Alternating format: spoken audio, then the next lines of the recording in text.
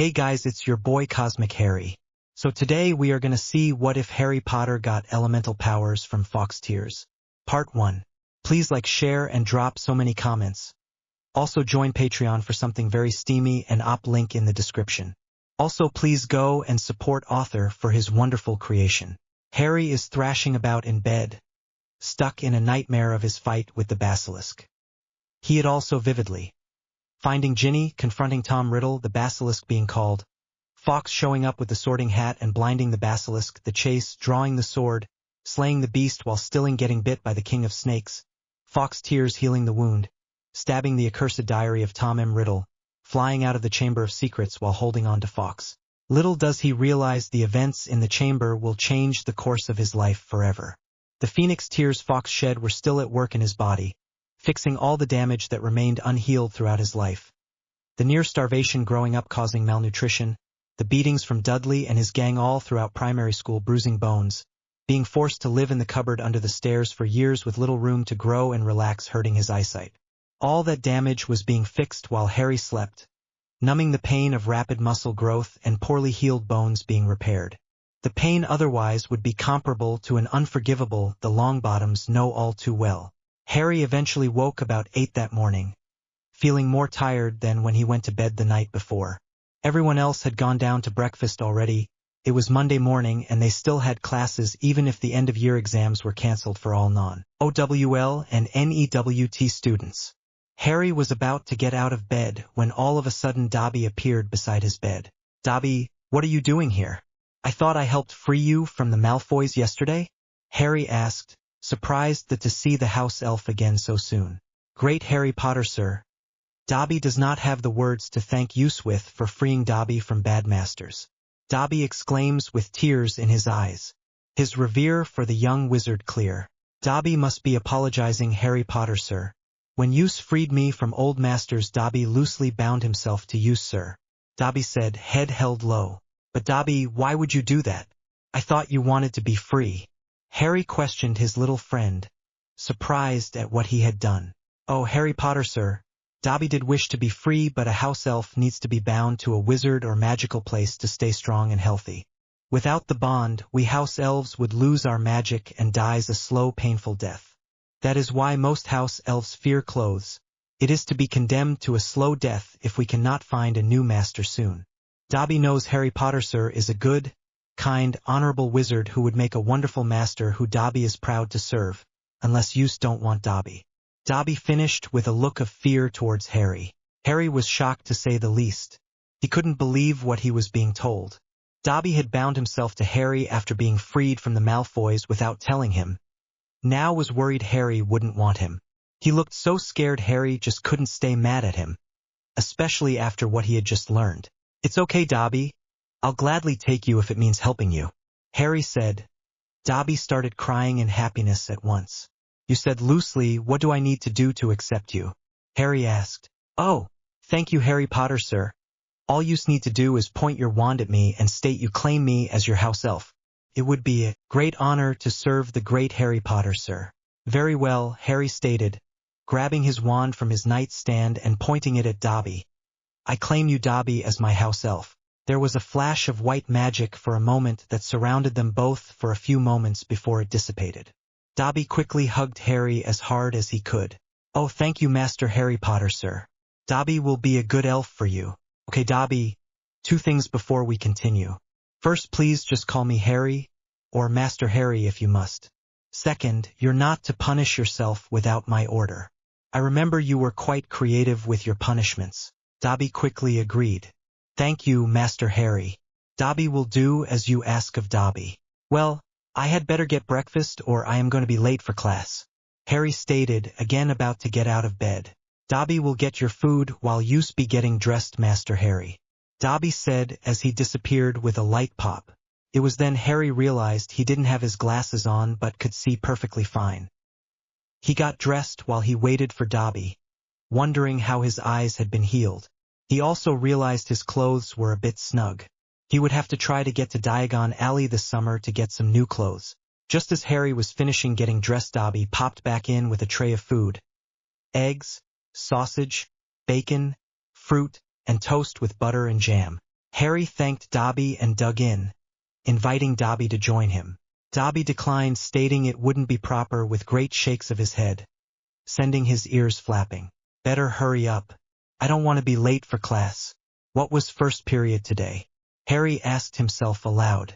No's need to hurry, Master Harry, sir. First period was defense but was cancelled because there is no professor right now after what happened to bad wizard Lockhart's in the chamber. Dobby explained while Harry ate. Next lesson is charms, the little professor, then a free period, lunch and double transfigurations. Dobby listed off Harry's classes for the day as he stood by his bed. Dobby, how do you know what my classes for today are? Harry asked, nearly done with the tray, surprised at how hungry he must have been. Dobby watched Master Harry all year long when old bad masters didn't need Dobby. Plus, it's a house elf's duty to help their masters the best they can, Dobby said, looking a little embarrassed with a hint of pride. Well, I think I'll try to catch up to Ron and Hermione. She may have been healed yesterday, but she is probably already hard at work in the library trying to catch up on what she missed. Harry said with a smirk. He was glad she was okay again. If Master Harry needs Dobby, he's just have to call for him and Dobby will apparate straight to use. Dobby said, disappearing with a light pop. FG. As Harry was making his way down to the library, he ran across a Ravenclaw girl that appeared to be in first year. Harry couldn't quite remember her name, not being at the sorting due to Dobby's help and Ron's brilliant idea, but noticed she seemed to be in a bit of distress. Hello, are you okay? Where are your shoes? Harry asked the young girl with concern. She seemed to be missing her shoes and wore a strange necklace that looked like it was made from bottle caps. The first year looked at Harry warily for a few moments before answering. Oh, you're Harry Potter. I am fine, the Nargles are just hiding my things again. The young girl answered evasively. She seemed to be subtly looking around her as if she was scared. Well, maybe I can help you find them. What your name? Harry asked, a touch concerned with the subtle signs she was giving off. He looked where the girl seemed to be looking and could barely make out the outline of a cloak edging a corner in the hallway. My name's Luna Lovegood. You can call me Luna if you want, but a lot of people have taken to calling me Loony Lovegood. Luna answered quietly, not taking her eye off the corner of the hall. Well, that's not very nice of people to call you that. Maybe I can help you find them, Harry said, now a bit worried for Luna. He noticed the cloak shuffle a bit. That would be wonderful. These stone floors are a bit hard cold. Luna said shyly. I'll help you then, and you can call me Harry Luna, Harry said, extending his hand towards Luna, palm up.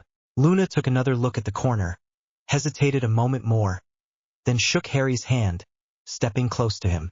Harry started walking towards the corner, determined to see who was watching them. Luna followed closely behind Harry, hiding slightly behind him. Half expecting to find Malfoy and his group, Harry was surprised when he turned the corner to find not 3 Slytherins but 3 Ravenclaws. Cho Chang, Marietta Edgecombe, and Michael Corner, with Cho holding a small pair of shoes.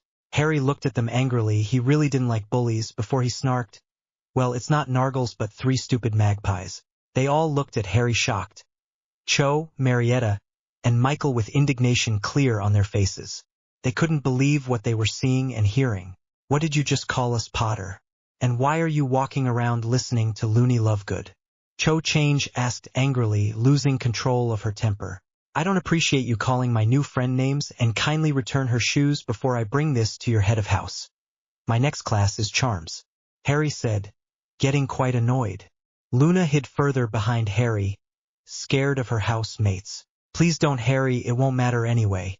There is never any proof and nobody will back me up. Luna tried to tell Harry from behind him, which just got him more annoyed at the claws in front of him. No, Luna, I know what it's like to be bullied. It doesn't go away by trying to hide from it. I know that all too well from my uncle and cousin.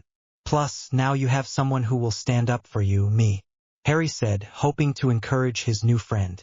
He would be speaking to Professor Flitwick, their head of house, after class about this regardless. That stunned them all. What could Harry mean by that? There was nothing in all those books about Harry getting bullied or anything about any relatives. Luna looked worriedly at Harry. She could hardly believe he was trying to stick up for her after everyone in her house snubbed or bullied her for being different. Cho looked into Harry's powerful green eyes for a few moments before her nerves broke. Fine, here is her shoes, we'll stop messing with her. Cho said quickly, throwing the shoes towards Harry before turning and walking away at a brisk pace. Marietta and Michael took off after her, not wanting to be caught bullying when the scores were even. They won't stop, they're just gonna wait and try to get you in trouble. I'm sorry, Harry. Luna said sadly after they had left. How do you know that, Luna? You might be right, and they'll try, but we are not defenseless and we are not alone anymore. Harry said, pain in his eyes as he handed Luna her shoes. He didn't know why, but he felt he had to protect her. I occasionally catch glimpses of things to happen, and I see things others can't. That's why people think I'm a loony. Did you know you're practically glowing with power? Luna said carefully, scared her new friend would laugh at her or abandon her. Harry looked down at himself and noticed a faint glow. He felt his magic stirring right beneath his skin, ready for use. He looked back at Luna and noticed her eyes were glowing softly as well, like her magic was pooling behind them. He wondered what was happening as his magic settled once more, returning to his core until he called upon it. Don't worry, Luna. I believe you. They will try, but they won't win. Would you like to join me in the library? I was heading that way to find my friends? Harry asked, wanting to keep Luna close at least until he could talk to Professor Flitwick. He looked to her and saw a small smile on her lips and light tears trying to break free. He hoped he hadn't hurt her feelings. Luna could hardly believe it. Harry believed her and wanted her to meet his friends. She reached out and hugged him for all she was worth. She hadn't been this happy since her mother passed. Thank you, Harry, I would like that very much, she said with a wide smile. Harry took her hand and began walking to the first floor again, guiding Luna the opposite direction of her tormentors and hopefully towards his friends. Before long they were at the library. True to her Ravenclaw nature, Luna's eyes seemed to light up when she saw the tens of thousands of books, a veritable sanctuary of knowledge watched over by Madame Pants. Harry guided her further in and quickly found Ron and Hermione at her usual table. Ron looking bored and Hermione with a mountain of books around her. He smiled at how well he knew his friends. He quickly went to take a seat, offering Luna the seat next to him. Hey guys, thought I'd find you here. I want you to meet a new friend, Luna. Helping Neville, Harry Potter and Fawkes Gift Chapter 2. Disclaimer. Still don't own Harry Potter or have met his wonderful creator Ms. Rowling's. The next morning Luna was sitting with Harry and his friends at Gryffindor. Last night had been quite exciting and loud, much as she had seen, in the Ravenclaw common room. Professor Flitwick lectured the whole house about bullying and stealing. After an hour he told everyone to get off to bed. He would deal with the punishment in the morning. Before everyone went down to breakfast, punishment still not handed out, Professor Flitwick advised Luna to sit with her friends at Gryffindor table. And so, she was waiting for the show to start while eating a light breakfast. Some of the Gryffindor students were confused and wary of her sitting with them, but didn't voice their concerns. Harry greeted her and welcomed her to sit. After everyone was settled and at least started their breakfast, Professor Flitwick approached Professor Dumbledore to make an announcement. Professor Dumbledore called for everyone's undivided attention, then asked them all to pay attention to Professor Flitwick. Certain Ravenclaw students looked at each other and blanched. This was not going to be pretty. Over at the Gryffindor table, Luna looked on with excitement, making most of the nearby students more curious. May I have your attention, please? As head of Ravenclaw House, I have a few announcements to make. It has come to my attention that several acts of bullying and theft have been carried out by members of my house to a younger member of my house. I shall not say who was being bullied or who brought it to my attention. I will however state the names of the perpetrators and the punishment they will be receiving. Cho Chang, Marietta Edgecombe, and Michael Corner. They will lose 50 points from their house. The Ravenclaw hourglass that kept track of their house points reversed 150 sapphires. They will each serve 1 month's detention with me twice a week, which will carry over to next year. They will each be banned from their house Quidditch team for the remainder of their stay at Hogwarts, and they shall not be awarded the responsibility of prefect. To steal from and bully other students for any reason is not what and of the houses stand for, and certainly not Ravenclaw. Should I find this behavior happening again, the perpetrating students will be suspended, and if they do so again after they return, they shall be expelled. Professor Flitwick announced from the podium in front of the staff table. Professor Dumbledore stood as Professor Flitwick took his seat once more. Students, I implore you to treat each other with compassion and honor. This sort of behavior will not be tolerated anymore. There has been enough this year already without adding more. Professor Dumbledore says with a clear look to Harry. Those that catch where his gaze lands duck their heads in shame. The majority of the school had turned on Harry with the air of Slytherin fiasco just for Harry to be the one to fix it. Let us learn from this year so that we do not repeat our mistakes. I fully support Professor Flitwick's punishment of the offending party. As Professor Dumbledore sat down, everyone but those mentioned started talking actively about the announcements while slowly eating what was left of their breakfast. Cho, Marietta and Michael were so shocked at the level and publicity of the punishment they couldn't eat. It didn't help all their housemates were giving them dirty looks. Harry and Luna were both ecstatic to see justice being done after nearly a full year of torment from their fellow students. After an exciting breakfast, they all returned to their classes. Non-5th and 7th years still had to take their OWLS and NEWTS, while all the other students still had review lessons to make sure they understood the course even if there was no end-of-year test for them. Luna stayed as close to Harry as she could when not in class, which he didn't. In fact, he was quite fond of her company. FG. Next Monday, Professor McGonagall asked Harry to stay behind after class. She had a strained expression. Harry wondered what was up, so remained in his seat until the class emptied. Mr. Potter, I have spoken with Neville's guardian about the matter you brought to me, but I was unable to convince his grandmother to get him a new wand. Apparently, you were right. She is making him use his father's wand, ash with unicorn hair, which does not pass on its allegiance willingly. I have discussed this with Mr. Longbottom, but he is hesitant to go against his grandmother. Perhaps you might have more luck with him or another idea. Professor McGonagall said, hoping Harry could help. Harry thought about this for a few moments. There are a few options, but they could all blow up in our face. Would it be possible to bring Mr. Ollivander here to talk to Neville? Maybe have Neville's grandmother with them to prove to her the wand is causing Neville's trouble, not his skill or power. Professor McGonagall was surprised. She hadn't thought of that. I will see if that can be arranged, Mr. Potter. Perhaps you might talk to Mr. Longbottom about this while I attempt to organize this. It wouldn't do to get Mr. Ollivander here just for the boy to refuse due to his grandmother. Harry agreed and left to find Neville. After searching Gryffindor Tower, he went to check the library. Luna and his friends were sitting at their usual table waiting for him, but he couldn't see Neville. Harry decided to ask for some help. Hey guys, Harry said quietly. Have any of you seen Neville? Professor McGonagall asked me to talk to him about a problem he's having. Harry asked as delicately as he could. He was here a little bit ago, but it seemed he was having trouble concentrating, so he left. I think he's heading towards the greenhouses. He seemed a bit troubled.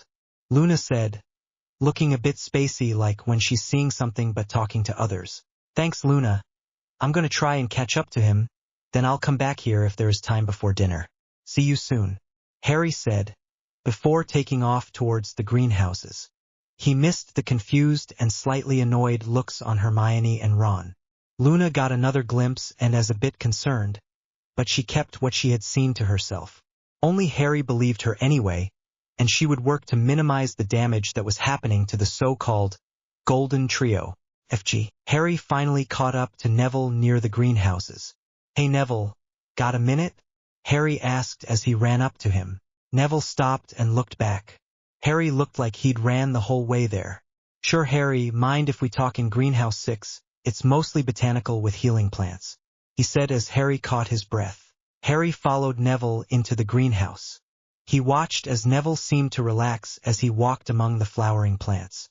Harry let Neville have a few moments more before broaching what was sure to be a difficult conversation. Neville, McGonagall asked me to stay behind after class today. Last week, I let her know about a problem I was seeing. I've been watching you, Neville. Your wand work and incanting is good, but you don't get the right results. I asked her if it might be your wand, and she said she would look into it. She met with your grandmother and found out you're using your father's wand, ash with unicorn hair. She told me that type of wand doesn't change allegiance willingly. We think that's why you're having trouble with your spells. Your wand's fighting you because it didn't choose you. Neville looked at Harry, shocked. Could this be why I'm always having trouble? Not because I am a near squib, but because my dad's wand won't recognize me. My gran always says, it worked brilliantly for your father. It will be good for you. Honor your father by using it. She got angry when I asked why I didn't go to Ollivanders like everyone else. Why are you bringing this up? Professor McGonagall asked me for some ideas since talking to your grandmother didn't work. We came up with a few ideas, but they won't work unless you want them to. She wants to bring Mr. Ollivander here with a sample of his wands to help you find yours and maybe explain to your grandmother it's the wand. She says she wants you to use it in his honor, but if it is holding you back, I don't think your father would want that. Do you? Harry replied, hoping he was getting through to Neville. Neville was stunned. He could see Harry was trying to help him, but he was terrified to go against his grandmother. Harry's last comment though struck true with him though. Gran was always telling him what a great man his father was. He didn't sound like the kind of man that would hold his son back from doing his best just to be honored. Was he really honoring his father by using his wand when the wand wouldn't acknowledge him? What do you think I should do, Harry? Neville asked. The look in his eyes told a strong story. The desire to act but needing help breaking free. He needed someone to pull him where he wanted to go until he could stand on his own. I think you should meet with Mr. Ollivander here or over the summer. If you don't want your grandmother with you when you meet him, you can meet him here, but ask Professor McGonagall not to invite here, or we can meet over summer to go to his shop together. If you still want to carry your father's wand, then carry it with you, but use the wand that works for you. I know you can do this. Neville, you are strong, brave, and loyal, Harry said, glad to help Neville break free of his cage. Neville looked unconvinced of that last part, so Harry tried to explain. Neville, you manage most of your spells to at least some degree, even though your wand fights you every step of the way. That takes serious strength of will if nothing else. The Sorting Hat placed you in Gryffindor for a reason. Despite all your struggles, you persevere and don't give up. It takes great courage to continue fighting when everything seems to fight against you. I can tell you're truly loyal to your father and grandmother. You were just told you were struggling due to being made to use your father's wand, but you don't rush for an easier path. I think there is a great wizard inside you. Let's see if we can release him and honor your father at the same time. Besides, better the proud roar of a lion than the angry roar of a tickled dragon. Right? Neville could only stand there in amazement, barely containing tears. Never had anyone ever talked about him like that. Harry had just emphasized his character in such a shining way that Neville actually had to take pride in himself. He had never felt worthy of his magic or his father's wand, certainly not of being in Gryffindor, feeling lucky to get what he had. Now Harry makes him feel worthy of his magic and his house, that he could be as great a wizard as his father. Maybe it was time to let the cub roar and start earning its mane. As Neville went through the revelations Harry had just thrust upon him, Harry noticed something with his enhanced eyes. Neville's magic was starting to surge, and at its peak his wand in his pocket was reacting. It seems Neville's wand is intrigued by what he is feeling. Harry's own magic was guiding him to reach one arm. Neville stepped forward and grasped it. The two embraced in a manly fashion, or at least as manly as two 12-year-old boys could. Both felt the magic around them thicken. A sense of rightness and power. A sudden flash and the magic leveled out, leaving both boys looking amazed and curious. What do you think that was, Neville? Harry asked, seeing spots from the flash. Whatever that was, it was certainly powerful with an undercurrent of old magic. I'm not certain, but I think that was a bond of valor. Two warriors grasp arms after a promise of aid. Then both are driven to accomplish said aid. In this case, your desire to see me be my best. Brave, strong, and true to myself. I think with you there I will be strong enough to meet Ollivander and face my grandmother. You'll help me, right, Harry? Neville answered. Of course, Neville. If you need a hand, I'll be there if I can. Come on, let's go up the library. I told the others I'd come back if there was time before dinner. Maybe we can also look up this bond of valor you mentioned. Harry replied, leading the way. Neville quickly agreed. When they back to the library, Neville went to look for a book on bonds while Harry went to join his other friends. When Luna saw them enter, she gasped and then broke into a wide grin. When the others asked what had her grinning, she just shook her head and wouldn't tell, not till she talked to Harry first. She could see the bond between Harry and Neville. She knew once they got Neville free to be himself, few could stand against Harry and Neville together. But there was still some time till that happened. FG. Next Monday, Professor McGonagall asked Harry to stay behind again. Ron and Hermione were surprised Harry was asked to stay back again, but said they would wait for him in the library. Harry said he would meet them there. Mr. Potter, I have arranged for Mr. Ollivander to come here next Monday. I would appreciate it if you would be there with Neville when they talk to his grandmother. I've actually noticed a slight improvement in his work since last week. I assume you were able to talk to him, Professor McGonagall said, a slight smile on her lips. Yes, Professor, I encouraged him to be proud in himself and see Mr. Ollivander about the new wand. He didn't realize it was the wand that was his problem and let himself believe what everyone said about him. I was able to bring out his inner lion and his magic reacted. We ended up activating a bond of valor accidentally, and I promised I would help him. Of course, I'll be there for him, he would do the same for me. Harry responded, shocking Professor McGonagall. Professor McGonagall was surprised, to say the least. Bonds of valor were not very common these days, especially while the Bonders were still in school. She herself only really knew what she did of them because Gryffindor was the house of warriors and valor. They had had quite a few alumni throughout history enter into such bonds. The bond would make each a bit stronger, braver, and smarter so as to help their bonded. They would be fiercely loyal to each other, and they would know when the other needed them and where to go. Thank you, Mr. Potter, for speaking to Mr. Longbottom about this. It has clearly already helped, and his new wand should further help him become the wizard he was meant to be. Thank you, Professor. Will that be all? I suspect Ron, Hermione, Neville, and Luna will be wondering what is keeping me. Harry asked, respectfully, not wanting to seem rude but wanting to get back to his friends. No. I think that will be all, Mr. Potter. Mr. Ollivander has arranged to meet in my office next Monday after classes. Madame Longbottom, Mr. Longbottom's grandmother, will likely be there as well.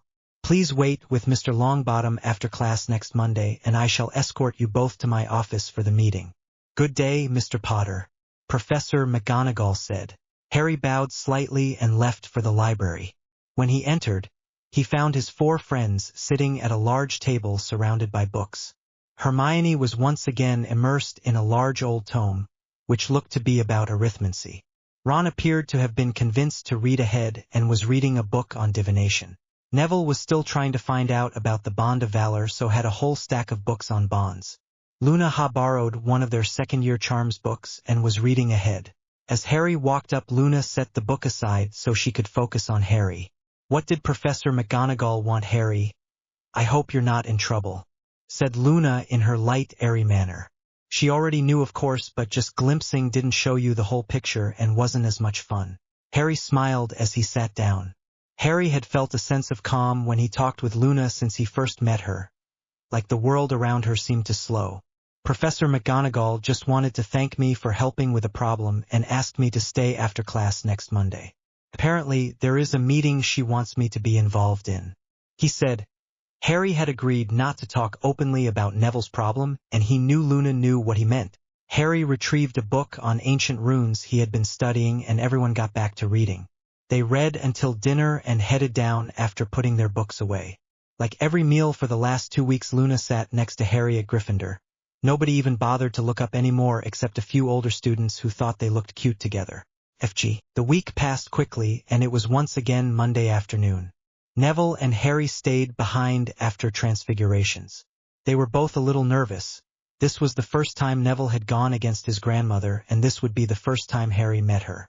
After the last student left her class, Professor McGonagall told Harry and Neville to follow her to her office. When they walked in, Harry saw an old woman with a vulture on her hat and Mr. Ollivander. He assumed the older lady to be Madame Longbottom, Neville's grandmother. Mr. Ollivander was still like Harry remembered him. Tall, graying, and those creepy eyes that seemed to see right through you. Madame Longbottom was a tall woman, sleek, and wore an expression fierce enough to compare to the vulture on her hat. Clearly, she was not happy to be here, while Mr. Ollivander seemed eager for a challenge he had been denied. As soon as they entered the office, Mr. Ollivander did what he always did when he SWWs another witch or wizard: identify their wands. Harry's holly and phoenix feather 11. Professor McGonagall's fur with dragon heartstring 9.5. Neville's ash with unicorn hair 10. His eyes lingering on Neville in an uncertain manner. His eyes seeing the connections between wand and wizard. "It's about time you got here," snapped Madame Longbottom. She didn't want to get Neville a new wand. She didn't want to replace the wand her son used. She was quite annoyed she was being forced to be here by her grandson's head of house and a second year. "Thank you for coming today, Madame Longbottom, Mr. Ollivander. I understand you're both busy, so we will try to keep this short. As you both know, Mr. Longbottom here has been having difficulty with his casting for the last 2 years. It was brought to my attention earlier this month by Mr. Potter here that it might be the wand, as his wand motion and incantation were accurate but not producing the desired results. I approached Madame Longbottom about this as Mr. Longbottom's guardian, and found that he was never given a new wand but encouraged to use his father's wand of ash with unicorn hair. She refused to talk about bringing Mr. Longbottom to Ollivander's and was adamant I leave. I went to Mr. Ollivander's to try understanding the problem with the wand so I might be able to help Mr. Longbottom. There I found out why the wand seemed to be giving Mr. Longbottom trouble. Both wood and magical focus are highly resistant to changing hands. Together they are even more reluctant to acknowledge a new owner. In this case, Mr. Longbottom's wand does not acknowledge him as its owner and resists his attempts at using it, causing him to struggle with any wand magic and reducing the output of the spells that are able to be used. Mr. Longbottom has so far gotten around this problem through pure force of will and hours of extra practice. That approach is not only dangerous for the young man but will be insufficient in his latter schooling. I approached Mr. Longbottom about this, but he was reluctant to go against his grandmother about his wand, stating she wanted him to honor his father by using his wand. I then approached Mr. Potter to try and help Mr. Longbottom accept my help. The next day Mr. Longbottom asked me to set this meeting up. I don't know what Mr. Potter said, but since then Mr. Longbottom has carried himself with an air of strength and courage, with a level of conviction not seen in most adults. "Madame Longbottom, please allow this. It can be very dangerous to overcharge your wand for continued time, leading to either a burnout of the wand or in worse cases damaging of a person's magical core," Professor McGonagall said in a stern tone, at times slipping into her brisk Scottish accent. Madame Longbottom was stunned. She hadn't realized all the trouble Neville was having because of her forcing him to use his father's wand. She was horrified by what could happen if she didn't allow Neville a new wand. She would never forgive herself if Neville got hurt due to her pride and stubbornness. She was surprised and proud to hear it was Neville who pushed for this meeting and her involvement. That must have taken real bravery given how timid he always is around me, she thought. Madame Longbottom was further surprised by what she heard next. "Gran, I need to do this. I will still carry Dad's wand, but I need my own so I can reach my potential and be the wizard I'm meant to be." While Harry was talking to me, encouraging me to do this, I felt that potential and I want to feel that way again. Proud and strong and not afraid to be true to myself. When he mentioned my inner lion and the school motto, I heard the lion roar as was not afraid, for I knew it was with me. Gran, our magic led us at that moment to forming a bond of valor. Harry promised to help me become who I am meant to be, who I want to be, and I will stand by Harry whenever he needs me. Neville laid it all on the table to his grandmother. He needed her to accept this. Madame Longbottom looked at Neville, his head held high and practically shining with power and conviction. She looked to Harry, who had yet to speak, his hand on Neville's shoulder in support. Her eyes wandered to Professor McGonagall, who was clearly proud of her pride, watching Neville and Harry with pride. Mr. Ollivander seemed to be very eager, eyes darting between the boxes of wands on the table that he had brought with him. "Very well, Neville. If you promise to still carry your father's wand, I shall allow this. It fills me with pride to see you show such conviction and strength. Your parents would be proud. And you, Mr. Potter, thank you for standing with my Neville. I can only hope you will be successful of bringing out the amazing wizard I know rests within my grandson. Minerva, I apologize for my behavior towards you on this matter. I thought you were trying to overstep your bounds by forcing Neville to get a new wand," Madame Longbottom said, looking each in the eye as she talked to them.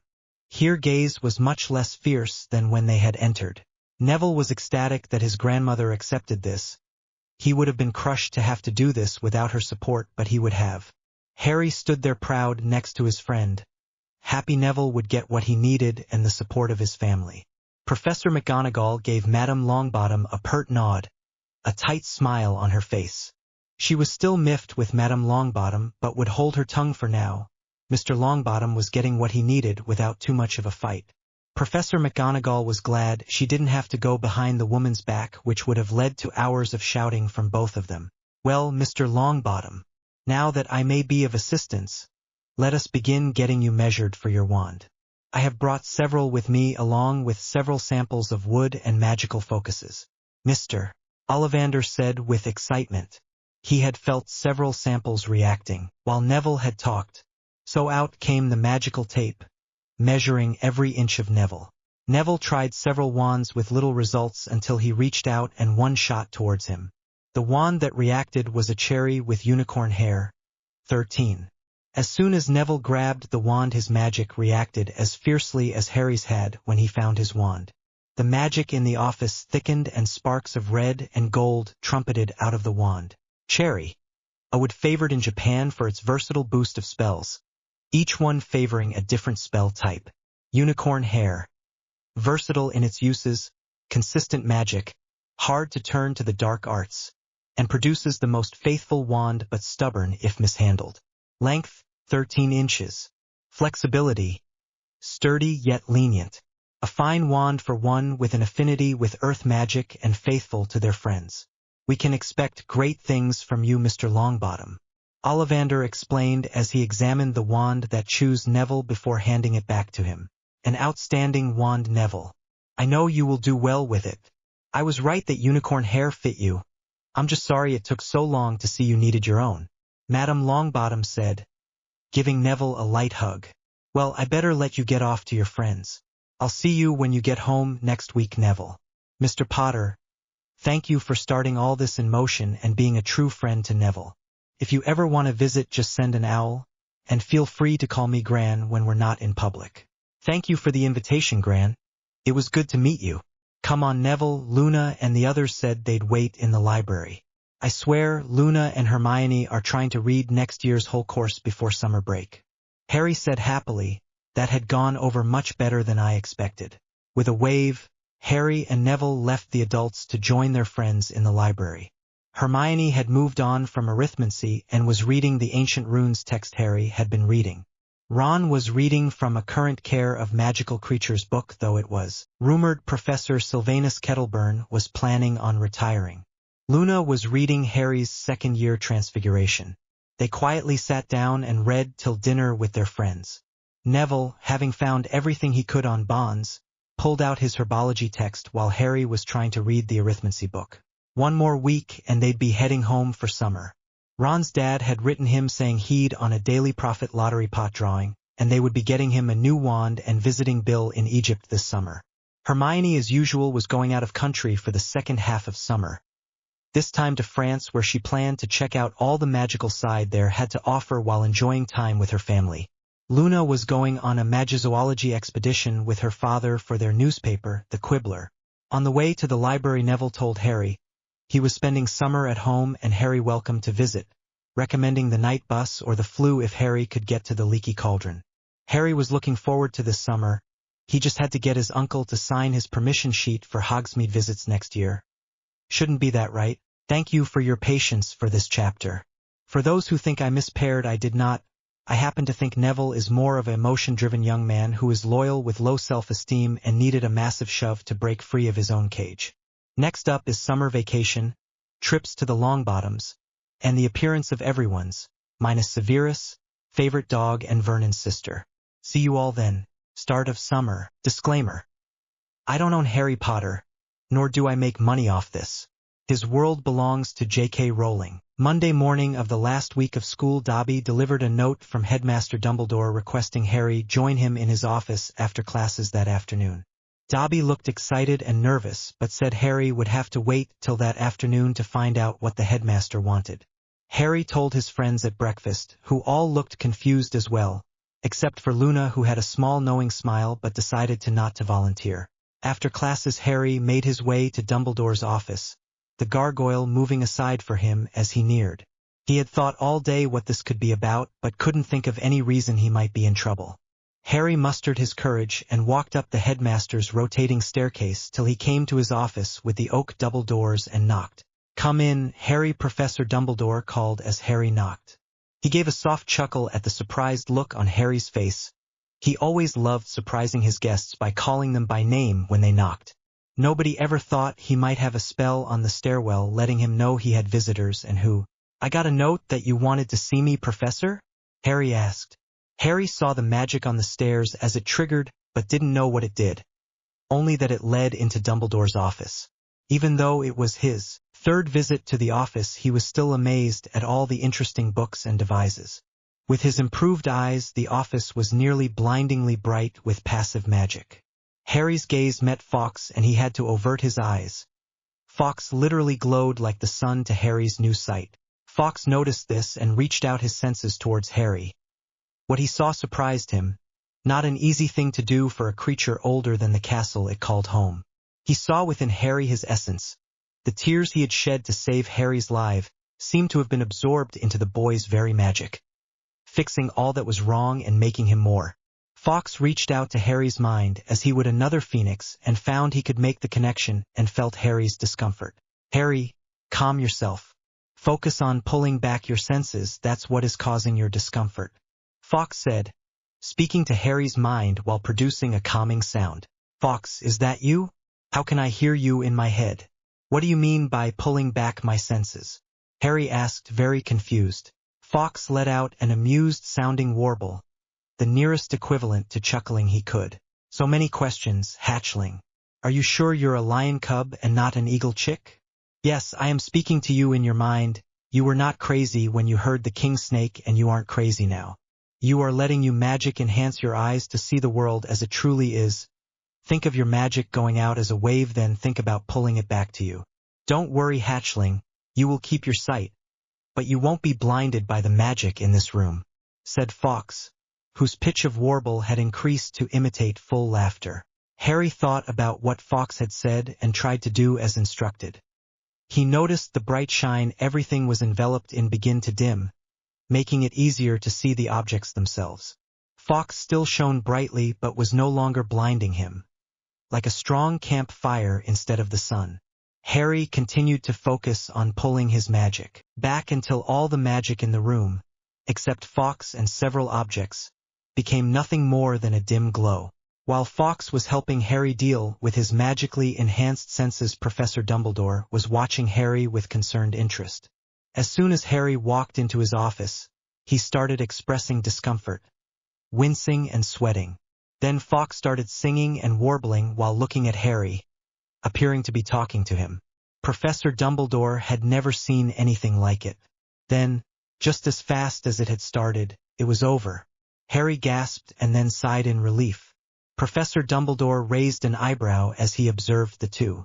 "Everything all right, Harry?" Dumbledore asked. "Better now thanks to Fawkes. Ever since the chamber, my sight's been improved. I can also see magic now, when it's active or something is enchanted. Everything in this room was blinding me until Fawkes reached out and told me how to lessen my magic sight." "Is something wrong, sir?" Harry replied. Professor Dumbledore was staring at him in surprise, his eyebrows raising up to his hairline. Professor Dumbledore was shocked. He could only surmise that more must have happened when Fawkes healed Harry in the chamber than simply healing him. "No, nothing is wrong, dear boy. Surprising, but not wrong. Well, Harry, the reason I called you here today has to do with Dobby and your summer holiday. After you freed Dobby from Mr. Malfoy, I approached him offering Dobby a place to work here, yet he informed me you were already his new master," Dumbledore said, raising an eyebrow questioningly. "Yes, Professor. When I woke after coming out of the chamber, Dobby admitted he formed a partial bond with me when I freed him. He went on to explain about the bond and why he needed it, requesting I accept him and finalize the bond. Was I supposed to just cut him loose to die, sir?" Harry asked incredulously. He couldn't see why that would be an issue. "Of course not, Harry," Dumbledore replied. "It was kind and selfless of you to take Dobby in. However, given you reside over the summer in the Muggle world, there are certain forms and permissions that are needed. I took the liberty of taking care of those for you. There are simply a few guidelines I will need to go over with you. I also received this morning, Harry. I believe you will find it very interesting and important. Dumbledore continued. He handed Harry the parchment he was holding. It was a notice from the Minister of Magic, Cornelius Oswald Fudge. Dear Mr. Potter, it has come to my attention that you have come to Posse's a house elf, yet must return to the Muggle world during your summer. This notice is to inform you of the guidelines in place for your unique position. The appropriate departments of magic have been made aware, so you will not receive a notice of intentional magic used without due cause. Your house elf was summoned to the ministry so that we could identify his magical signature as opposed to yours. In checking for your magical signature from your residence, we were able to verify the claim that your elf made to performing the magic last summer that saw you sent a warning for underage magic. Your record for the incident has been cleared and the Malfoys, his owners at the time, have been charged a fine for his actions. Please be aware, your elf may use lesser magic while at your residence, but he must not be seen by those not in the know, as it were. He may use magic to help care for you, transport you to and from Diagon Alley, and care for the house you reside in. Be alert that you never hand him clothes, as that will sever his bond to you, as I'm sure you're aware. You will be held accountable for any magic performed after that and suitably fined. Do not allow him to attack anyone, Muggle or not, beyond a petrifying charm. He will be dealt with accordingly if such were to occur. This notice will stand as proof that you are his owner, and he is allowed to use his magic as depicted above. Sincerely, Cornelius Oswald Fudge, Minister for Magic. Harry read the notice twice more, then looked at Dumbledore. The headmaster seemed to find the notice interesting as well. Well, Harry, Dumbledore said, it would appear everything is in order now for you to take Dobby home for the summer. He will need a dark space to sleep in, advisably the attic, basement, or a closet. Give him money and he can buy stuff for you, or as Cornelius mentioned in his notice, take you to Diagon Alley for you to do your own shopping. I would advise caution if you go out in such a manner or have him help with your outdoor chores. You never know who might be watching. Thank you, sir, for helping me with this. I wasn't aware you needed documentation when I made the bond. I just wanted to help Dobby. Not a problem, Harry. It is uncommon for a house elf to find employment outside an establishment or old and powerful families, such as ancient, noble, or ancient noble class. Though young in British view, the Malfoy family was a noble class and quite well off, so it isn't such a surprise they owned at least one house elf. Did my father's family own any? I'm told they were quite old and powerful, but nobody ever talks much more about them than that to me. Just saying how great my mom and dad were and how much I remind them of them, Harry asked. I am not sure, Harry. If they did, they would be passed to you. I would assume they would await you at your ancestral home, which unfortunately you won't be able to access till you turn of age. I might advise a trip to Gringotts this summer if you want to learn more. I'm sure there are also many books at Flourish and Blots about your family, and more than a few about yourself, I'm sure. Dumbledore replied. If that's all, sir, I think I'd like to head to the library. I told my friends I'd meet them there after I was done here. I should also put this in my trunk, Harry said, holding the notice with a careful grip. Just after Harry finished talking, Dobby popped in and volunteered to put the notice in Harry's trunk. Harry thanked him and allowed Dobby to store the notice, then turned to Fawkes, who had been watching the scene play out with interest. Thank you for your help, Professor Fawkes, Harry said, then headed out the door. FG. The rest of the last week of school was rather uneventful. They continued to have remedial classes to keep them occupied while the 4th and 7th years took their tests. OWL and NEWT tests were still being taken so that 5th years could test into their NEWT courses and 7th years for their resumes and further study for those seeking a mastery. When not in class, Harry and his friends would meet in the library to study until Madame Pants kicked them out. Then they relaxed together near the lake. Finally, the morning to return home came. Everyone agreed to meet in the courtyard for the ride down to the station together. As Harry's group approached the carriages to take them down to Hogsmeade and the Hogwarts Express, Harry's magical sight picked up the creatures pulling the horseless carriages but couldn't quite make it out. He took what he had learned from Fawkes about his magic sight and focused on seeing what was hidden, He still wasn't able to see the creature, but he could now clearly see its outline. It appeared to be a winged horse with bat wings. Harry couldn't help but stop and stare in curiosity. Nobody in their group other than Luna could see anything, and she watched Harry with a sad little smile. Luna stepped up to the creature and patted its neck, causing the carriage to jostle as the horse reacted to her touch. "It's a thestral, Harry. They're really quite gentle, but people avoid them because of their appearance and not many people can see them." "Why can't many see them? I have to focus on them pretty hard just to see the outline of them," Harry asked. The others in their group were giving them weird looks. They couldn't see anything and just wanted to get going. Neville was slightly pensive. He had heard of thestrals before and knew what was needed to see them. He walked over to the carriage to wait for them to finish, not wanting to hear the rest. Only people who have seen and recognized death can see them. That's why they seem invisible to most people.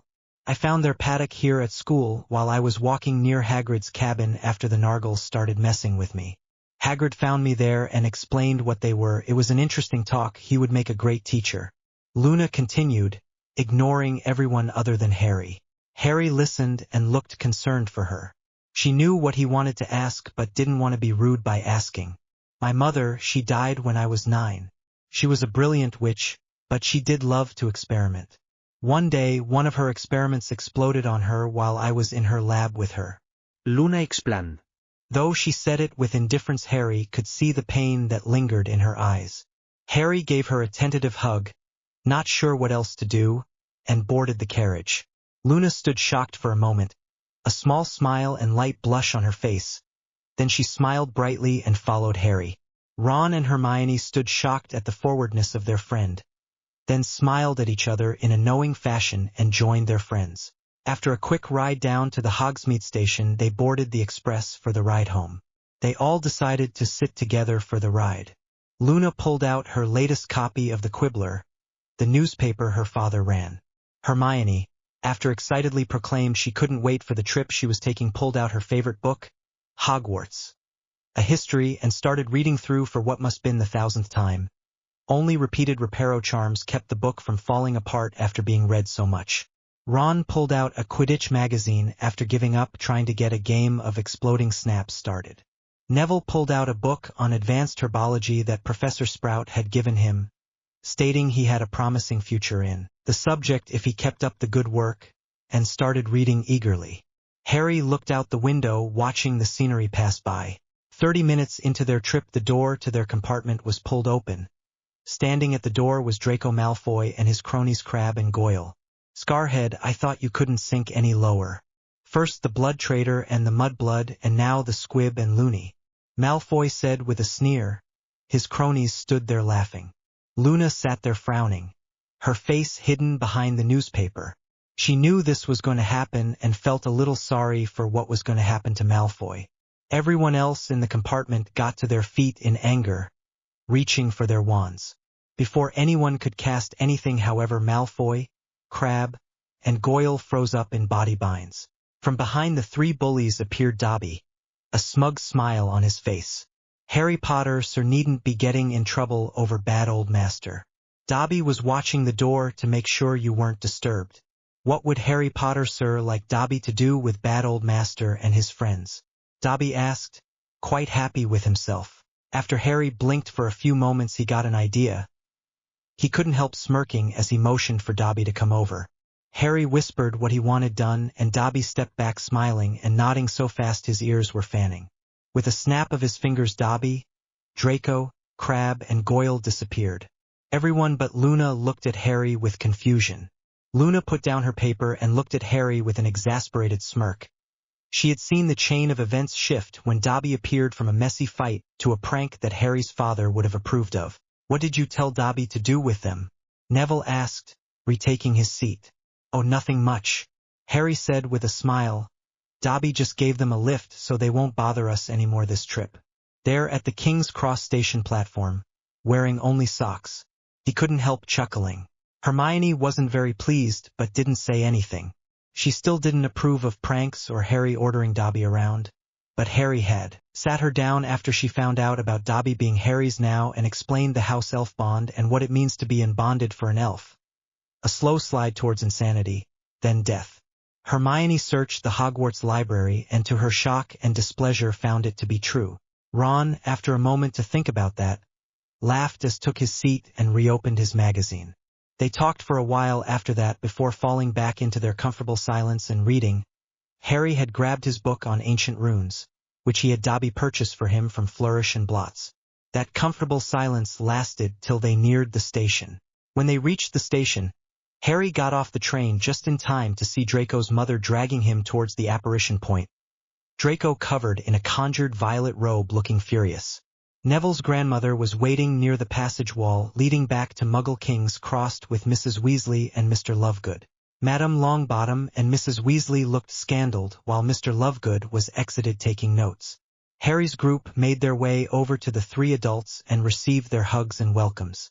Mr. Lovegood said he wouldn't be able to leave for a week as they were breaking up to head home, so an invite was given to Luna to visit Longbottom Hall until they left on their adventure. Luna, Harry and Neville were very happy about that and made plans to meet up soon. Harry escorted Hermione through the passage wall and met with her parents briefly before spotting the Dursleys. Like the year before, Vernon Dursley sneered when he saw Harry and bellowed for him to hurry up. Harry said goodbye and pulled his cart behind him with ease. When Harry didn't let Dobby take his luggage for him, Dobby put a featherlight charm on them to make it easier for Harry. Harry loaded the luggage in the trunk and Vernon drove the home to number 4 Privet Drive. When they got in, Vernon immediately forced all of Harry's luggage other than Hedwig's cage in Harry's old cupboard, slammed the door shut, and locked it with a sneer. I want none of your freakishness. This summer, Marge is planning to come visit and I don't need to worry about you making a mess of things, Vernon said. He never realized Dobby had followed Harry invisible and was already transporting Harry's luggage up to his room using elf magic. Dobby didn't like how Vernon was treating Harry, but he was ordered not to stun them unless they were about to attack Harry. They had talked a good bit about how Dobby could help Harry at the Dursleys, but that wouldn't work if they knew he was there. Vernon shoved a list of chores for Harry to take care of over the summer into his hands and went to get lunch, which Petunia made only enough of for herself, Vernon, and Dudley. Harry went upstairs where Dobby was waiting with full platter of Harry's favorite sandwiches. Harry's stuff already put away and his trunk at the foot of his bed. FG. The next morning Harry woke up and found Dobby waiting beside his bed with a tray of Harry's favorite breakfast. He smiled and thanked Dobby before eating and getting ready for the day. After Harry was ready, he retrieved his invisibility cloak and called for Dobby. It was time to test their plan for the dealing with the Dursleys this summer. Harry put on his cloak while Dobby worked elf magic to look like a copy of Harry. Dobby then walked down to the kitchen while Harry followed invisibly, careful not to make any extra sounds. Dobby then set to making the Dursleys breakfast without magic, Harry helping where he could. So, when they showed up, they only saw Harry making their breakfast. They didn't realize it wasn't Harry making the food. He was in the corner smiling. After breakfast was done and cleaned up, Dobby started on the list of chores Vernon had handed Harry. Harry helped Dobby with the list so he wouldn't overexert himself. They got over half the list done before noon when Vernon bellowed for Harry to come in and make lunch. Dobby made a tray of sandwiches for the Dursleys, banishing a couple up to Harry's room for his lunch, then got back to work. After eating his sandwiches, Harry joined Dobby again to continue the chores. With Harry and Dobby working together, Harry still invisible, they managed to complete the list of chores before dinner. Harry makes the Dursleys dinner while Dobby uses the Hogwarts kitchen to make Harry's dinner. After making dinner for the Dursleys, Harry goes up to his room. As soon as he closes his door, Dobby pops in with his dinner: roasted chicken, mashed potatoes, carrots, and a full tray of trickle tarts. Harry insists Dobby sit with him to eat. Dobby blushes and says, "Master Harry is such a great and kind master. Never has Dobby been invited to eat with old masters." Dobby stops suddenly as two orders clash but takes a seat on Harry's bed sheepishly. Dobby still has trouble talking about bad old master without punishing himself. "That's okay, Dobby. I understand. Thank you for not punishing yourself," Harry says as he sits down beside Dobby. "You did a great job today. They didn't notice a thing." Dobby blushes again with a smile on his face. Now that all the big chores are taken care of, it's just simple, tedious upkeep to take care of the house. Now we can move forward with my plans for this summer without much trouble. Harry says with a huge smile. Dobby won't let you down, Master Harry. Dobby be happy to help Master have the best summer yet. What would Master Harry like to do tomorrow? Dobby replies excitably. Harry smiles at Dobby fondly and tells him what his plans to do. Dobby nods so fast his ears start flapping, getting a chuckle out of Harry. After that they started eating. When Dobby tried a trickle tart, he instantly understood why his master liked them so much. FG. The next morning after another great breakfast from Dobby, which he insisted Dobby join him for, Harry has Dobby transport him to the alley beside the Leaky Cauldron. Thanks for the lift, Dobby. Remember to be careful around the Dursleys, and if there are any problems come let me know. Harry said. Not a problem, Master Harry. Dobby will be careful and let you know if there are any problems. Just call Dobby when it's time to return or if you need anything. Dobby answered dutifully, then popped back to the Dursleys to make their breakfast. Harry enters the Leaky Cauldron and nods to Tom, the barkeeper. Tom waves to Harry and beckons him over. Good morning, Mr. Potter. What are you doing out so early? Most of the shops won't be open for another half hour. Needed to use the flu to visit a friend. Heard this was easier than the night bus. Is it okay if I use your flu? Harry replied. Tom gave a toothy grin and nodded. He had taken the bus a few times and remembered his first experience had been a bit bumpy. No problem at all, Mr. Potter. Just pay the charge of a sickle and I'll hand you some flu powder. Can't just be leaving it out for free. Now can I? Tom responded, grabbing a small portion of powder from beneath the counter. Harry took a look in his money pouch. He would have enough for most of the summer but would need to visit Gringotts before his usual school shopping. Pulling out a sickle, he handed it over to Tom for the powder. Going over to the fire, he tossed the powder in, turning the fires an emerald green, stepped in and called out Longbottom Hall. One dizzying ride ladder and Harry was being shot out into Longbottom Hall's greeting room. As Harry picked himself up and dusted himself off, he noticed the tail end of a chime coming from the fireplace. Harry figured it must be an alert that someone had just arrived via flu, so waited for someone to come. 1 minute later and Madame Longbottom entered the room, wand in hand in case of trouble. When she spotted Harry, she stopped and greeted him, but didn't put away her wand. Good morning, Mr. Potter. A touch early for a visit, don't you think? Perhaps next time send a message the night before. A quick question before we head into the main hall. What is the name of my grandson's toad? Harry thought the question was a bit odd, but seeing she had not put her wand away he answered. Trevor, Madame Longbottom. Sorry if startled you, I wanted to spend the day with Neville. Harry said, not taking his eyes off the wand.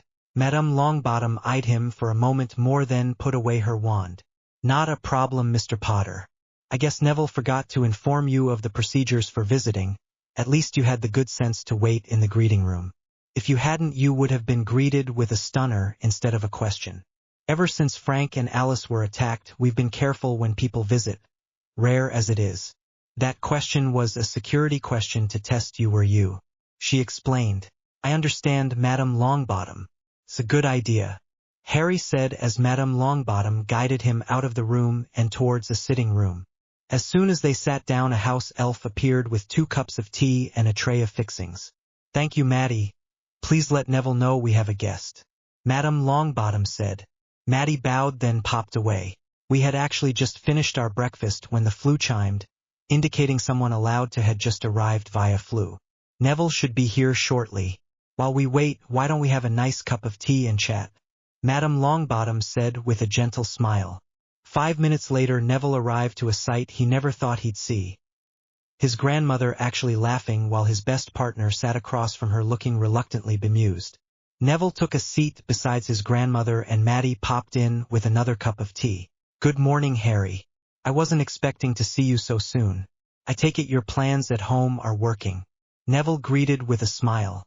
He still couldn't believe his luck that Harry had taken him into his group of friends and convinced him to get his new wand. His father's wand was now displayed on the mantel in the dining room beneath a picture of his father and mother. I'm guessing you haven't had a chance to go shopping yet? Neville asked, noting his friend's clothes. With Harry's growth spurt and touch of help from Dobby, his clothes looked better on him, but Neville could still tell they weren't new. Harry looked a little embarrassed but nodded. This is actually the second day of my plans test. The Dursleys never noticed while Dobby did the chores while I kept a lookout under my cloak. I helped him as best I could and we managed to get all the big chores done yesterday. Tomorrow is my cousin's birthday, so I probably won't manage to sneak away. Today Dobby is going to handle the light chores and try to go unnoticed. Plus, apparently most of the shops in Diagon Alley won't be open for another half hour according to Tom. Harry said, if there aren't any problems today, I plan to go shopping Wednesday morning. Well, Mr. Potter, it's been an enjoyable tea, but I must get back to my duties. I'm sure Neville won't mind showing you around the hall. Madame Longbottom said, standing up. Harry thanked her for the tea and the chance to visit.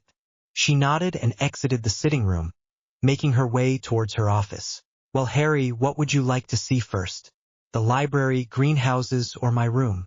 Neville asked, not exactly sure where to start. It had been a few years since he had any friends over. The last had been Luna before her mother died. Maybe after I show you around, we can flew the rookery, Luna's house, and invite her over. Harry perked up at this and chose the library first so they wouldn't track dirt into it after the greenhouse. Neville nodded agreeably and stood up, followed by Harry. Several minutes later Harry was in a massive library, large enough to challenge Hogwarts. Longbottoms are an old family, so we've been adding books to our collection for years. Other ancient houses might have larger collections, but we're proud of ours. I don't think we'll have any problems finding material for our homework. I'm pretty sure we have a book that would work perfectly for Bin's essay on the witch hunts. They wandered around the library for about half an hour, Neville showing Harry all the different sections. They then left the library and headed towards the greenhouses. Once there, Neville proudly showed Harry all the plants he was working with.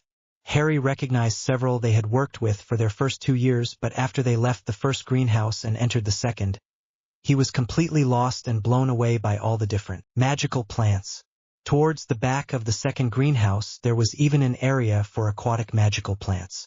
They decided to leave greenhouse 3 for another day when one of the plants tried to grab Harry, and headed towards Neville's room so they could get changed. Neville offered Harry a change of clothes since his had been ripped by the plant that tried to grab him. Harry tried to say no, that they wouldn't be safe at his place, but Neville talked him into trying them on. A quick sizing charm, thanks to Maddie, and Harry was wearing Neville's spare clothes. They were a lot better than his cousin's old clothes. Harry thanked him with a shy smile. After showing Harry around his room, Neville led him towards the office his grandmother used to manage the estate till Neville was old enough. Gran, would it be okay if we called the rookery and invited Luna over? Neville asked Madame Longbottom. She sat back in her chair and thought it over. After a minute she agreed. Neville thanked his grandmother, then led Harry back towards the greeting room. Neville showed Harry how to make a flue call. Instead of stepping into the green flames, he activated the flue and stuck his head into the fireplace, calling the rookery. It took several minutes, but finally they were able to attract the attention of Luna. A quick inquiry and an invite over later, and Luna came through after getting her homework from her room and leaving a note for her father. He was working on the newest edition of the Quibbler, then planned to make the final preparations for the expedition Saturday. The magical press would print the final product and sent them off for delivery Monday. The 3 of them spent the rest of the day working on their homework in the library. Maddie brought them lunch and cold drinks at noon, earning 3 happy thanks. As 5 o'clock rolled around, Dobby appeared to let Harry know it was almost time for dinner. Harry said goodbye, and Dobby transported him back to his room at Privet Drive. Once again Harry went down to the kitchen to make the Dursleys' dinner while Dobby went to make Harry's dinner. 1 hour later Harry went up to his room while the Dursleys ate and was greeted by Dobby as soon as he shut the door. Tonight's dinner was pork chops, steamed greens, and 2 helpings of shepherd's pie. This time Dobby didn't resist eating with Harry when he asked Dobby to join him. While they ate, Harry told Dobby about his day, then asked Dobby about how things went here. Dobby told him there was no trouble at all, with a proud smile on his face. The Dursleys still had no idea it wasn't Harry doing the chores, or that Harry hadn't even been there the whole day.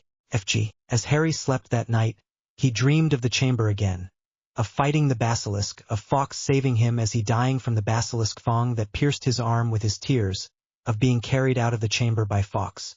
He then dreamed he was back in Dumbledore's office talking to Fawkes, but Dumbledore wasn't there. "Good evening, hatchling. Fawkes? Am I dreaming, or are you reaching out to me?" Harry asked, hearing Fawkes chuckling in response. "Yes and yes. I cannot go to you without drawing suspicion from Albus and the Ministry. There is much you need to learn, hatchling, for you have been given a great gift. When I saved you with my tears, your magic reached out and absorbed the magic left in them after they cured you of the venom. Healing your body and opening your eyes is but the beginning. More gifts will come in time. But you must learn to embrace and harness these gifts or they will overwhelm you, much like your true sight did in my roost."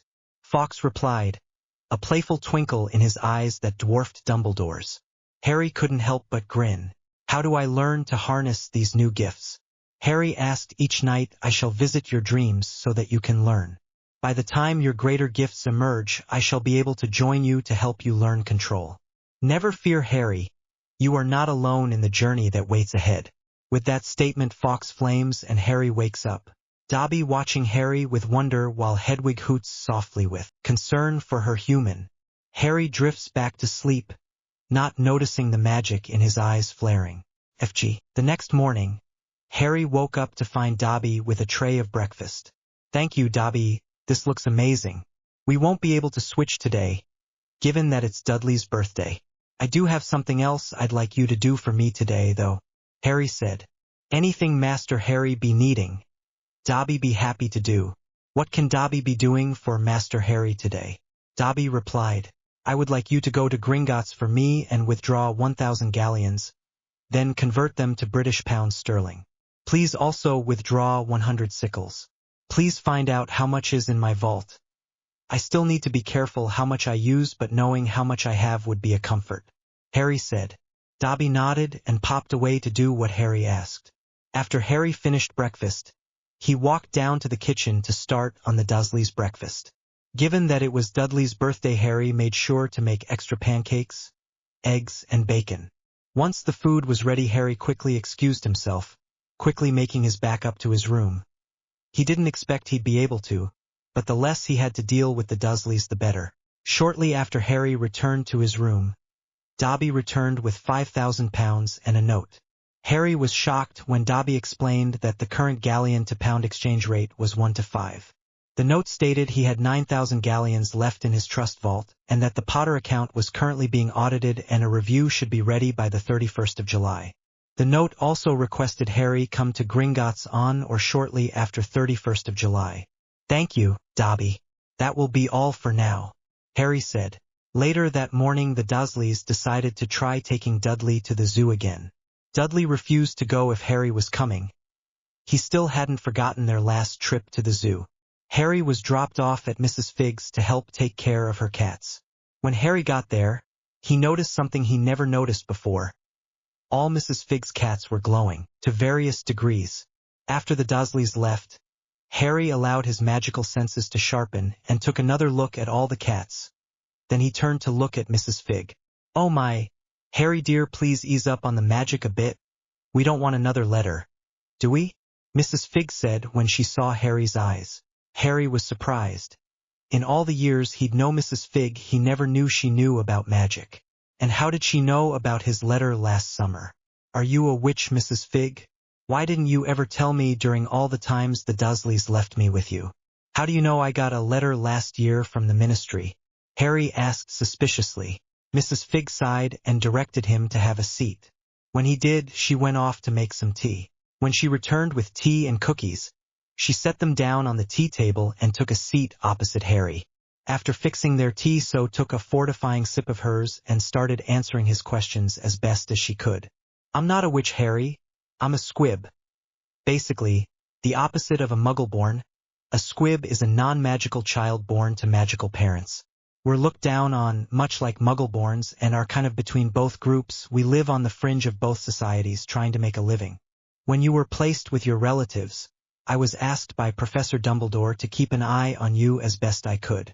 As a squib, I might not be able to do magic, but I can still see most magical creatures muggles can't, and I can still use the flue to call for help.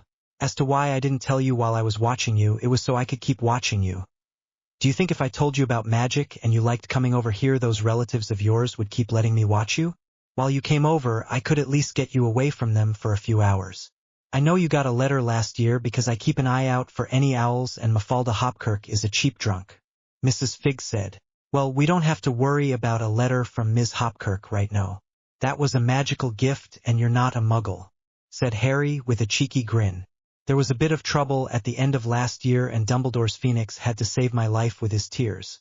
When he did, my magic reacted and absorbed the magic of the tears. Fawkes said that gave me a few gifts, one of which is I can see active and passive magic. When I looked at your cats they were glowing. Well, if you aren't having me on then they would indeed have a magical glow. I breed Neasels and half-Neasels, magical cat-like creatures with a knack for spotting shady characters. If someone's up to no good, they let their owners know or try to drive them off themselves. I sell them to earn a living on both sides. Half-Neasels go completely unnoticed as large cats. Sold one to your parents before they passed. Wonder whatever happened to it. Mrs. Fig said, a far-off look in her eyes, remembering better days. You knew my parents? Could you maybe tell me about them? All I hear is how much they would be proud of me and how much I look like my dad, but with my mom's eyes, Harry asked, thinking about what he had just learned. Oh, of course, dear. I met them while they were helping Albus's group back in the late 70s. Mrs. Fig began. They talked about his parents until the Neasels started meowing, letting them know someone was at the door. The Dursleys were there to pick up Harry. That night Harry dreamt of Fawkes again and they started mental exercises to help Harry control his magic better. After they finished, shortly before Harry woke up, Harry told Fawkes about his day.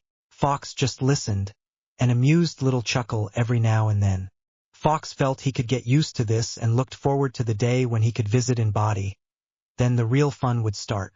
FG. Wednesday morning started with Dobby bringing Harry breakfast and asking about his plans today. I plan to go Muggle clothes shopping today in London, so I would appreciate it if you would drop me off near the Leaky Cauldron. From there I'll get a cab to the nearest Asda and call for you when I'm done.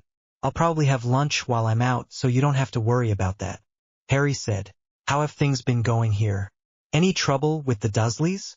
Harry asked. No trouble, Master Harry, sir. Compared to Malfoy Manor, this house is small and easy to care for. Unless they need something not on the list they gave you, they mostly leave me alone. A few taunts from the younger Dursley, but I stay silent for them and keep working, Dobby said, smiling proudly. While Harry ate, Dobby walked down to the kitchen to make the Dursleys their breakfast. After the Dursleys were fed, Dobby popped Harry to the alley next to the Leaky Cauldron and wished him good shopping. Stepping out to the main street, he hailed a cab and asked to be taken to Asda, a popular supermarket that his cousin bragged about occasionally whenever he was taken to London to get new clothes or toys. 15 minutes later, he was walked into Asda and took a moment to take in the sight before him. After exploring for about 10 minutes, he asked an employee where the clothes area was and after receiving directions headed towards it. After finding some clothes he liked, he took a few sizes of one and went to the changing rooms. He couldn't go by what was on his tags given they used to be Dudley's. After finding his sizes, he gathered up those clothes that he liked and checked out. 600 pounds lighter, but dressed in new clothes for the first time in his life and several sets spare, Harry decided to walk around the store until noon. He had lunch there, then called Dobby to take him home. After dropping off his purchases, he had Dobby pop to Longbottom Hall to check if he could visit. Half a minute later Dobby was back with Madame Longbottom's approval and popped Harry right outside the front door of Longbottom Hall. Being polite, Harry knocked and waited to be let in, only having to wait a minute before Neville met him. After answering another security question, he was let in and joined Neville in the library with Luna. Luna had come earlier to get help with her homework and company. As 5 o'clock came around, Dobby once more came to retrieve Harry and Luna went home via flu. Before leaving, Harry requested to visit tomorrow after breakfast. Madame Longbottom said it was okay and could either use the flu or have Dobby pop him to the front door again. Harry cooked the Dursleys' dinner, had his upstairs with Dobby and went to bed. That night, after more mental exercises with Fawkes, Fawkes told Harry stories of when Hogwarts was young and of the founders. Thursday was spent with Neville, with Luna again joining them about 10 o'clock. They studied until lunch, then went out to the greenhouses to help Neville care for his collection. That took up most of the afternoon. They finished the day walking around Greenhouse 6, which consisted of magical and non-magical flowers. Dobby picked Harry up at 5, after Harry receiving permission to come again tomorrow. Dinner followed, then more training with Fawkes in his dreams. Friday was much the same until it was time for Harry and Luna to leave. Luna would be leaving with her father the next day for their month-long search for magical creatures that most people didn't believe existed. She gave them both a hug and promised to be safe, and that she looked forward to seeing them again in August.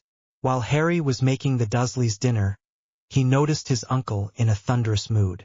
Once he was safely up in his room, Dobby returned with his dinner. Harry asked what was up with his uncle. "While you were gone today, you had a call on the telephone from your friend Ron. Your uncle was the one who answered," Dobby said. Harry looked worried and asked what happened. "I was making lunch when the telephone started making sound. I was about to grab it, but your uncle got it first. I think your friend was yelling into it because your uncle held it away from his head and I could hear him clearly from the door. He asked for you and said he went to Hogwarts. Your uncle looked at me angrily and yelled back into the box you didn't live here and to stay away from his family. Your uncle then yelled at me about giving the number to people like you," Dobby explained, while several emotions crossed Harry's face, mostly concern and amusement. When Dobby finished, Harry said, "Don't worry about it too much, Dobby. Just keep a low profile and out of reach of Uncle Vernon for a while." After that they ate their meal, Harry again insisting Dobby join him, and Harry got ready for another night of training with Fawkes. FG. After the first week, Harry fell into a routine. Wake up to a Dobby breakfast, go to Neville's to study and hang out, stay till 5 o'clock, cook dinner for the Dursleys, have dinner with Dobby in his room, go to bed and train with Fawkes while his body slept. This went on with little disturbance for most of the month of July, with only instance of note. Halfway through July, Vernon stopped Harry as he was about to head upstairs after cooking dinner and tells him his sisters will arrive on the 31st. "You better keep that freakishness out of her sight or you'll get chucked out of that freak school of yours. Behave yourself, boy. She'll be staying for a week," Vernon said. FG. In the middle of the North Sea, on the prison island of Azkaban, Minister of Magic Cornelius Fudge was touring the facility. Almost all the inmates were weeping, yelling, or laughing except one man in the maximum security wing, Sirius Black.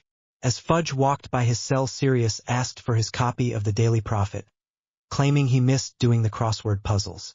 Fudge tossed the paper through the cell bars with a snide remark, "See how good the world is without you." On the front page was a picture of the Weasleys in Egypt. On the youngest son's shoulder was a rat he knew all too well. He read the story and found out about the Weasleys and that their youngest son shared a dorm room with Harry Potter. "He's at Hogwarts. Freedom alights." Disclaimer: I don't own Harry Potter. Much as I'd like to be, I'm not related to J.K. Rowling. Lines from Harry Potter and the Prisoner of Azkaban thought. Phoenix telepathy. In the early hours of the 31st of July, Fawkes was once more training Harry while he slept. "You have done well, hatchling.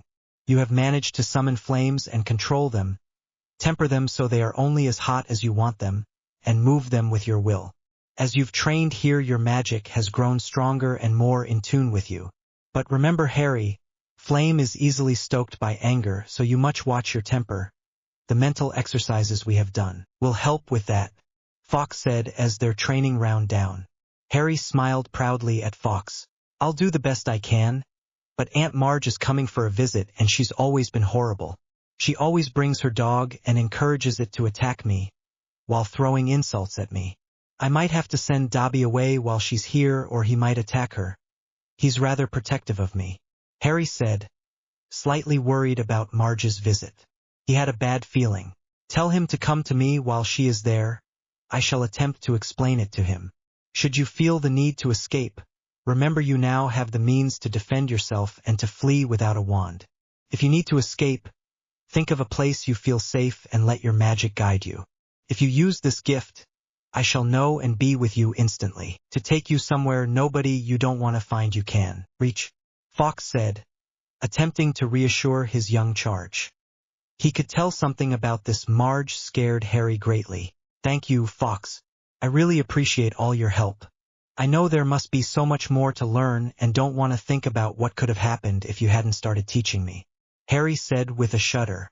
During a few of the nights Fawkes didn't train Harry, He would have nightmares of losing control of the flames he had been learning to control, of hurting those he cared about. Fear not, hatchling, you can always call for me to aid you. The fire that burns within you will only hurt those who try to hurt you or those you protect. They are a part of you just like your friends. And you're right, what you have learned is still but an ember of the true brilliance of your gift. When you truly master your gift, you will shine brilliantly. Fawkes said, before wishing him pleasant sleep and a happy birthday. FG. When Harry woke up, he called for Dobby and explained what was going to happen. Dobby's ears drooped, but he nodded sadly. Dobby understands, Master Harry. He will do as Master Harry says. May Dobby still bring you your breakfast and dinner? Dobby responded. The look of fragile hope as he asked Harry about his usual meals was almost heartbreaking. Of course, Dobby. Don't worry. She won't be here long. She'd have to pay a fortune for someone to look after all her dogs if she's here for too long. Harry answered, putting a hand on Dobby's shoulder. Dobby bowed and popped away. Less than a minute later, he was back with Harry's breakfast. Next to the tray, he placed a small pile of packages from his friends in Hogwarts. Harry opened the package from Ron first and found a birthday card and present wrapped in gold. The birthday card held a letter and a news clipping. The clipping showed the Weasleys in Egypt, and the letter apologized for getting him in trouble with the phone call and describing his vacation. In the present was a pocket sneakoscope for detecting if someone untrustworthy is around. Also, that they would be returning the last week of August to do their school shopping. Next was Hermione's. She sent Harry a card and present. The present was a broom servicing kit. Neville sent Harry a card and a potted luminescent bush sprout. The card saying when the bush grew its leaf had fascinating magical properties. Luna sent a card and a magical photograph of where they were searching. Moving in the bushes was something that Luna had talked a lot about, much to Hermione's annoyance, a crumbled horned snorkack. Harry stared in surprise at the creature, then read the card. He had to force himself not to laugh loudly at what was written. I knew they were real. I can't wait to show Hermione. On the other side from the message in the card was another magical photo. This one of Luna smiling brightly and holding the little creature like a teddy bear. Finally, he opened the package with the Hagrid's untidy scrawl and a Hogwarts letter tied to it. He put the letter aside so he could see the package first. When he started opening it, it started shaking. Once it was unwrapped, it was a bound copy of a living book. The Monster Book of Monsters, and a note from Hagrid wishing him well and stating the book will come in handy this coming year. The Hogwarts letter was the standard yearly letter. The train leaves at 11 a.m. on the 1st of September from Platform 9 March 4th, the yearly book list, and a reminder for third years to have their permission slips for Hogsmeade Village trip signed. Harry once again asked him to join him, causing the elf to smile and thank Harry for his kindness. After they ate, Dobby disguised himself to look like Harry once more and went to make the Dursleys their breakfast. Once he was done, he popped off to Hogwarts to find Fawkes. After Harry finished eating, he wrote a letter to Neville explaining the situation. He asked Hedwig to deliver it for him. She was thrilled to. She hadn't been very used that month with Harry being away most of the day. She gave Harry a loving nip and flew off to deliver the letter. Once Hedwig was on her way and he could hear the Dursleys eating their breakfast, Harry left the room to get started on the small list of chores. He worked until lunch when Aunt Petunia called him in to make lunch for herself and Dudley. Uncle Vernon had gone to fetch Marge from the train station and would be back at roughly 3 o'clock. As he opened the fridge to get started, a large stack of sandwiches appeared along with 2 tuna sandwiches and a goblet of pumpkin juice. Harry just shook his head with a smile and silently thanked Dobby. After lunch, Harry finished the chores and took a quick shower to look presentable when Aunt Marge arrived. Just after Harry had gotten dressed, he heard the front door open and Uncle Vernon announcing they were home. Marge called out for Dudley and found him in the family room watching TV. The news was breaking in again about the escape of a convicted murderer on the loose. She pulled him into a hug and pinched his cheeks, Dudley squirming trying to see the show. Harry walked down, and as soon as Marge saw Harry she scowled and turned her nose up at him, Ripper growling. "You're still here, are you?" Marge asked. "Don't see why my brother even took you in, let alone kept you. If you had been left on my doorstep, you'd have been in an orphanage by sundown," she said with a sneer. Ripper eyed his favorite chew toy, Harry's leg, but knew he had to wait. It's been more tolerable since I only have to deal with him for 2 months, now that he's in secondary school.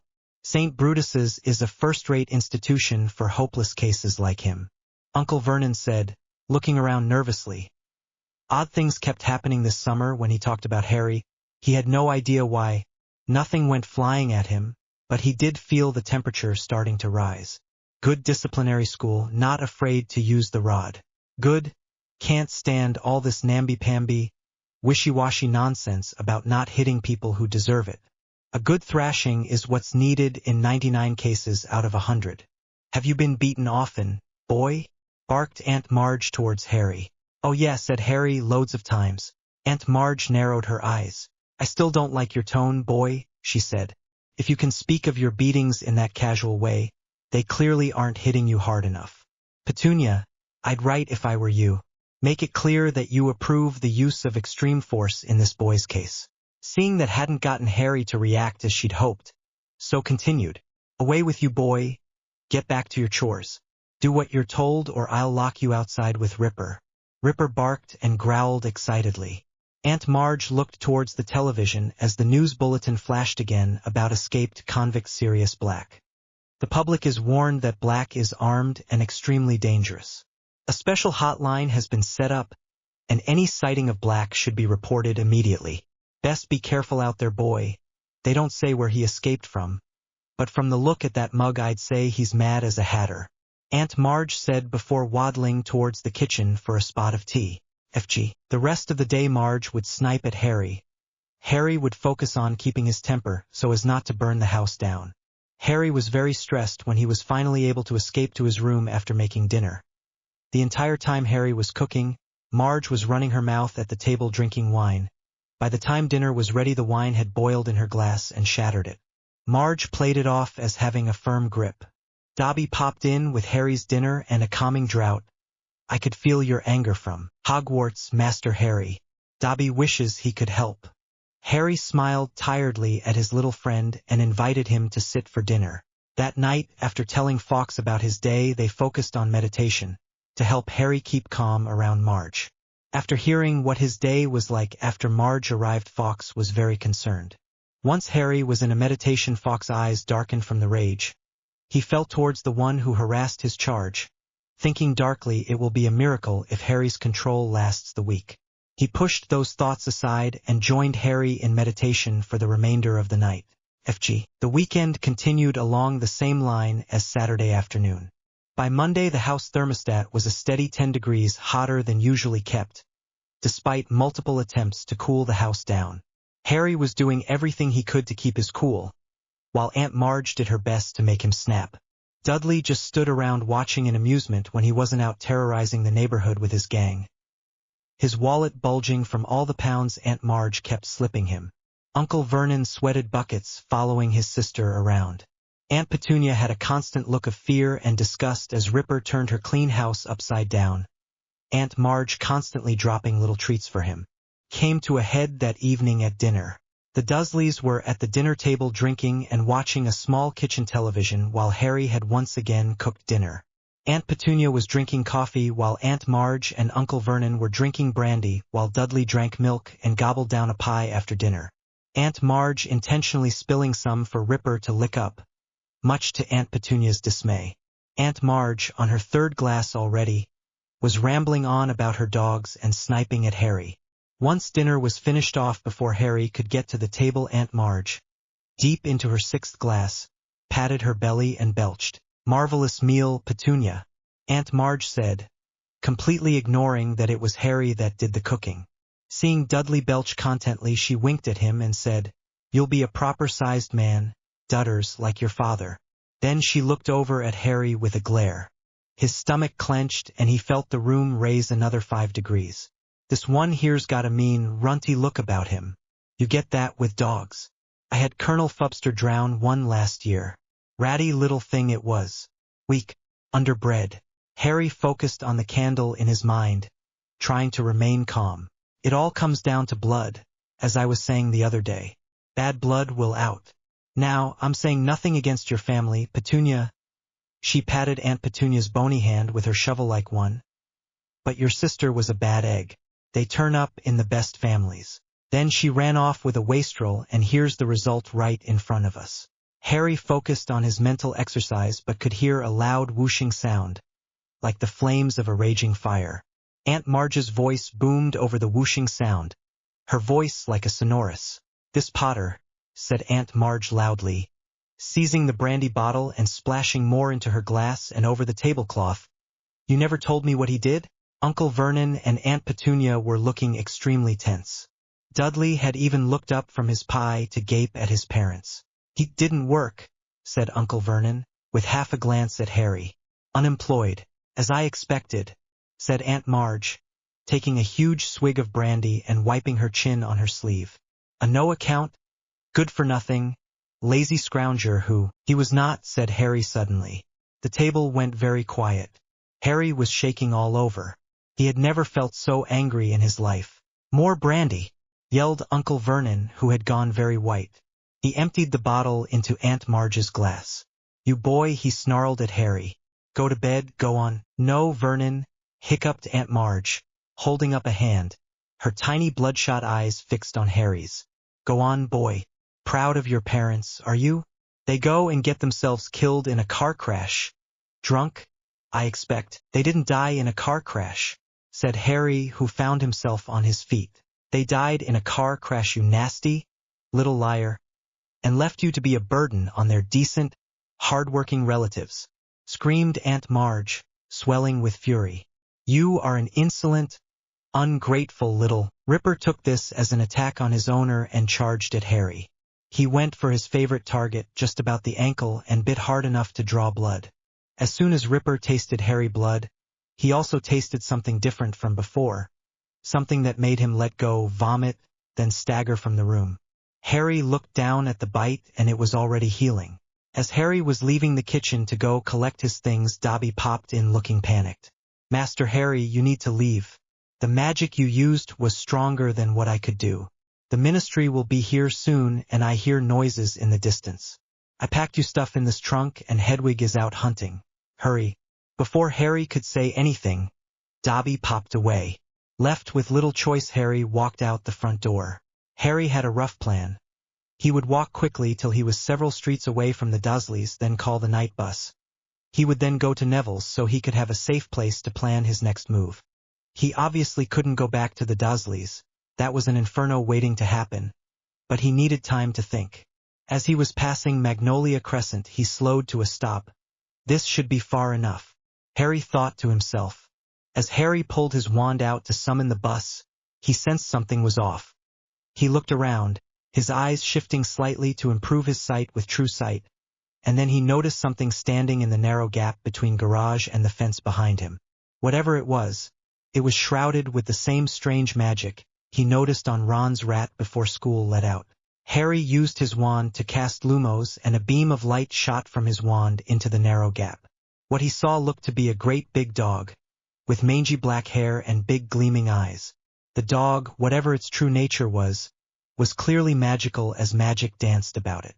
When it saw that it had been noticed, it charged at Harry. As the dog charged at Harry, he tried to draw on his magic to protect him by striking the charging beast. However, his magic was reluctant to strike, impressing on Harry that something wasn't right, that the dog would not harm him. When he couldn't protect himself by attacking the charging dog, Harry had an overpowering urge to get away.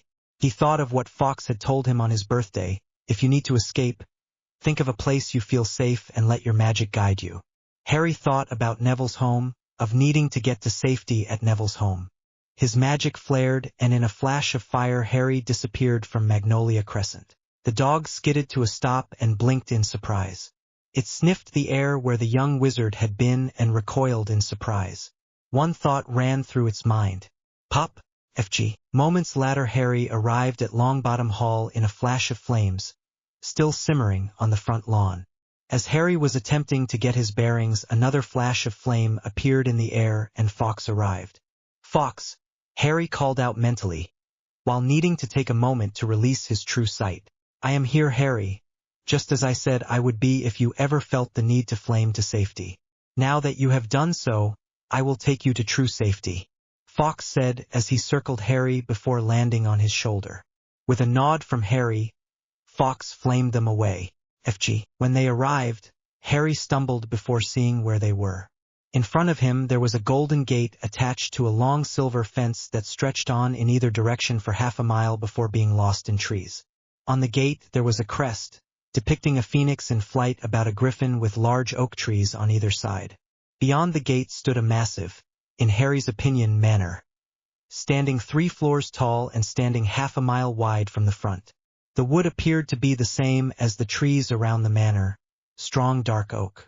The front door was a massive double door, and there were at least 10 windows on either side of the door along the manor. Each floor had similar window layout with a large window on the second and third floor above the front door. Behind Harry and Fawkes rested a meadow of wild flowers about 30 feet wide before the view was blocked by more large oak trees. "Where are we, Fawkes?" Harry asked as he looked around them in wonder while feeling something he only dimly felt at Hogwarts. "Welcome, Harry, to Potter Manor, your family's ancestral home. I wanted to bring you here as soon as your gift started to develop, but certain parties needed to remain unaware for your safety. Albus has the best of intentions, but he has plans for you and watches the wards he placed on your relative's home closely. There are those in the ministry who would use tonight to restrict or imprison you, labeling you as dark, evil, or a half-breed. An irritating toad that works there would love to label you as such. The Death Eaters who bought their freedom continue to poison the ministry, lining the right pockets." Fawkes said explained. "Only a Potter can open the gate, as it was sealed when your parents left to go into hiding. Before you ask, sadly I don't know why your parents chose to hide in Godric's Hollow. I can only speculate it was to protect the manor." Harry nodded and stepped forward. As he approached the gate, Harry felt like it was judging him, determining if Harry was a Potter. When Harry got to the gate, it was practically humming. He put his hands on either side of the crest, but the gate didn't budge. Then touched the crest and his magic flared. When Harry's magic settled, the gate stopped humming and slowly swung inwards. Despite years of disuse, the hinges sang of good care. 5 minutes later, Harry was standing in front of the massive front door. As Harry opened the door, the lights in the entry hall came on, and an old house elf popped in front of him, dressed in a red tunic, black pants, and a gold sash.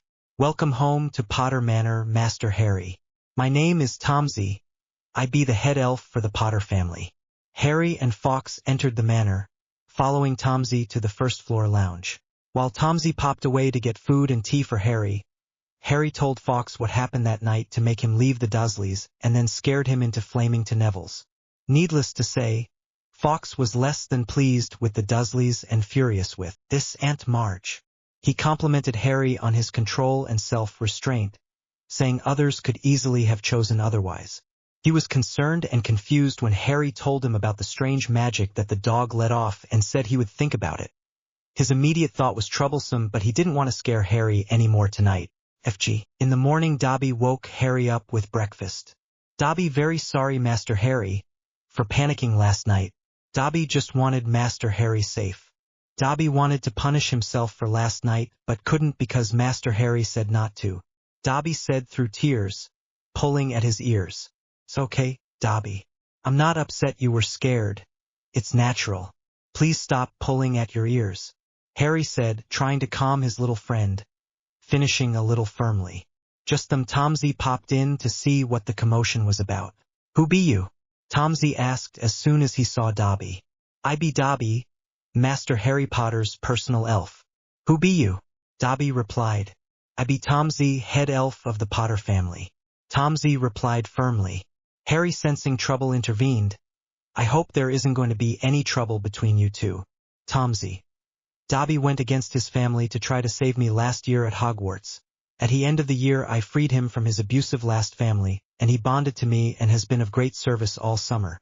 Dobby, I'm currently at Potter Manor and Tomsy is the head elf here. You can still be my personal elf, but get along with Tomsy and do what he says. I don't want you two fighting, understand?" Both elves nodded, Dobby beaming with pride. While Harry ate his breakfast, Tomsy took Harry's measurements and popped away to get new clothes for him and a Potter elf uniform for Dobby. When he returned, he laid out Harry's clothes. A long-sleeved silk shirt with several shades of red ranging from deep maroon to apple, with emerald green and gold trim, blue jeans, and dragon hide boots. For Dobby he set a red tunic with black pants, and a silver sash. On the back of Dobby's new tunic was the Potter crest with LP right beneath it. Tomsies had the Potter crest on his back with HE beneath, to signify he was the head elf while Dobby was the Lord's personal elf. While Harry was getting dressed, Dobby reminded him about meeting the goblins. If I could advise Master Harry, send Dobby to set up an appointment for today and request direct transport to the bank. It's never wise to be late to meet the goblins. Being delayed is still being late. Tomsy said. Harry said it was a good idea and sent Dobby. By the time Dobby returned, Harry was done getting dressed and downstairs for a cup of morning tea. Dobby handed Harry a galleon and said, Master Harry's appointment is at 8:30 with your account manager, Goldclaw. The galleon is charmed as a timed port key to take you to room nears the lobby at 8:20. Harry nodded and checked a nearby clock. It was currently 7:45, so Harry put the galleon in his pocket and finished his tea. When Harry was done with his tea, he decided to explore the manor. He would have Tomsy give him a tour later that day after he was done with the bank. After several minutes of wandering, he found his way to the library. What he saw astounded him. While Longbottom Hall's library was large, it was all on one floor. Potter Manor's library was 2 floors tall with a reading area at each cardinal positional in the room on both floors. In the center of the room was a pedestal with a large old leather-bound book on it. Inside the book were a list of subjects and book names that had been crossed out. On the last of the written pages there were several names that were not crossed out. Harry felt he had the general idea of its purpose but would wait to ask Tomsy about it. He would also ask about the books that were not crossed out. As Harry closed the large book, he saw a grandfather clock next to a nearby shelf. Its hands showed it to be 8:15. Harry exited the library and made his way towards the front of the manor, feeling it wouldn't be proper leaving the manor from the library. As he walked, he called for Tomsy and let him know what was going on and asked to be given a tour of the manor when he returned. Tomsy bowed as he walked and got the door for Harry as they neared it. As it turned 8:19, Dobby popped to Harry's side and offered him a cloak with the Potter crest brazened on it and a dragon hide wand holster for his wand. When Harry asked where he got the wand holster, Dobby said it was in the armory. At precisely 8:20 the port key activated and Harry felt a pull behind his navel. After spinning for several seconds, he came to a sudden stop in a marble room, flat on his face. When Harry heard a quiet snickering, he got to his feet and saw a goblin waiting for him by the door, smirking. After dusting himself off, he walked over to the waiting goblin and passed him the portkey galleon and a second galleon. Thank you for the service of a portkey, sir. I have an appointment with my account manager in 10 minutes. Might I get directions? The goblin stood there for a moment shocked. Not many wizards were this polite to them. Of course, sir, that is why I was waiting for you. If you would follow me, I shall escort you to your meeting. The goblin answered, taking the portkey and pocketing the tip. He led Harry out one of the 2 unmarked doors. Harry assumed the other led to the main lobby. After walking for 9 minutes, taking several turns at blank walls, they arrived at a door bonded account manager Goldclaw. The goblin that guided him knocked 3 times, and when Goldclaw called to enter, he bowed and left. Harry entered the door and quickly glanced around.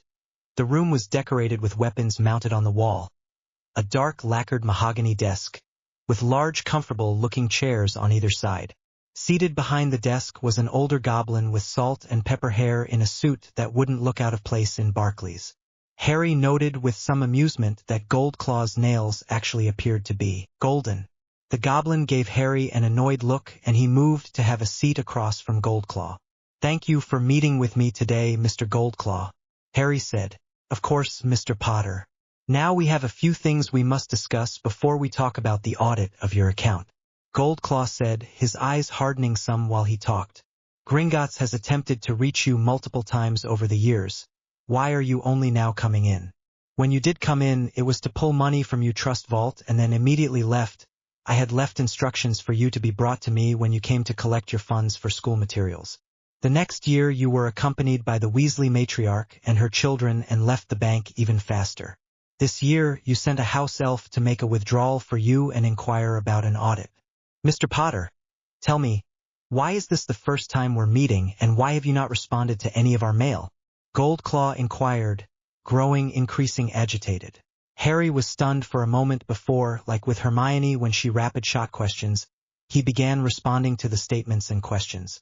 The first mail I ever received was my Hogwarts acceptance letter, which was taken from me before I could read it by my uncle, 1 week before my 11th birthday. The first time I visited was on my 11th birthday to collect funds for my school supplies. I was escorted by Rubeus Hagrid and brought down to the vault by a goblin named Griphook. Once we visited my vault, we went to Vault 713 for Professor Dumbledore and then left to get my supplies. No one informed me you requested my presence. My second visit, I was taken to get my second-year supplies by Mrs. Weasley. The goblin that escorted us did not give his name. We visited my vault first and I rushed to fill my pouch so as not to make the Weasleys feel uncomfortable. Given there was so much in there and the Weasleys are so poor, we were then taken to the Weasleys' vault where she withdrew everything I could see. After she was done, we were taken back to the lobby and exited the bank. Again with nobody stopping us to say you wanted a word with me, Mr. Goldclaw. At the end of my second year, I rescued Dobby from an abusive master and he bonded himself to me, which allowed me to take him back to my relatives this summer and a means to visit Diagon Alley without an escort or time constraint.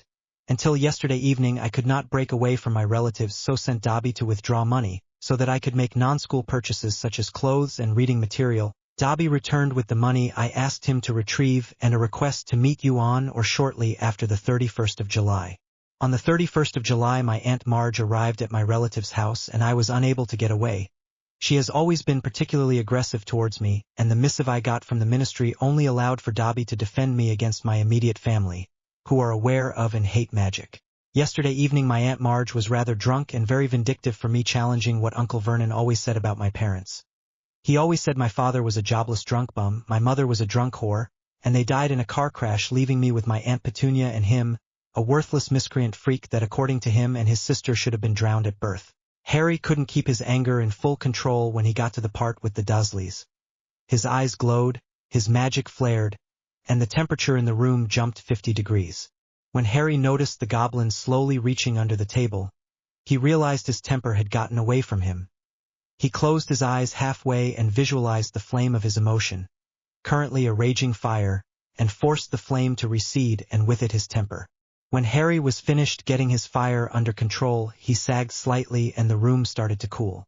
After a moment to center himself, he focused on Goldclaw and saw he had brought a set of golden claws out from under his desk, the edges of the blades glowing with an enchantment of some sort.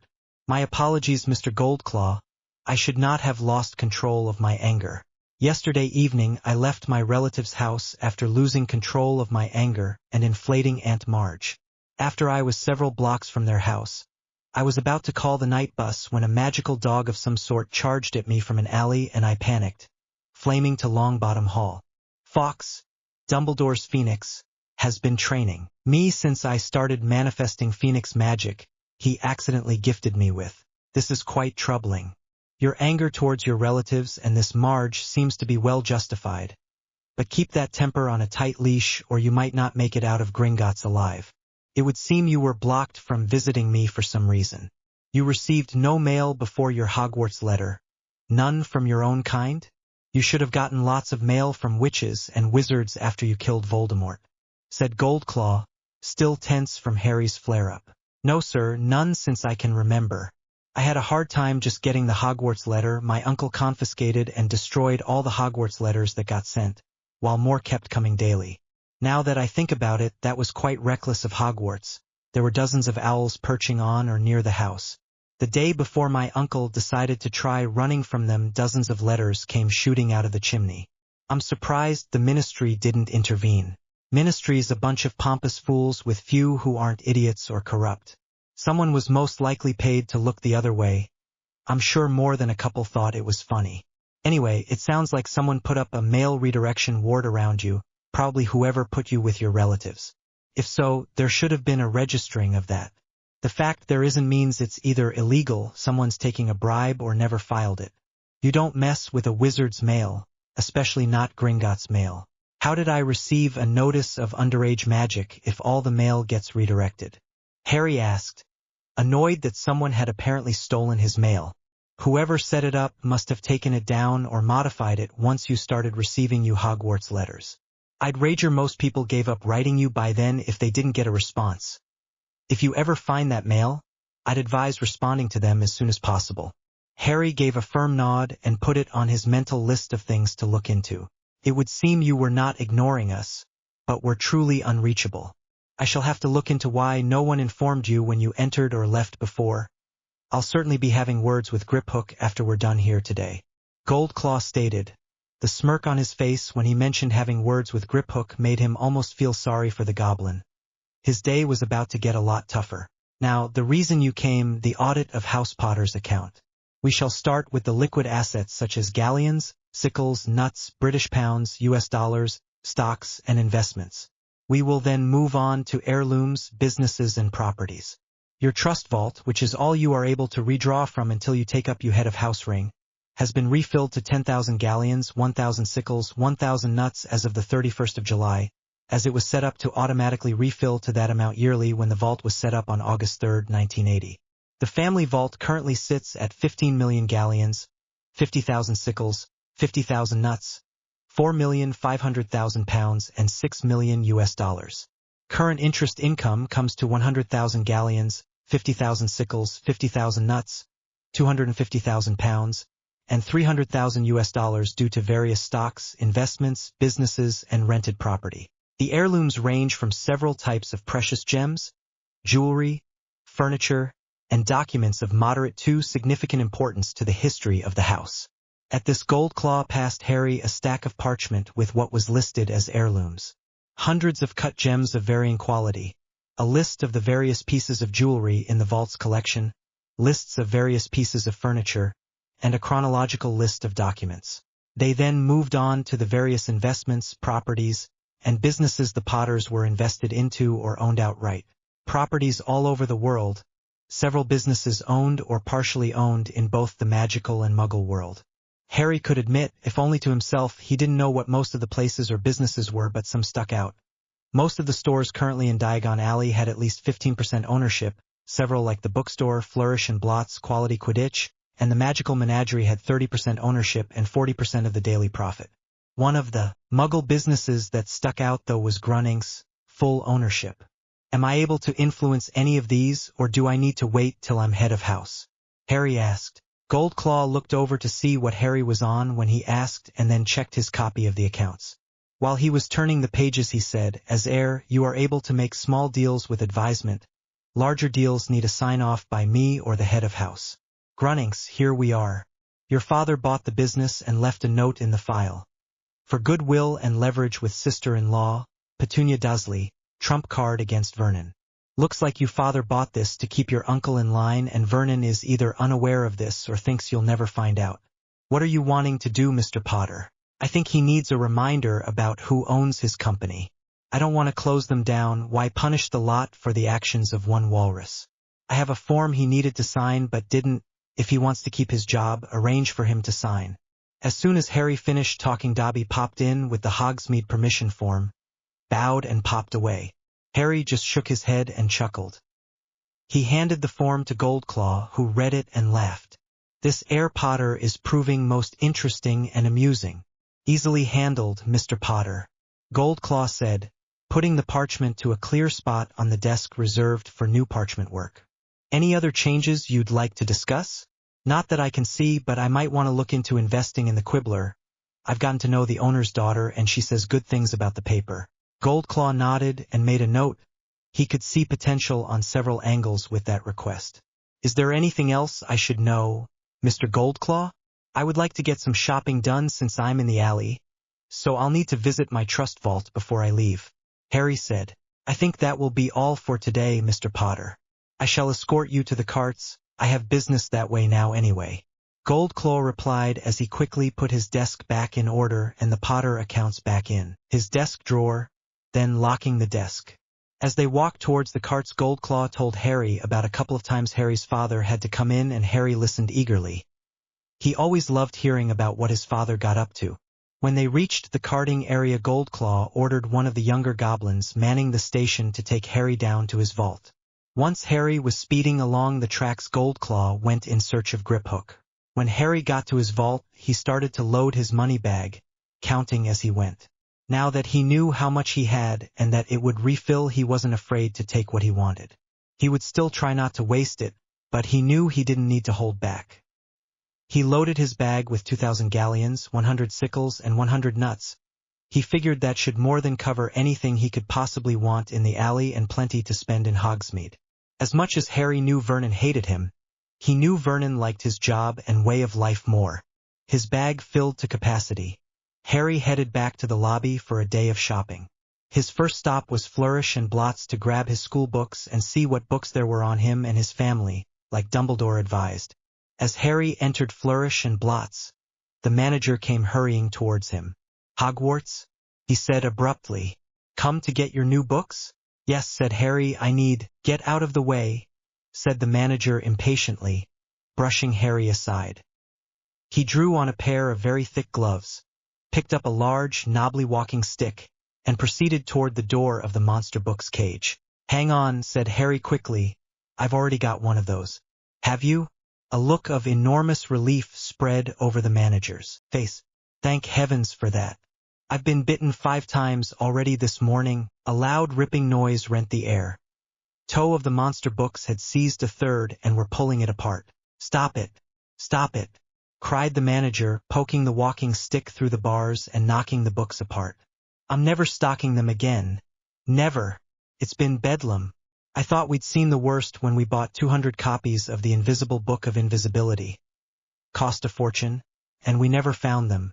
Well, is there anything else I can help you with?" "Yes, actually I'm here for my third-year course books," Harry said, pulling out his book list. "I need Intermediate Transfigurations, the Standard Book of Spells Grade 3, the Essential Defense Against the Dark Arts, Ancient Runes Made Easy, Rune Dictionary, Magical Hieroglyphs and Logograms, Spellman's Syllabary, and Numerology and Grammatica. If you could, I would also like any books you have the history of the Potters. I'd like to learn about my family."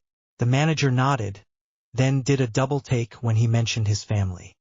He did the usual quick look to the forehead to see the scar, which even though everything else healed, the lightning bolt scar remained.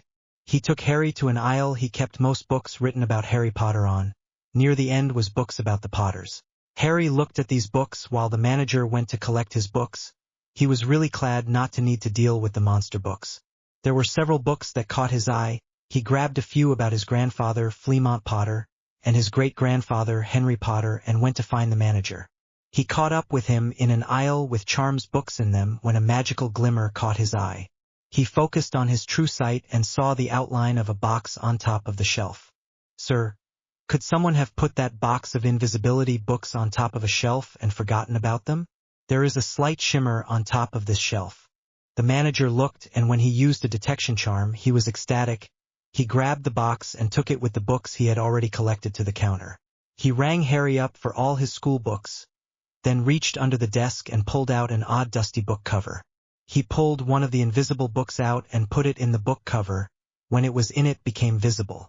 "Mr. Potter, I cannot tell you how long I have been looking for these. To show my appreciation, I would like to give you a copy of the Invisible Book of Invisibility on us." Harry couldn't refuse, so it got added to the stack of books, bagged, then shrunk. When he was done, the manager conjured a bright sheet of cloth and wrapped it around the invisible box, grumbling about why whoever received the books didn't do this, forgetting that conjured items disappear after so long, then put it on a shelf behind the counter. Harry called Dobby to come collect the books, then headed towards the door. Harry exited the store and went exploring, buying school supplies as he walked up the alley. He saw several things that tempted him to spend his galleons but resisted. He couldn't justify spending 10 galleons on golden gobstones. He did, however, indulge in an order of large glass balls with perfect, moving galaxies inside them, for himself and his friends.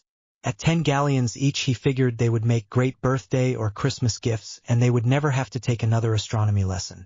He bought half a dozen for himself, his friends, and the Weasley twins, who he figured could share and would appreciate the help with the astronomy OWL. Between visiting the bank and his shopping, several hours had passed. Harry decided he would stop by the Leaky Cauldron for a bite of lunch before heading home.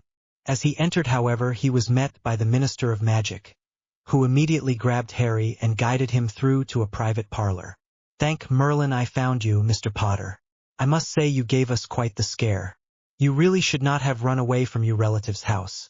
It was a simple matter to reverse that accidental enlargement charm and obliviate Miss Marjorie Dursley of the incident. No harm was done. Your relatives were understandably upset but agreed you may return next summer so long as you stay at school for the holidays and away for the remainder of the summer. Now I've set you up with a room here and expect you to stay here for the remainder of the summer. There is a killer escaped from Azkaban, you shouldn't be by yourself. When he finally finished talking, Harry asked what had been bothering him since last night. Am I in trouble for what happened last night? I knew when my aunt arrived, she would insult and belittle me, so I sent Dobby away for the time she would be staying so he didn't get in trouble. When I got my temper back under control, I knew when my relatives got their bearings, they would be positively murderous, so rather than wait for them to recover or someone to come take my wand, I left, intending to take the night bus but ended up making other arrangements. Harry didn't think he should tell the minister about his ability to flame. Fudge looked briefly concerned but shook his head and smiled. Now Harry, surely you must be exaggerating about your relative's expected reaction. No, neither you nor your house elf are in any trouble. Accidental magic happens now and then, and with the exception of your uncle's sister, they were all close family in the know. Give them time to calm down and you shouldn't have any trouble when you return after the school year. After all, we don't send people to Azkaban for enlarging relatives. Minister Fudge said, chuckling. Stay in the Leaky Cauldron or Diagon Alley, and don't wander off into Muggle London alone, and ministry drivers will pick you up here to take you to King's Cross on the 1st of September. With that, Minister Fudge walked out the door and Harry heard the flue activate moments later. Tom came in and instructed Harry to follow him to an upstairs room. The pub kitchen is open for lunch. Can I get you anything, Mr. Potter? Some pea soup and some grilled cheese if it's not too much trouble. Harry replied. Of course, no trouble, I hope you'll enjoy your stay. Tom responded with a wide grin. Tom left and 10 minutes later was back with Harry's food and a pitcher of pumpkin juice. FG. After Tom left again, Harry called Dobby and Tomsy to let them know what was going on. If I could be making a suggestion, sir. Tomsy said carefully after Harry finished talking. Harry nodded and Tomsy continued. You could go into the Ally for a bit each day, then come to Potter Manor after returning to this room. It would make it look like you were obeying the minister but free to do as you please. After Tomsy was done, Dobby raised his hand faster and more vigorously than Hermione during her first year. When Harry nodded to him, he said Dobby could also be helping, like he did with Harry's relatives. Disguise myself as Master Harry and walk around, so Master Harry need not come. Thank you for volunteering, Dobby, but I think I'll go with Tomsy's suggestion. I might have you visit for me if I get busy or sick. No, Dobby, Tomsy, I'm fine. No need to worry, Harry said, then had to calm both elves down when he mentioned getting sick. He insisted both join him for lunch, then ordered them back to what they were doing. He then went back out into the alley and explored for another hour before returning to his room. When he got back, he noticed the Do Not Disturb slip on the back of his door, so moved that to the front of his door. He didn't want someone coming to the room expecting him to be there and raise alarms because he wasn't. Once that was done, he flamed back to Potter Manor and called on Tomsy for a guided tour of the manor. Study with another complete index book along with separate collection of rare books, and the portrait gallery. Harry vowed to explore there when they were done with the tour because he knew there was a chance that he would be spending hours in there. There was one floor beneath the first which contained a combat magic training room, an armory, storage, the ward room, and a silver door bonded Miorum Requiem, which Tomsy said was where the Potters cremated and entombed their dead with their wands before the urns. Harry and Tomsy bowed their heads towards the door and left it shut. Tomsy said as they returned upstairs, usually the only time that door is opened is when someone joins their ranks or on Samhain, when any family living here goes and honors their ancestors. What about when you elves die? Harry asked solemnly. It depends on the family we serve. A lot of light-aligned families bury their dead elves, usually near their own dead or in the gardens. I've heard some neutrally aligned families either bury their elves or simply vanish them. Some give the elder elves clothes, so they don't need to worry about what to do with them. The darker aligned, I'm told, sever and shrink their favored elves' heads and use the body for potion and ritual ingredients. Master Sirius said distastefully his family displays the shrunken heads going up the staircase. Those that serve a location but no family such as Hogwarts, St. Mungo's, or Gringotts will their magic return to their home and join the ambient magic they served. The Potters have always been so good to us. There is a separate room in that chamber for all the Potter elves. Are my parents in there? Harry asked. Tomsey looked to Harry sadly and shook his head. They were buried away from here, against the wishes of the will. They lay in the graveyard of Godric's Hollow. Harry shut his eyes so Tomsey didn't see how angry that answer made him. That they were laid to rest away from the manor against their wishes. What else in their will was ignored? Harry would have to see about that. He kept the anger from showing but couldn't stop the short but sudden temperature spike around him. The path that was ocean blue led to an outdoor pool and lounge area. There were several marble paths to various gazebos around the garden. The final path had Harry snickering while Tomsey giggled. Understanding the joke, the path was golden and led to the green houses. Clearly one of his recent ancestors was a fan of L. Frank Baum. With the backyard explored, and Harry in a better mood, they returned to the house where Harry led them to the library so Tomsey could hopefully answer some of his early questions. As Harry had assumed, the central book worked as a combined magical index and summoning tool. The user wrote the name of the book they were looking for or the what type of magic they were looking for. Then the book summoned the books from the shelves, and if the user used the second option, the titles of the books summoned wrote themselves beneath the subject. To return the book to the shelves, you crossed out the name. That told Harry there were books missing from the collection. Tomsey, did anyone borrow books from the Potter library before my parents and grandparents died? Tomsey looked shocked at that and checked the last page. And Harry learned a few new words before soap appeared out of nowhere and shoved itself into Tomsey's mouth. After spitting the soap out, Tomsey apologized. Very sorry, Master Harry.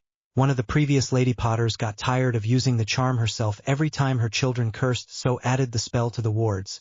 Whenever anyone uses bad language, they get their mouth washed with soap. With that interesting tidbit to make him wary, Harry ordered Tomsey to find the missing books and let him know who if anyone took them from the house. Tomsey bowed low and popped away. As it was nearly dinner, Harry decided he would make his appearance at the Leaky Cauldron and have a light dinner, come home for a proper meal, then go to the portrait gallery. Harry called for Dobby to let him know, then flamed to his room at the Leaky Cauldron. A little wandering around the alley and a light dinner of vegetable soap with his first butterbeer, he returned to his room to flame home. When he arrived, a very anxious Tomsey popped in before him. Very sorry, Master Harry, but Dobby and Maple are arguing in the kitchen. Dobby says you told him you would have dinner when you return and is trying to cook your food, while Maple is being rather adamant about her role as cook for the Potters. Harry sighed and started walking towards the kitchen. When he arrived, he was treated to a rather rare scene. 2 house elves screaming at each other. Harry felt sorry for any cats in the area. Harry whistled loudly to get their attention. Okay, that's enough. Maple, Dobby has been cooking my meals since he bonded with me almost 2 months ago, so is used to cooking them. Dobby, Maple has a role she hasn't gotten to fill in nearly 13 years, serving meals for the Potter family. Either let Maple cook, Dobby, or work with her rather than fighting. Harry explained in a calm, even tone so the elves would hopefully see they weren't in trouble. Both elves blushed heavily and chorused, "Sorry, Master Harry." "Yes, Master Harry." As they got to work cooking together, Harry stepped back out of the room. Tomsey watched him go with pride for his young master. Harry went to the meditation room to relax until one of the elves appeared to let him know dinner was done. After 15 minutes, Dobby popped in to let Harry know dinner was served in the informal dining room, as Harry requested. Harry surprised all the elves but Dobby as he instructed all the elves to join him at the table for dinner. All the elves were uncomfortable until Dobby said, "Master Harry is always asking Dobby to join him for dinner. He told me last month he didn't want me to just serve him, but be his friend and family. Master Harry is truly a wonderful master." After that, the elves relaxed a bit and everyone enjoyed Maple and Dobby's delicious cooking. After dinner was done, Harry didn't want to wait any longer. He went to the portrait gallery. When he got to the door, he stopped, suddenly nervous. What did he really expect was in there? Would he really be able to talk the portraits of his parents, grandparents, and would he have the strength to leave if he found them? Harry remembered how he felt sitting before the mirror of Eriste and how he felt after it had been moved. He took a deep breath to settle himself and opened the door. As Harry walked in, he found portraits of old Potter heads of house with their wives, or husbands in a few cases, along with plaques stating who they were and when they lived. He thought he saw a few shuffle about as he moved by, but they all seemed to be asleep. When Harry neared the end of the gallery, more of the portraits seemed to wake up as he passed. They talked amongst themselves and started to wake the older portraits. Finally, Harry came to the one of his parents and grandparents, who had woken up from the commotion of the other elder Potters. "Mom, Dad?" "Hello, Harry. We've been waiting a long time to see you again," James Potter said, a broad smile on his face. "Oh, Harry, look how much you've grown. You're turning into a handsome young man," Lily Potter said, a mother's love shining in her painted eyes. His grandparents, Fleamont and Euphemia Potter, greeted him with nods and beaming smiles. "I finally found my way here," Harry said, causing several of the nearby portraits to chuckle, snicker, and giggle. Harry spent the next 3 hours there getting to know his family. Several minutes after finding his parents, Dobby popped in with a comfortable chair from one of the lounges. As 9:30 rolled around, Dobby popped in to let Harry know Fawkes had flamed into the entry hall and was asking for him. After saying good night to his parents, Harry left the portrait gallery and went down to the first floor to greet Fawkes. "Good evening, Fawkes. Welcome back." "Good evening, Harry, you're looking well. I heard you visited the alley this morning and got found by Minister Fudge. He turned up shortly after lunch to let Dumbledore know. He can be funny to watch at times, but mostly he's annoying." "What really happened?" Fawkes said, amusement and curiosity shining in his eyes. "I went to the bank this morning to meet with my account manager, who apparently has been trying to reach me for years, so I could get a proper grasp of what I have.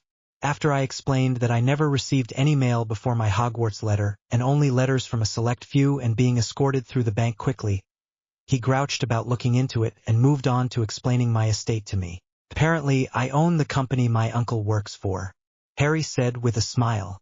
Fawkes laughed.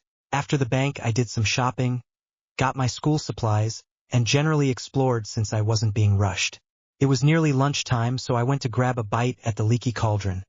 As soon as I walked in, the minister grabbed me and took me to a side room, said I wasn't in trouble and neither was Dobby, that they fixed the damage to the house and Marge, obliviated her, and made my relatives agree to let me come back next summer, as if I'm going back there willingly. Then he insisted I stay in a ministry-paid room at the Leaky till they pick me up on September 1st and not to go into Muggle London," Harry continued, still annoyed with the minister. "Clearly you're not doing what the minister thinks you're doing," Fawkes said with a chuckle. "I assume you have a plan, hatchling?" Fawkes was definitely amused with Harry's antics. "Of course. Tomsy actually suggested it when I told him and Dobby about the situation. I'll flame to my room in the Leaky Cauldron, eat a light meal, walk around Diagon Alley for an hour, return to the room and flame out back to the manor. Then do the same several times a day. Dobby volunteered to do that for me, but the ministry might be watching for me using him like that, so I'll just take care of it unless there is an emergency," Harry said, causing Fawkes to laugh. "The fools would waste hours watching an empty room. I was just up in the portrait gallery getting to know my parents. They're both fun. I know they're just magical imprints of them, but at least I can finally get to know them," Harry said. "So what are you doing here? Won't the headmaster know you've disappeared?" "Not to worry, Harry. Albus has gone to bed early tonight as he was up late last night trying to find you. He was making a flu call when I came to get you, so I only had until he finished. I wanted to discuss a new training schedule now that you're staying somewhere that's not being watched. I took Albus to Privet Drive so he could find out directly what happened and saw the kitchen. I think it's time to start your real-world training along with your dream training. You did good reigning in that stove fire, but the Dursleys showed signs of dehydration. We can't have you turning that lizard into a mummy, now can we?" Fawkes said, mischief alight in his eyes as he referred to Harry's main nuisance, Draco Malfoy. "Well, we can't have that.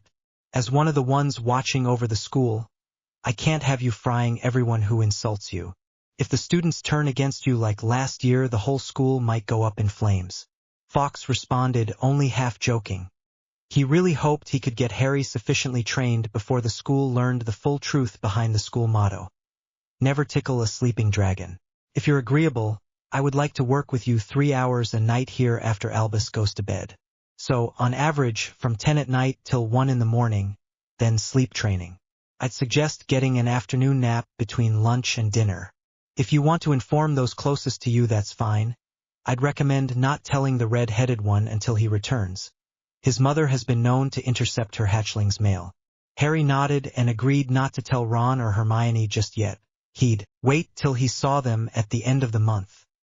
He'd probably visit with Neville tomorrow, and Luna was due back any day now. He thought with a smile. Sounds like a good plan, Fawkes. Thanks for all the training and help. Professor Dumbledore is lucky to have you watching over him. Harry responded and bowed his head respectfully. Well then, let's head down to the training room and get started. Shall we? Fawkes asked. Harry thought that seemed a little odd but started walking. While he walked with Fawkes perched on his shoulder, Harry asked, Fawkes, how do you know your way around here so well, and where this was when it was locked down? Fawkes gave a nervous chuckle before responding, I used to visit before your grandparents died. I've been around for a while and I'm usually on good terms with your family. Harry nodded, accepting his answer though thought it sounded like there was more to it. Harry climbed into bed after changing and was asleep as soon as his head hit the pillow. Thank you everyone who has been waiting for this chapter release. Every time I tried to sit down and write I was pulled away or my muse refused to cooperate. She absolutely hates wanting to get going and not being allowed to, so it took a while to get going. Anyone who comments on my joke in the backyard I'll give a shout out to in the next chapter. Anyone seeing similarities to several other HP fanfics, I'm taking several very popular common ideas and I'd list all the stories therefrom, but honestly over the last 4 years I've read over 100 HP fanfics and well over 6 million words, so it would probably be a full chapter by itself and still miss people. There is one idea I threw into this chapter I've only seen in one fanfic, but I can't remember the name of or its author, the Potter family crypt in Potter Manor. If they read this and PM me, I'll credit them in the next chapter or chapter after they contact me. However, I think using the mention of the invisible books of invisibility might be original. If not, feel free to correct me and I'll give them a call out. Thank you all for your support. I'll hope to get the next chapter up by the end of next month. Fingers crossed. Hopefully we'll get through the rest of the summer next chapter. Updated part. Replace Charles Potter with Henry Potter, cousin to Charles and Doria Potter née Black. Sorry. May your muses never threw a tantrum. Such a mess. Summer training heats up. Disclaimer. I do not own Harry Potter, Lady Rowling does. If she hasn't been given or bought a knighthood, she should get one for creating our favorite sandbox and its king. /N. Slight bashing of one of my favorite characters this chapter. /N1. Trigger warning. Mentions of child abuse, child molestation and rape. No actual acción. /N2. In this chapter, I used temperature degrees several times. I'm using Fahrenheit rather than Celsius. As my butchered attempt at accent probably gave away, I'm an American. Sorry. /N3. I would like to thank these individuals for responding to my chapter trivia and making me laugh with their answers. Underland 98 Banana Cutie 1 Demon Boy 121986 Acapella Pop. To those who didn't get the reference, it was a reference to the Wizard of Oz. Please keep an eye out for my next chapter trivia. Talk, thought, Phoenix telepathy, quotes from the book. The next morning Harry woke up to tapping on his window. Seems she got impatient for Harry to collect her and she came to him. As Harry was getting out of bed, Dobby popped in and opened the window for Hedwig. He then checked to letter Hedwig was carrying for threats before handing it to Harry with a bow. While Harry opened his letter, Dobby popped in a roost for Hedwig and got her water and owl treats. He then popped down to the kitchen to let Maple know Harry was up and would be wanting breakfast soon. The letter was from Neville. Harry, it's been a few days and Hedwig is getting antsy. I called for Dobby and asked if it was safe to send Hedwig back, and he said you were at Potter Manor. That was a surprise, but I'm glad you managed to find it. I'm happy for you. Just so you know, Luna came back yesterday with a pet. I can't wait to see Hermione's reaction to it. She also said you've had some interesting developments, not even at school, and you're already on another adventure it seems. Looking forward to seeing you. I'd love to visit your manor. Maybe send us an invite. Hope to hear from you soon, Neville Longbottom. After Harry read the letter, He got dressed and headed down for breakfast. While he walked, he thought about what to tell them and if he should bring them here. He trusted both of them, but he had only just found his way here and wasn't sure if he wanted to share it. He also wasn't even sure how to get them here. He didn't know the address, so the night bus was out. He didn't know the Floo address, or if the Manor was even able to use the Floo. He also didn't feel confident about flaming someone with him. He would have to ask Fawkes about that. Tomsy, Harry called out as he got to the first floor. Tomsy popped in next to Harry and started walking beside him, as Harry hadn't stopped, towards the informal dining room. Master Harry, called Tomsy? Yes, Tomsy. A few of my friends would like to visit and I was unsure what the best way to do so would be. What would you recommend, and would I have to do anything to let them in? Tomsy was silent for a few moments while he thought of how to best answer. For Master Harry's friends to visit without being let in, you would need to adjust the wards, which you can do from the wardroom. Given they are Master Harry's friends, I would presume they are too young to apparate. I would advise sending one of the elves to pop them here, or they could use the Floo. I would advise against the Floo though, as you would need to adjust the Floo entry, and I was ordered not to by your grandfather, Master Fleamont. There is only a simple sealing ward on the door, so I would advise waiting till you learn more and can modify the defenses, which would require you to do wand magic. Harry nodded thoughtfully. He didn't want more trouble with the Ministry, and activating his Floo after it's been used in over 13 years would be quite noticeable. Not to mention them detecting him using magic so far from Diagon Alley. After breakfast, please take me to the wardroom and walk me through adjusting the wards, Tomsy, Harry said, as they neared the dining room. As Harry walked in, the table flashed and platters of Harry's favorite breakfast foods appeared. As with dinner the night before, Harry had Tomsy gather the elves so they could have breakfast together. The elves looked nervous for a few moments, but after Harry fixed himself a plate they relaxed and enjoyed breakfast with Harry. Harry smiled as he finished, then looked to Maple and Dobby, who were sitting next to each other. Thank you, Maple, Dobby, for a marvelous breakfast. I'm glad to see the rest of you getting comfortable with eating with me. Maple and Dobby blushed at Harry's praise, but both wore broad smiles. All the elves at the table smiled and thanked Maple, following their master's lead. Tomsy was pleased. Harry was much like his parents and grandparents, amazingly skilled and kind to his staff. It had been years since he had seen his fellow elves so happy. After a moment of flared magic, the lock clicked and opened. Harry opened the book to the last page, where there were several names that were written and not scratched out or blurred.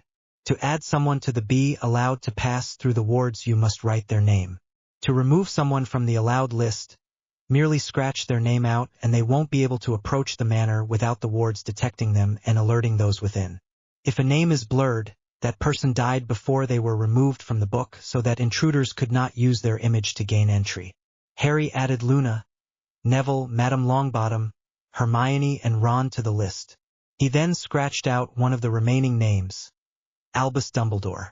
Tomsy, is there any way to check who passes through the wards, and how has the tracking of the missing books coming? Harry asked. Given what Fawkes had said the night before last, Harry had a nagging feeling he didn't like. There are several drawers in the desk of the Lord's study that can only be opened by the Lord of the house.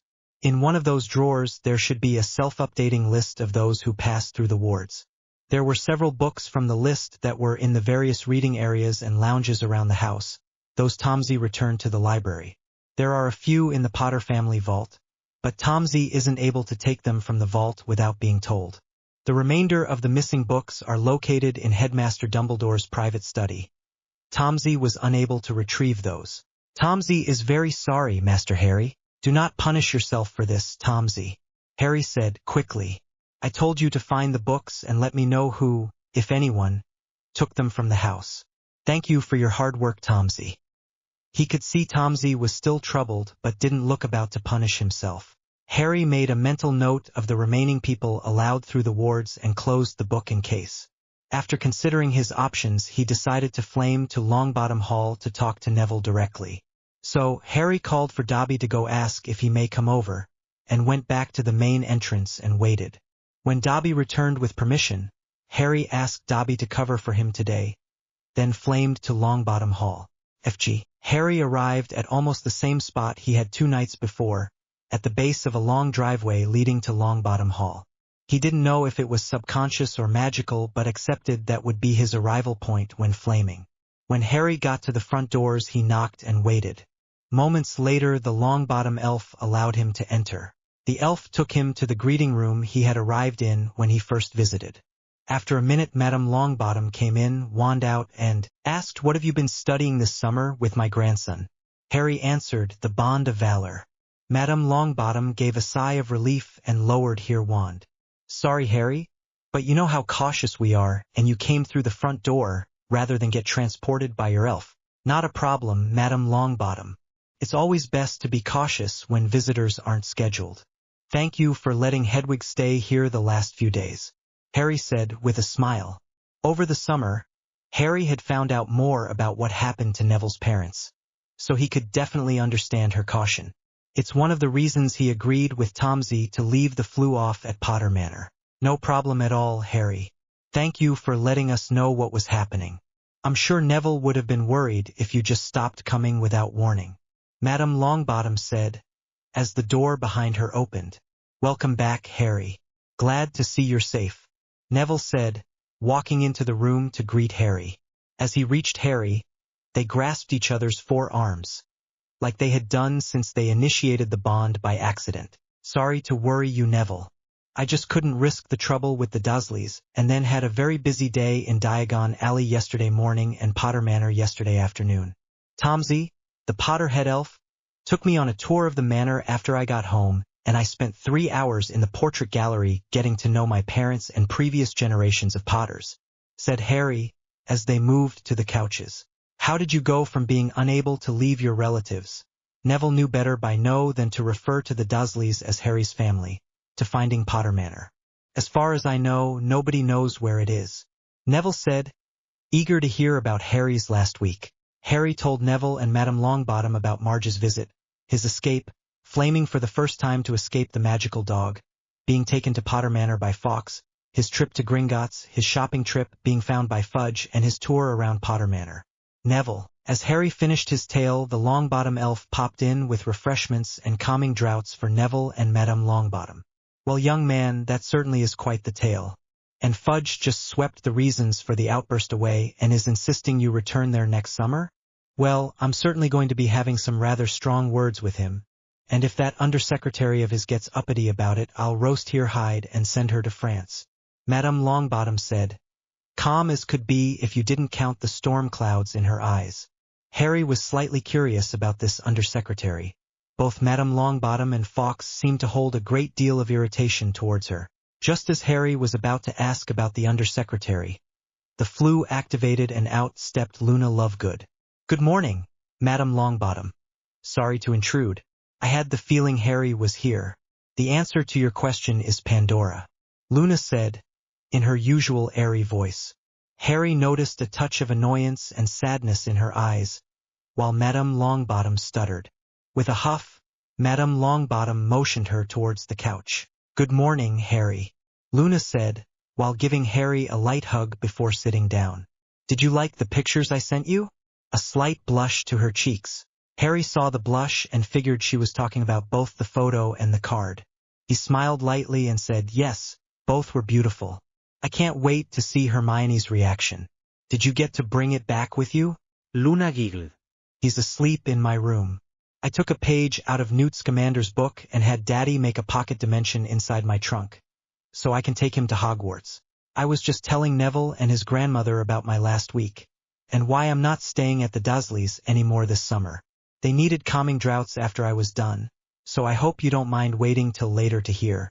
Suffice to say, things went south rather quickly after my uncle's sister arrived for a stay the afternoon of my birthday. She was rather rude. Things got a bit heated, and I had to leave. I was attacked by a magical dog after I left. Used a new gift to get away. Fawkes showed up and took me to Potter Manor." Luna didn't need Harry to retell his birthday weekend. She had seen most of it. What she saw had her demand they end their trip early, after scaring off every magical creature in a mile radius of their campsite. The only reason she didn't go straight to Surrey was because she had seen the results. That didn't mean she didn't have plans to get back at the Dursleys for them allowing Marge to assault Harry like that. And she had separate, more interesting, plans for Marge the Barge. Ripper had already been punished for daring to bite Harry. All this passed through her mind for the briefest of moments before she pushed it to the back of her mind. This promised to be a fun day. She didn't want to ruin it with more dark thoughts than needed. This morning I added all of you to the ward book, so if you'd like to visit or need a quick escape, call for Dobby, Tomsy, or one of the other Potter elves you get to know, and they'll take you to the greeting room at Potter Manor. My grandfather locked the flue before he died and told Tomsy not to open it until the greeting room could be better secured, which didn't happen before they died. Madame Longbottom, I suppose you could also apparate there after you've been taken, though I would rather you call for an elf. I still don't know everything about the manor and its defenses. Neville and Luna smiled broadly. Every old family took pride in their ancestral home, so each of their estates was rather grand, no matter how humble the family. Each lord of the house adds something to improve the estate, and the Potters were older than the Longbottoms. Madame Longbottom was surprised and grateful for the invitation, at least as surprised as she could be after taking a strong dose of calming draught. Thank you, Mr. Potter, for the invitation. I'm sure we would love to visit and we'll call for one of your elves when we do. Neville, if it's okay with Mr. Potter, would you like to go today? I still have some matters to take care of. I might visit Sunday. Madame Longbottom said. Not a problem, Madame Longbottom, that was one of the reasons I came over today, to invite you and Neville. I was going to visit Luna next, but she's already here, Harry said with a smile, turning slightly to look at Luna. She was smiling sweetly, her eyes shining with mirth. She didn't want Harry to visit yet. Her dad might let slip some of her creative ideas. I'd love to visit today, Luna and Neville said at the same time. They blinked, looked at each other, and laughed. Harry chuckled and called for Dobby and Tomsy. I would like you two to take Luna and Neville to Potter Manor in a moment. I'm going to share one more thing with Madame Longbottom today, and trust she keeps it to herself. With a nod from Madame Longbottom and her promise to keep what he was about to reveal secret, Harry continued. When Fawkes saved my life by giving me some of his tears, he did more than neutralize the venom and heal my body down in the Chamber of Secrets. After I got back to my dorm and fell asleep, the magic of Fawkes' tears did more. They didn't just get absorbed by my blood, but by my magical core. When I awoke, I had grown slightly, could see clearly, and all but the 2 magical scars were gone. After that I could see magic and understand it better. That was how I could tell Neville's wand was fighting him. When I visited the headmaster the last week of school, I was nearly blinded by all the magic in his office and especially Fawkes. Fawkes noticed and realized what was happening. He reached out to me and taught me how to control my sight. Over the summer so far, he's visited my mind each night and has been training me. He gave me several gifts when he saved my life and has been teaching me how to control them. One of these gifts is the ability to flame travel like a phoenix. It's how I got to Potter Manor and how I got here this morning. Madame Longbottom looked skeptical, but Harry could understand. He had just told her he had been hearing a phoenix's voice for more than a month. She appeared to be thinking over what he'd said, considering if it was even possible. She looked over to Neville, who looked shocked but seemed to believe what Harry said. That meant Harry believed what he had said. The bond of valor prevented those that share it from lying to each other. She looked to Luna, who nodded her head and smiled. Augusta Longbottom had seen and heard a lot in her long life, but this was certainly up there with the hard to believe. Although, it did explain the triggering of the proximity and magical travel relocation wards the night before last. She looked at Harry, with a raised eyebrow, and asked, "Why are you telling me this?" Harry breathed a sigh of relief he didn't notice he was holding. "Because, Madame Longbottom, I trust you, Neville, and Luna. I don't want to hide my secrets from everyone, and I don't want to put Neville in a position where he has to keep my secrets from you. I know I need to trust some adults in my life.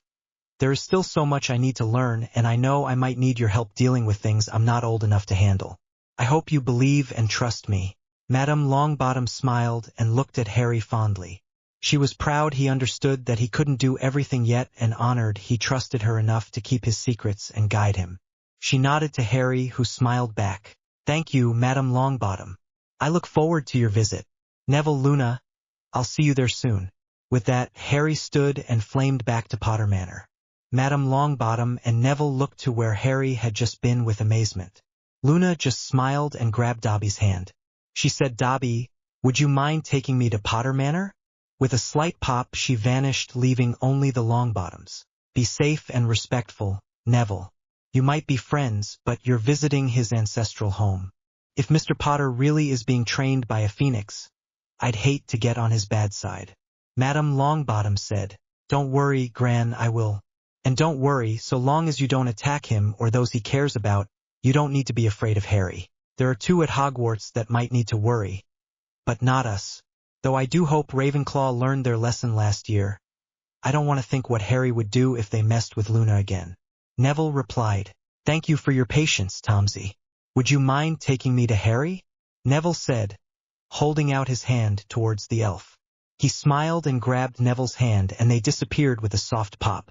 Augusta looked thoughtful for a moment, then nodded and returned to her office. As she walked, she made a silent prayer to magic for the safety of Ravenclaw House, and that she never betrayed Harry's trust. If she hadn't just promised him to keep his secrets, she would have called Flitwick to let him know what he might have to deal with.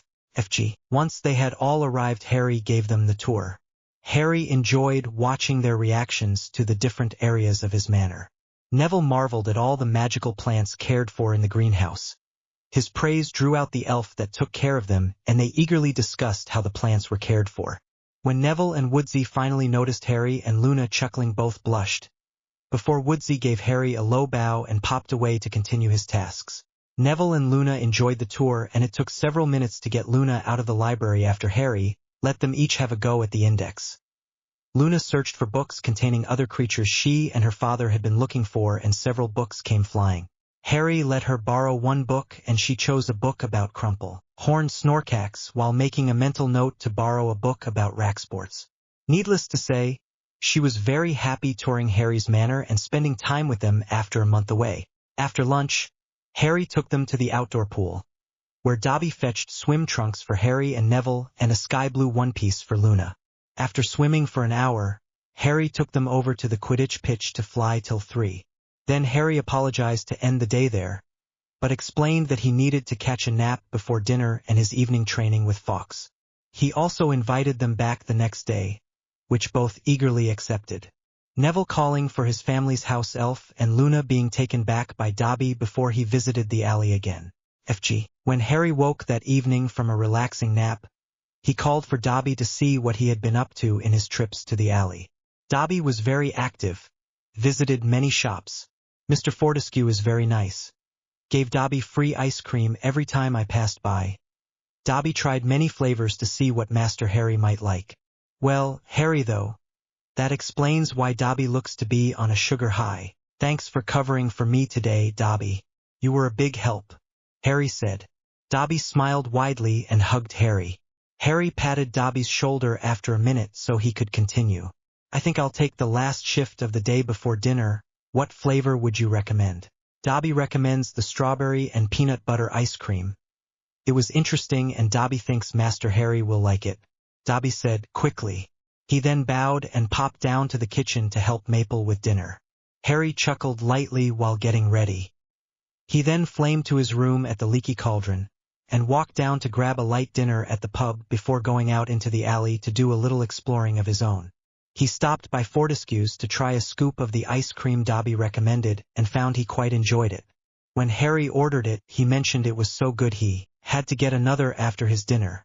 Fortescue sold out of that flavor before he closed for the day.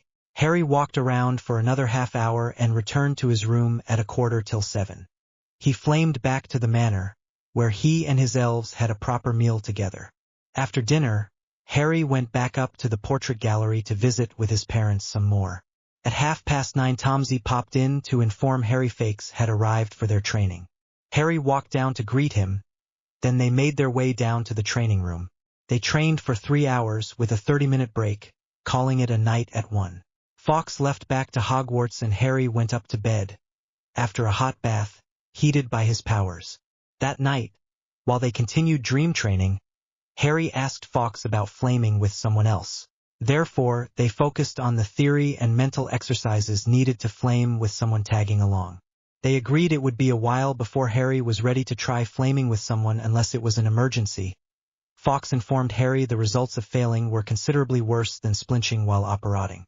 FG. The next morning Harry woke up at 7, had a nice breakfast with his elves, then flamed to his room at the Leaky Cauldron. After a light meal at the pub, Harry walked out into the alley for an hour's stroll. When Harry returned to the manor at 8:30, he found Neville and Luna waiting for him in the library. They asked where he'd been, so he told them about his meeting with Fudge and the aftermath. "So, I have meals here," flamed to the Leaky Cauldron for a light meal and an hour of walking around the alley, then returned to my room at the Leaky to flame back here. Yesterday I had Dobby disguise himself as me, while I showed you all around. I can't do that all the time, as I believe the Ministry might be watching to make sure I actually stay in the alley. Harry explained. Neville looked dumbfounded. Luna was giggling. Harry was right, of course. He had been followed as he walked this morning by some rather shoddy orurs, namely Dawlish and some trainees. One particularly clumsy trainee managed to knock over the barrel of Eye of Newts, causing a massive mess and a chewing out from Dawlish. She was the one stuck watching Harry's room till the next shift. Since they were all already in the library, they each grabbed a book that interested them and sat together in the central reading area. Neville chose a book on advanced herbology, Luna chose the book about rack sports, and Harry retrieved the invisible book of invisibility. Harry was interested in the magic that made it work and knew his father's cloak wasn't without drawbacks. You were only invisible under it, it could be summoned off you, you could still be heard, and you could still be smelled. He also still suspected cats could see through it, due to Mrs. Norris still seeming to see him back in his first year. There were many useful spells listed in the table of context. Spells to mask sound, spells to erase sense, spells to turn yourself and others invisible, and spells to make objects invisible to all but the caster. They read in the library for several hours, occasionally repeating what was in the books they were reading, till it was time for lunch. Harry invited them to stay for lunch, which they graciously accepted, and sat down to eat with his friends and house elves. As lunch was finishing up, Harry thanked Maple and Dobby for another fine meal, and got ready to make his second appearance at the Leaky Cauldron. Luna and Neville asked if they could come with him. Harry thought about it for a moment. He couldn't take them with flame travel yet, he didn't want to connect his fireplace to the Flu network yet, and if someone was watching his room it would look rather odd for two new people to walk out when only one walked in, so popping them in with house elves was out. Then it came to him, he could have them return home with help from elves and then flew to the Leaky Cauldron. Harry shared his idea with them and they both grinned. "Now, do we meet there by surprise or intent?" Harry asked. "I have an idea," said Luna. "You can go down to lunch and wait at a table by the fireplace. We'll wait a few minutes and then flew to the Leaky Cauldron. When we get there, you'll see us and invite us to sit with you. We'll each have some tea while you eat your snack, and then we can walk around the alley together and return to your room when it's time to come back. Then we can be brought back to the room when you're about to take your afternoon nap. It might be a good idea for you to come back to the room for a moment, just in case there is someone watching your room and they try to peek or sneak inside." Everyone at the table grinned. Harry was so happy he gave Luna a sideways hug, causing her to blush lightly, nowhere near Weasley red, and causing Neville to smirk knowingly. FG. Harry flamed to his room at the Leaky Cauldron, and as soon as he opened his door, he noticed the magical outline of a person. Needless to say, he was not surprised but not exactly pleased. He kept his thoughts and emotions in check though as he passed them and made his way downstairs. At least now he knew someone for sure was watching his room. As he walked down the stairs, he quietly called for Dobby, who appeared with a quiet pop. "Dobby, there is someone outside my room here. Would mind making things a little colder in that hot hallway for them?" Harry said with a mischievous smile. Dobby smirked and snapped his fingers. In the hall behind them there was a sudden cold snap, lowering the temperature of the hall by a nippy 30 degrees.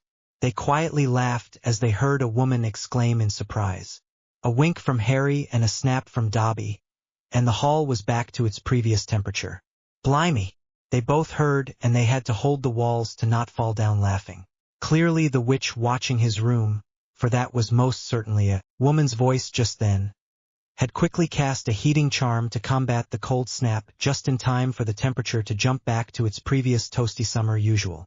With a smile, Dobby popped back to Potter Manor while Harry continued down the stairs, grinning. After a full lunch already, and knowing his friends would be joining him in a few minutes, Harry requested a Bakewell tart and tea.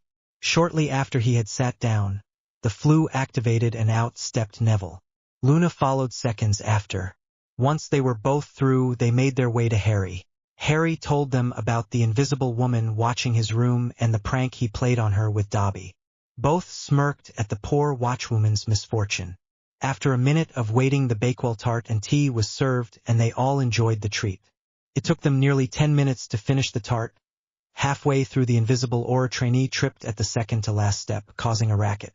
Once they were done, Harry, Luna, and Neville went out the back and into Diagon Alley. They started off their visit with a trip to the apothecary. They browsed its wares for several minutes before purchasing what they were low on for their next year's stock, and Neville got some seeds for his greenhouse. After they left the apothecary, Luna led them down the alley away before turning into a side alley. Harry and Neville hurried to catch up, and almost ran into Luna standing in front of a building shaped like a pair of rainbow glasses. The sign above the glasses said The Quibbler. Luna beamed at her friends and walked in, Harry and Neville following a few moments later. As they entered, they saw a large amount of paintings featuring magical animals they had only heard described to them by Luna. Moon frogs on a pond bathed in a full moon's light, blibbering humdingers, heliopaths galloping out of volcanoes, clouds of black rackperts floating about someone, umgabular shashkilter, nargles zipping about mistletoe, aquavirius maggots, gulping plimpies swimming in what looked to be the Black Lake at Hogwarts, and crumple-horned snorkax with a wall-sized copy of Luna holding one next to the painting. Luna was standing at the reception desk talking to a young witch, barely out of Hogwarts, wearing spectrospecs. "Is my father in April? My friends and I were in Diagon Alley and I wanted to introduce them," Luna asked. "Sorry, Ms. Lovegood, but your father received a flu call about a blibbering humdinger sighting and rushed out to investigate. He said he'd be back in a few hours. Would you like me to let him know you were here?" April replied. "Yes, please, April. There is always another opportunity. Enjoy the latest edition," Luna said with a smile. She wasn't that surprised her father wasn't in. He was always busy with the many responsibilities of running a newspaper. After leaving the Quibbler, they walked the stalls to kill time. After they walked the length of the alley, they stopped in at Flourish and Blots to look for some new books. Neville browsed the herbology section and chose several books on advanced care for magical plants. Luna looked through books about magical painting. Harry looked for elemental magic and books on phoenixes. Nearly 30 minutes later, and nearly 100 galleons lighter, they left the bookshop. Harry decided to grab some ice cream before they headed back to Potter Manor. So lead the group to Fortescue's to try some more new flavors. Florian Fortescue was pleased to see Harry stopping by again, this time with friends, and once again gave Harry free samples. 3 bowls of ice cream and 3 happy preteens later, Harry and his friends headed back to the Leaky Cauldron so they could continue fooling the Ministry. They went up to Harry's room and called for Dobby and Tomsy, who would take Luna and Neville while Harry flamed back to Potter Manor. Out in the hall, the trainee was back in position to wait for the 3 kids to come back out. Surely they couldn't stay in there all afternoon, right? FG. Once they were back at the manor, Harry convinced Luna and Neville to try out the exercise room. Neville looked a bit unsure, but agreed when Luna pointed out they had just enjoyed a Bakewell tart and ice cream. They used the indoor exercise equipment for 2 hours, then went out to the greenhouses for an hour to relax. Harry accompanied them back to the Leaky Cauldron. When he opened the door to his room, he heard snoring coming from the hallway. He focused on his true sight and found the trainee orur that had been tailing them asleep under an invisibility cloak. Harry shut the door quietly and told the others what he found. After a short planning session with some help from Tomsy, they decided what to do. Harry went back to the door and opened it. "Thanks for coming by, guys. How about we meet up again tomorrow?" Harry said loudly. "Sure, Harry, will stop by tomorrow. About the same time." Neville agreed loudly. "Thanks for a fun day, Harry." I can't wait till tomorrow. Luna agreed, giggling loudly. I'm gonna take a nap. See you tomorrow, Harry said, closing the door. Harry slid down the door silently laughing. The orur looked totally lost and miserable, holding her head from waking up to such loud noise. With Luna and Neville on their way home, Harry flamed back to Potter Manor to actually take his afternoon nap. After a 3-hour nap, a house elf woke him for dinner. Harry and his elves enjoyed a lovely meal before his third trip to Diagon Alley for the day. To keep up illusions, he got a bowl of stew and bread with butterbeer to drink. In the corner of the pub, he could see what looked like the watcher he messed with being chewed out by her commanding officer. As the privacy spell they had put up came down, Harry heard the end of their conversation. I'm warning you, Nymphadora, if I find out you've fallen asleep at the watch again, you're out. I don't care what Moody says, you're still a trainee and on probation, Dawlish exclaimed, smirking at the trainee. She was a metamorphmagus, and despite keeping her mouth shut, her hair had turned a deep red. Then he noticed Harry looking their way and grimaced. Carry on, Tonks, he said, before briskly walking towards the flue. As Harry ate, he watched a trainee, Miss Tonks, picking at her food while carefully sneaking glances at Harry. He felt a little bad for her. It must have been rather boring watching a door all afternoon. He couldn't fault her for falling asleep. Once Harry finished his food, he brought his bowl up to the counter, said something quietly to Tom, then walked out the back with his butterbeer. A minute after he left, and as Tonks was about to get up to follow, Tom came over with a butterbeer and said it was already paid for. She thanked Tom, then took the bottle it was in and moved to follow Harry out the back. Harry wandered the shops still open. He spent a few minutes watching as the workers at the magical menagerie fed the animals in their care. Harry then spent the last 10 minutes of his hour in the alley enjoying another new flavor from Fortescue's. Harry thanked Mr. Fortescue and returned to his room at the Leaky Cauldron. He said goodnight to Tom as he headed up the stairs, knowing the trainee was still following him. Once he was in his room, he flamed away back to Potter Manor. Tonks made a note for her report of Harry's activities and settled in to wait out her shift. While she had been following Harry, she picked up some reading material in Flourish and Blots. After Harry returned home, he went up to the portrait gallery to spend more time with his parents' portraits until Fawkes came for their nightly training. While he was there, he noticed that his great-grandfather was out again. He tried to ask Fleamont about him, but for some reason all the portraits were unwilling to discuss him. Just before 10, Tomsey came up to get Harry for his training with Fawkes. He said goodnight to the portraits and walked down to the entry hall. On the way down, he tried asking what Tomsey knew about Henry Potter. Very sorry, Master Harry, but Tomsey cannot say. Every time I try to focus on him, I'm forced to think about something else. Tomsey said sadly. It's okay, Tomsey. If you can't remember, I understand. Harry reassured Tomsey it was okay, but he couldn't help thinking it was a bit odd. Once they arrived in the entry hall, Harry found Fawkes snacking on some shredded fish, much like Tomsey brought him the night they arrived here. Good evening, Fawkes. Touch hungry? Harry said with a smirk. Good evening, hatchling. I hope you had a pleasant day, Fawkes replied while eating his fish. He saw the amused gleam in Harry's eye and wasn't about to take the bait. Not bad. My friends came to visit and followed me to Diagon Alley. Messed with a trainee orur that was assigned to tail me. Felt a little bad for her, so I paid for a bottle of butterbeer for her and spent a bit of time in Flourish and Blots so she could find something to read while she watches my empty room, Harry said with a smile. He was still amused to be proven right about someone wasting their day watching his empty room. Well, that was nice of you. So, ready for this evening's training? I figure we'll work an hour on each on your previous lessons, then move on to something new tonight, Fawkes said, as he finished his fish. With that, they set off towards the basement for Harry's evening practical training. For the first hour they worked on summoning and controlling fire. Harry could now manipulate the flames quickly, and by the end of the first hour, he had a small ball of white fire zooming around the edge of the room while he kept his eyes on Fawkes. After the first hour ended, Harry retracted his fire and they started on pinpoint flaming. If Harry wanted to flame anyone with him, Fawkes wanted Harry to master flaming with accuracy, ease and precision. By the end of the hour, they were playing a game of tag by flaming behind each other. Now, Harry, what I'm about to teach you is a version of occlumency. This skill has many uses. Key among them are emotional control, memory improvement, and protecting your mind from being invaded by legilimency. There are two kinds of legilimency. Passive legilimency allows you to view your target's surface thoughts by making direct eye contact. Frontal legilimency is used by pointing your wand at your target and casting legilimency, allowing you to see all of your target's memories and for those skilled in the talent modify memories. Fawkes said, as they moved into their third hour of training. We will need to practice this in the real world.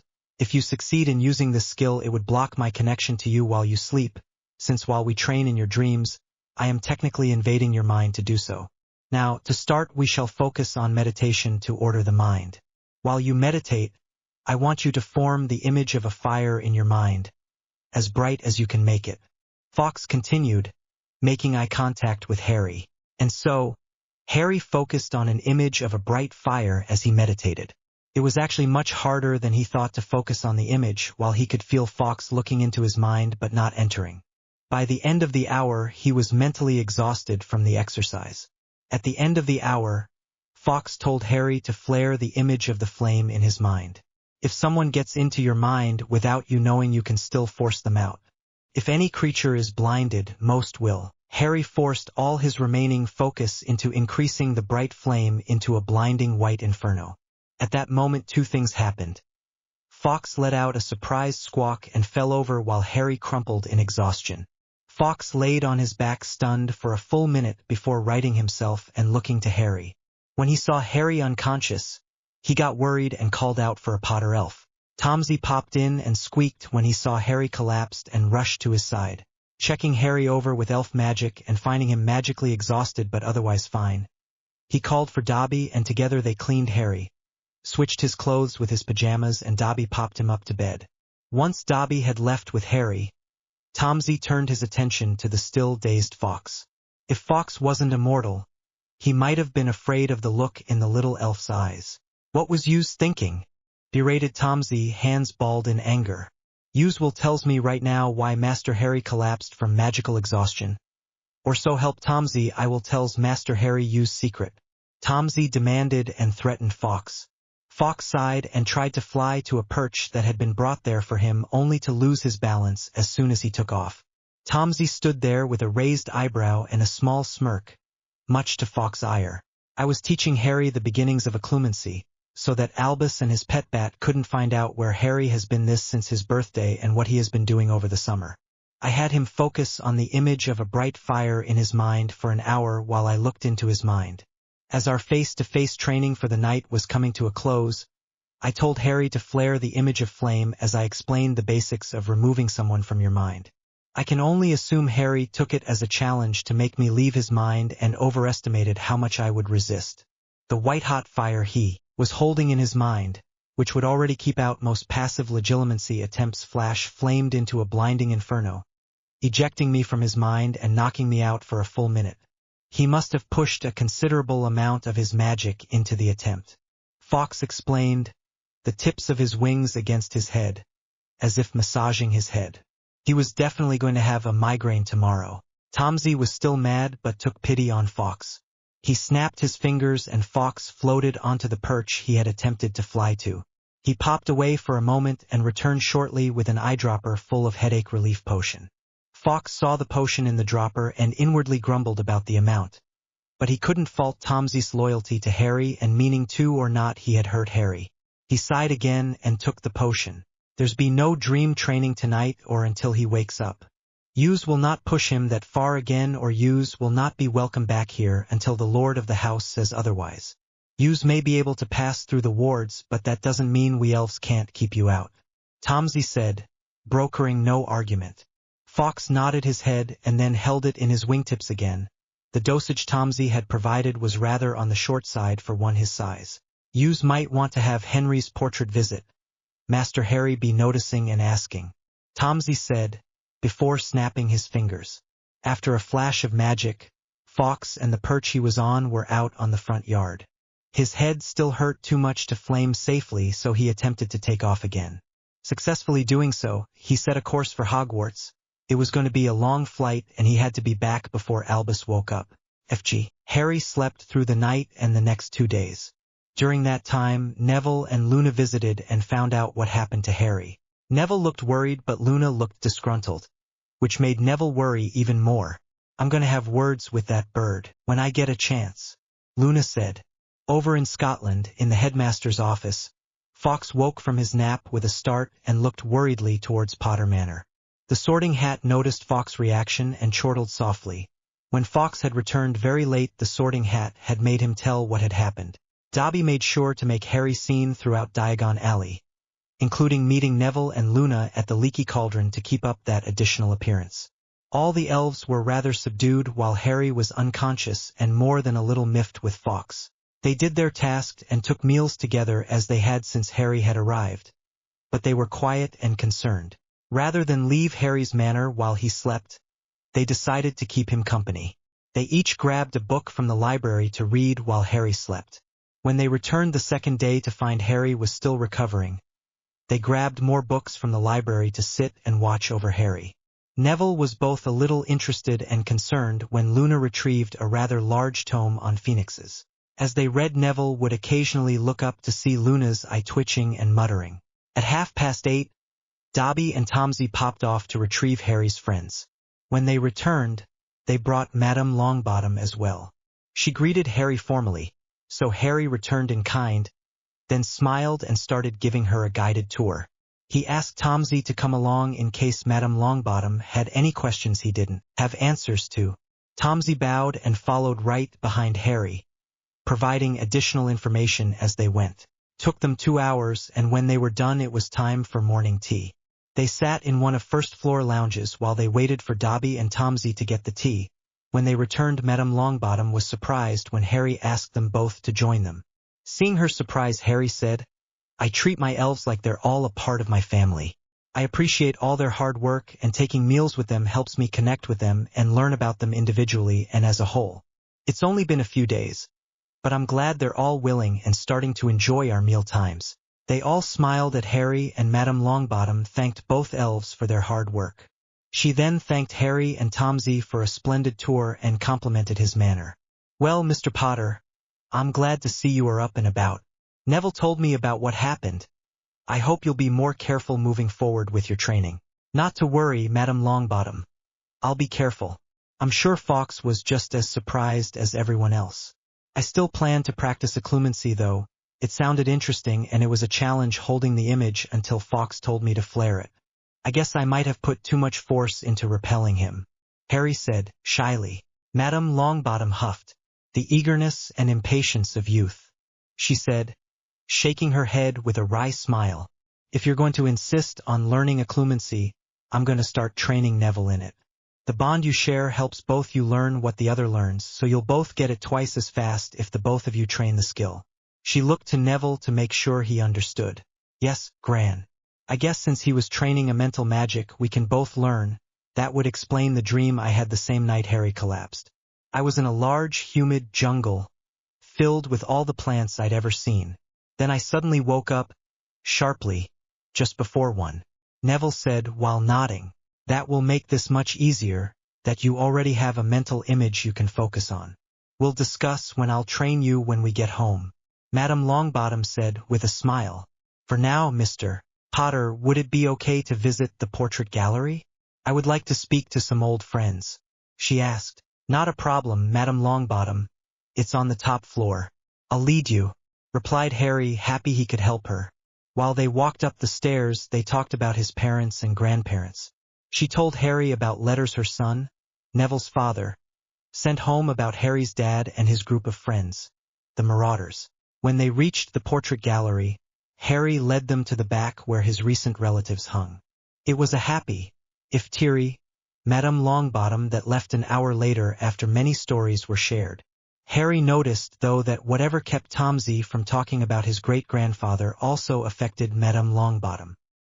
He noticed her eyes slide over the empty portrait several times, as if she couldn't see it.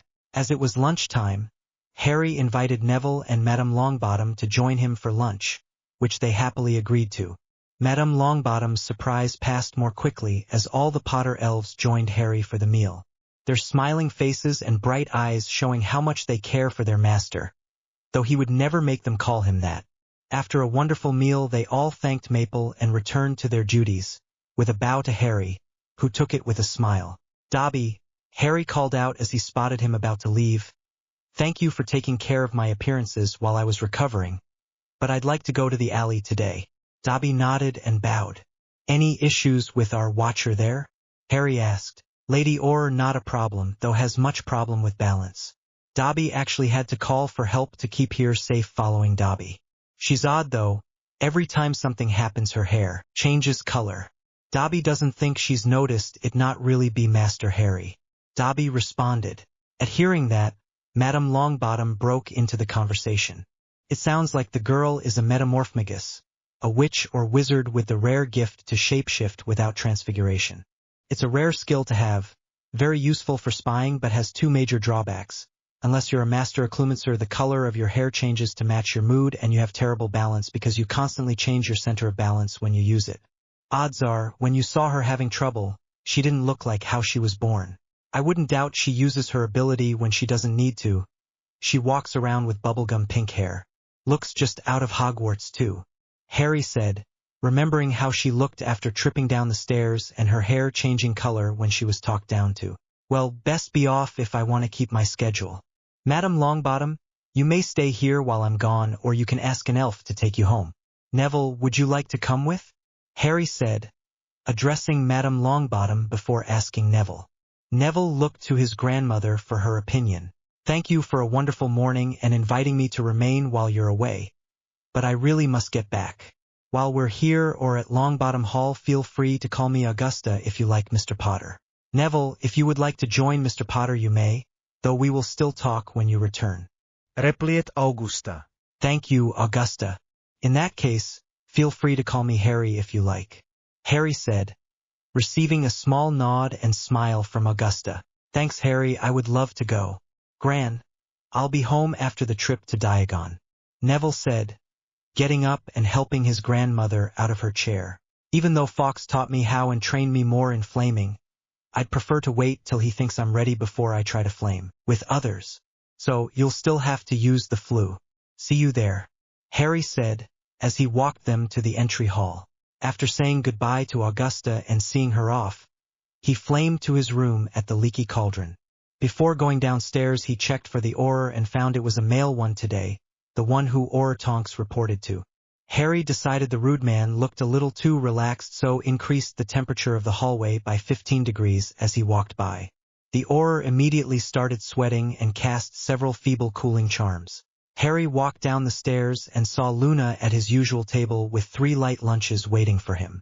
As Harry reached the table, Luna stood up and pulled Harry into a soft hug, saying softly, "I'm glad you're better, Harry." As they both sat down, the flue activated and Neville arrived, immediately spotting them and moving to join.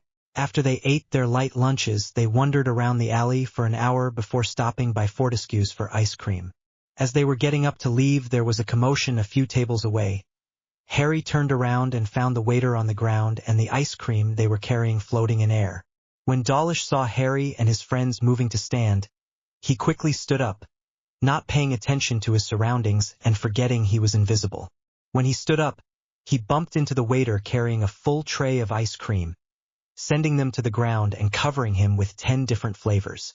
With Dawlish's concentration broken, the disillusionment spell broke and he stood there, covered in ice cream and red as a cherry. He was about to tell the waiter off when Fortescue briskly walked out the front door, a look colder than his ice cream on his face. "What is the meaning of this, or why was my employee knocked to the ground?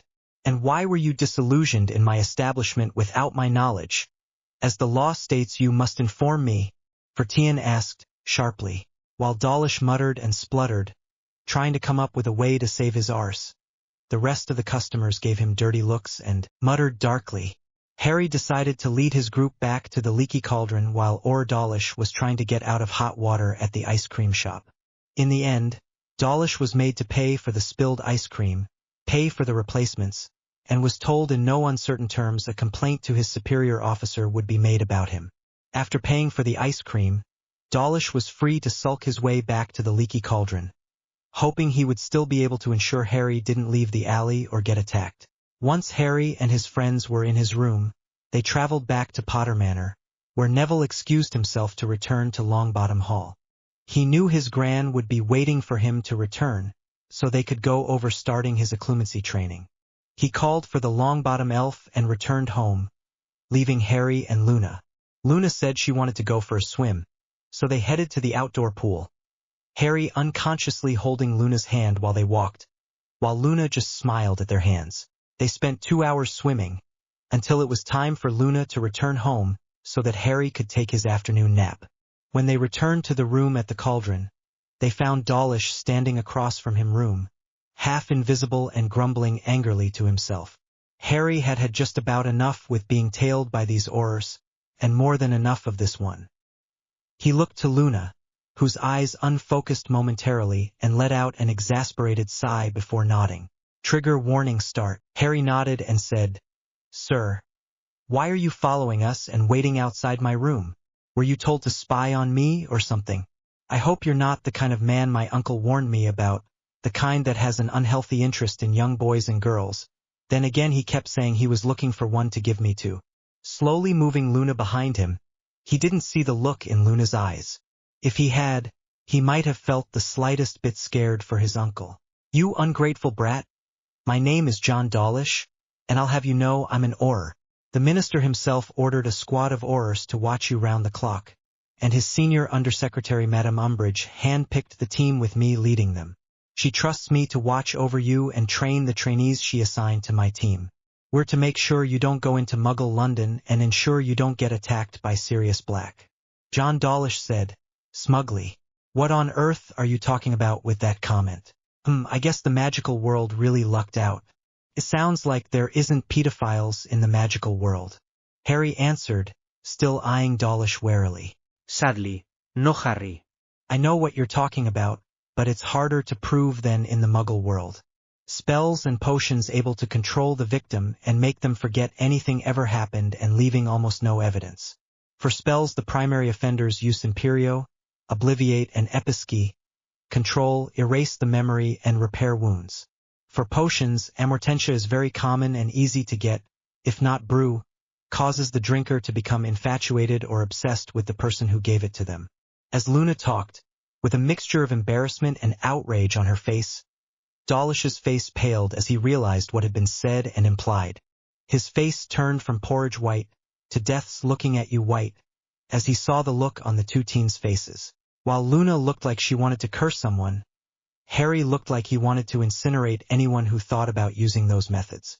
Dawlish, who barely passed his qualifications as an orur, could actually see Harry's magic stretch out and envelope Luna, as the temperature around them rose to uncomfortable degrees. Realizing she might have said too much, Luna put her arms around Harry and pulled him to her. "It's all right, Harry. I'm safe and no one will get you with them. I'll make sure of that." It took several minutes, but eventually the temperature dropped back to normal, and Harry was hugging Luna tightly. Dawlish, who had enough survival instincts to stay silent, had slid down the wall he had been leaning against, drenched with sweat and a rather obvious dry stain on his pants. When he saw it was safe to speak again, he stammered, I swear I have never, nor would I ever do anything like that. The very thought sickens me, and that you know more about that than I do scares the hell out of me. I must ask, as an orur, how you know so much about this." Luna gave the man a stern look and said, "I have the gift and curse of being a seer, Mr. Dawlish. That means I see glimpses of what can and what will happen. I know about this subject because, much as I would avoid it, Loony is not the worst I'll be called before all is said and done.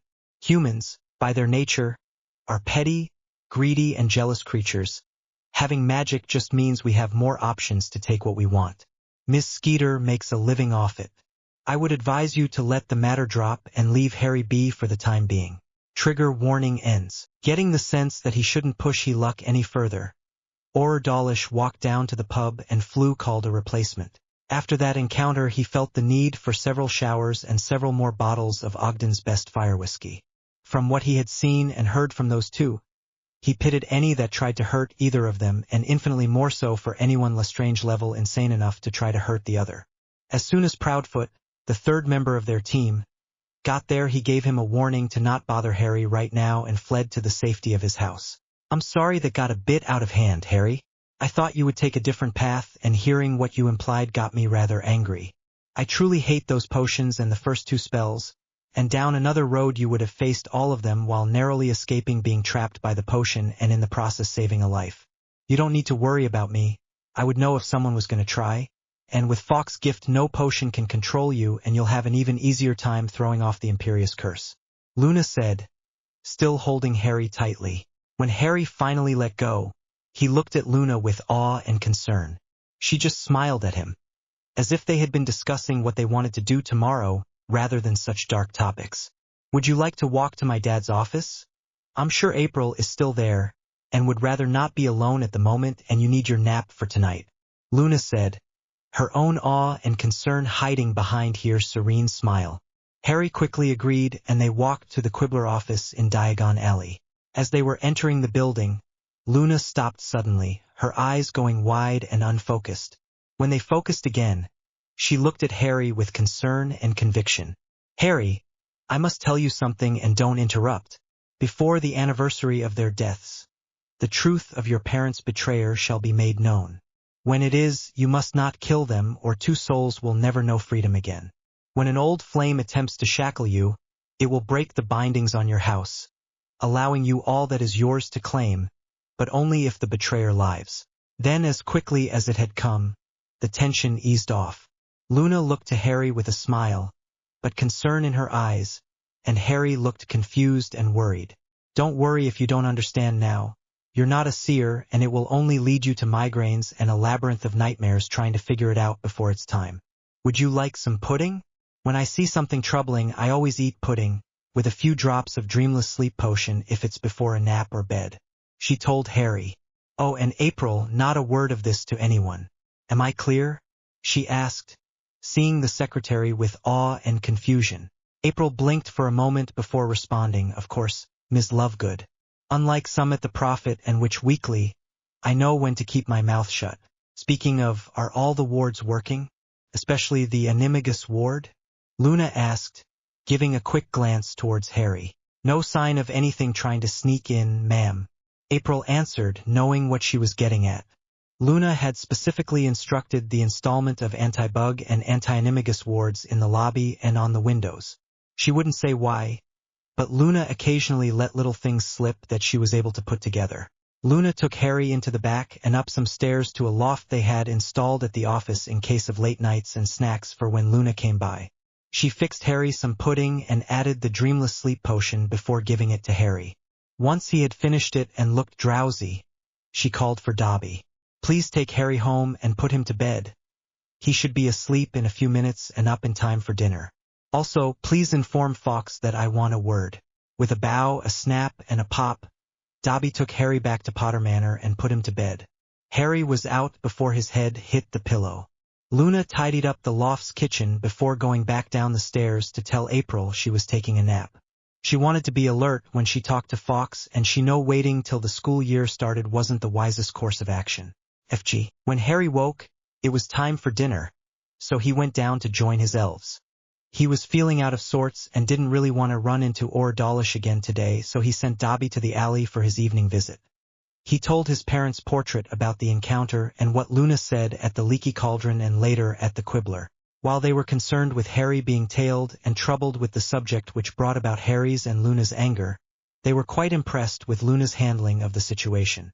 When Harry got to Luna's prediction about their betrayal, James cursed so vehemently his mother walked over to his portrait and joined Lily in slapping him upside the head. Lily was rather angry about the subject as well, but they were in front of their son. After taking a few moments to calm down, James and Lily told Harry what really happened leading up to their murder. The fact they made Peter Pettigrew the secret keeper instead of Sirius Black was as great a shock to Harry as Sirius being blamed for their deaths and thrown in Azkaban was to his parents. How could everyone believe Sirius betrayed us? Albus Dumbledore was the one to cast the Fidelius charm. There is no way he wouldn't say anything. James said heatedly.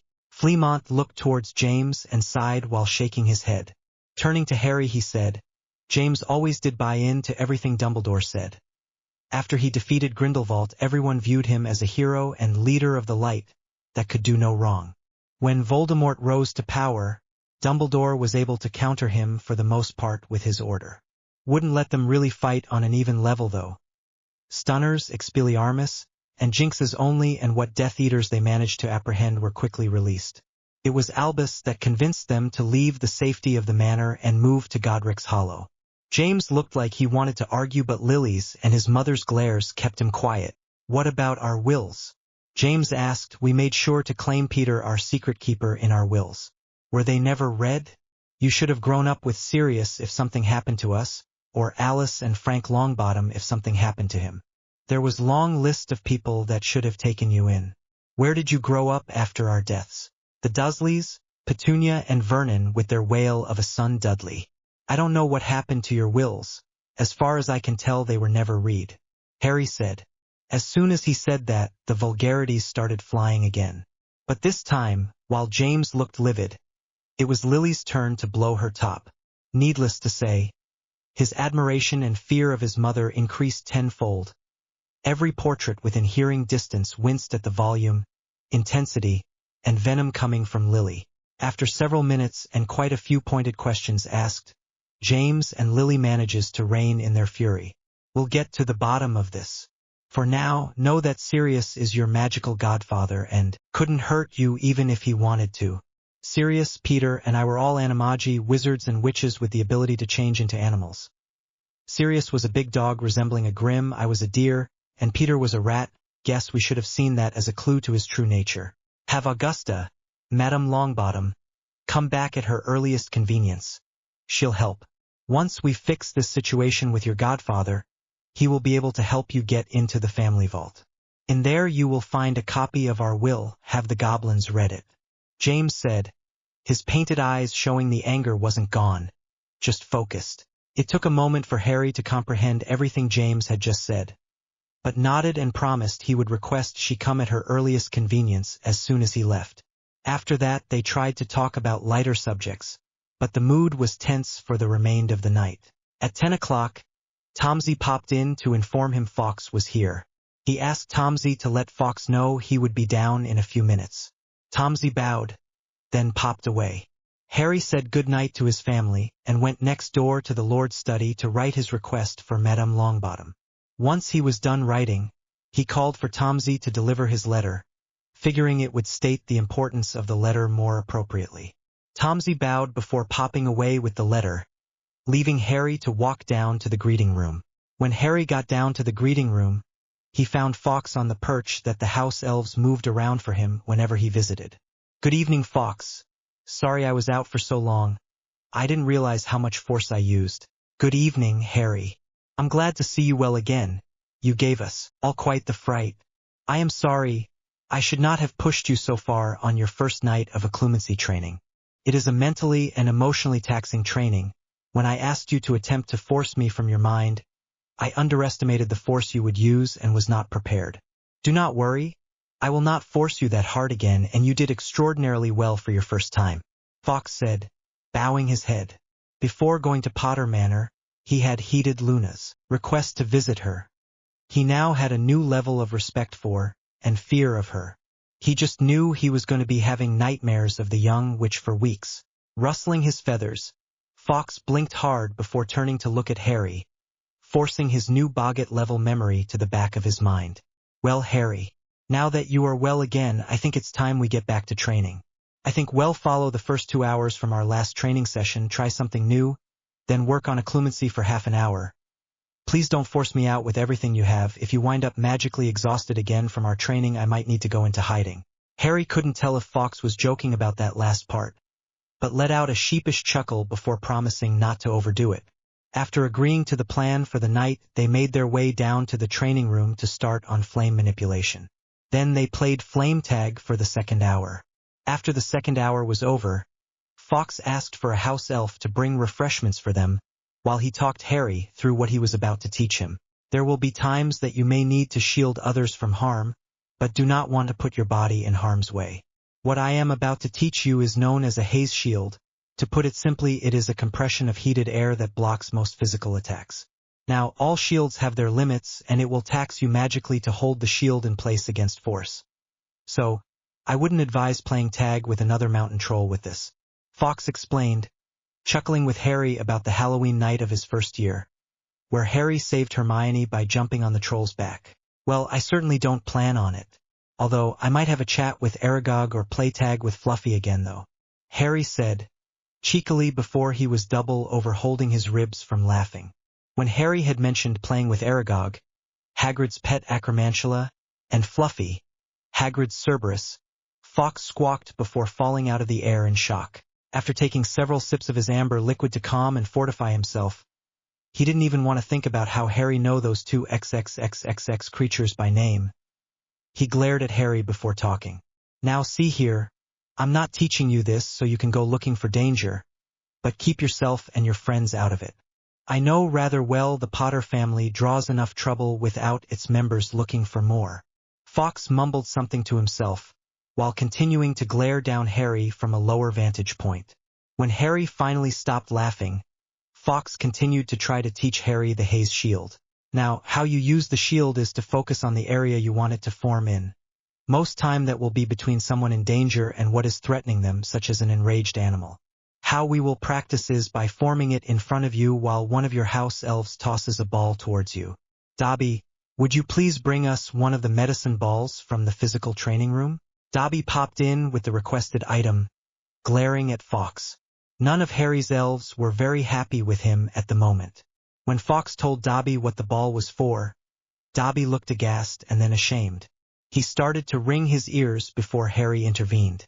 Dobby, you know my rule about not punishing yourself goes for all my elves, especially you.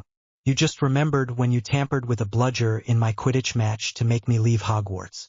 Don't worry, though heavy, I don't think a medicine ball will weigh as much or move as fast as a bludger. Unless it's made to.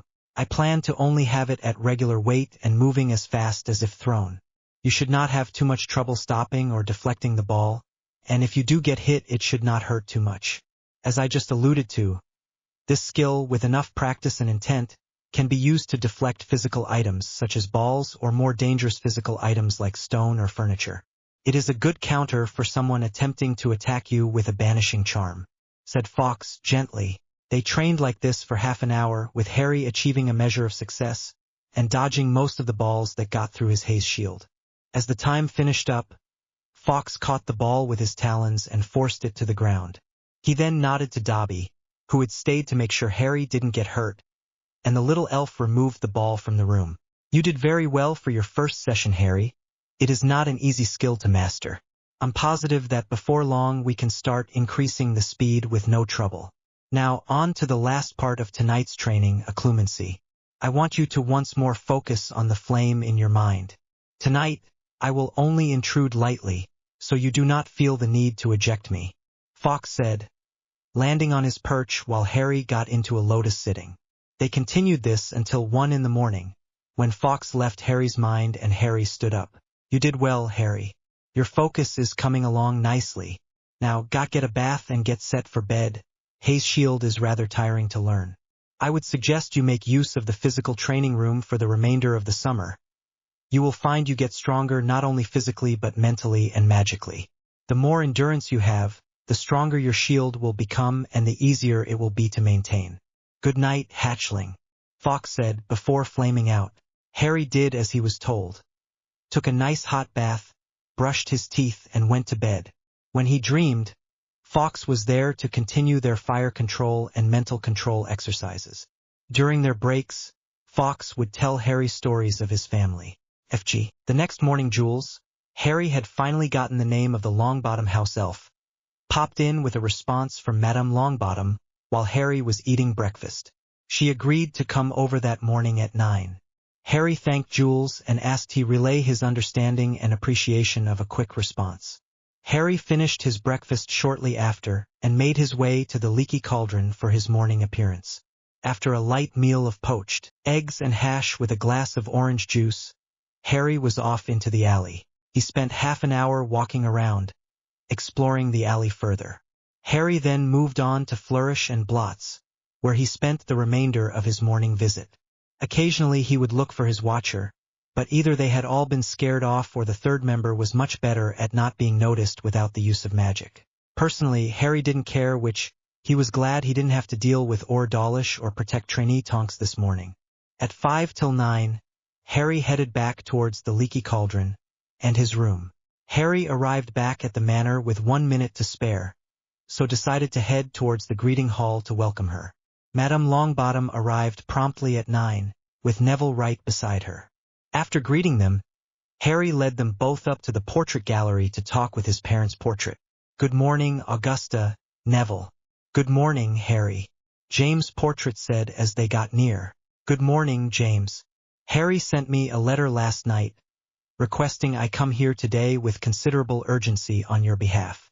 He even went so far as to use his head elf, rather than his owl or personal elf. What, pray tell, has caused such urgency since I was here yesterday morning?" Madame Longbottom said, respectfully but with a hint of irritation. She was not accustomed to urgent requests of her time. "Thank you for responding so soon, Augusta. From when you visited last, I understand you're usually very busy." Harry's visit last night revealed some rather troublesome revelations that Lily and I aren't able to ignore. Neither can we act upon them.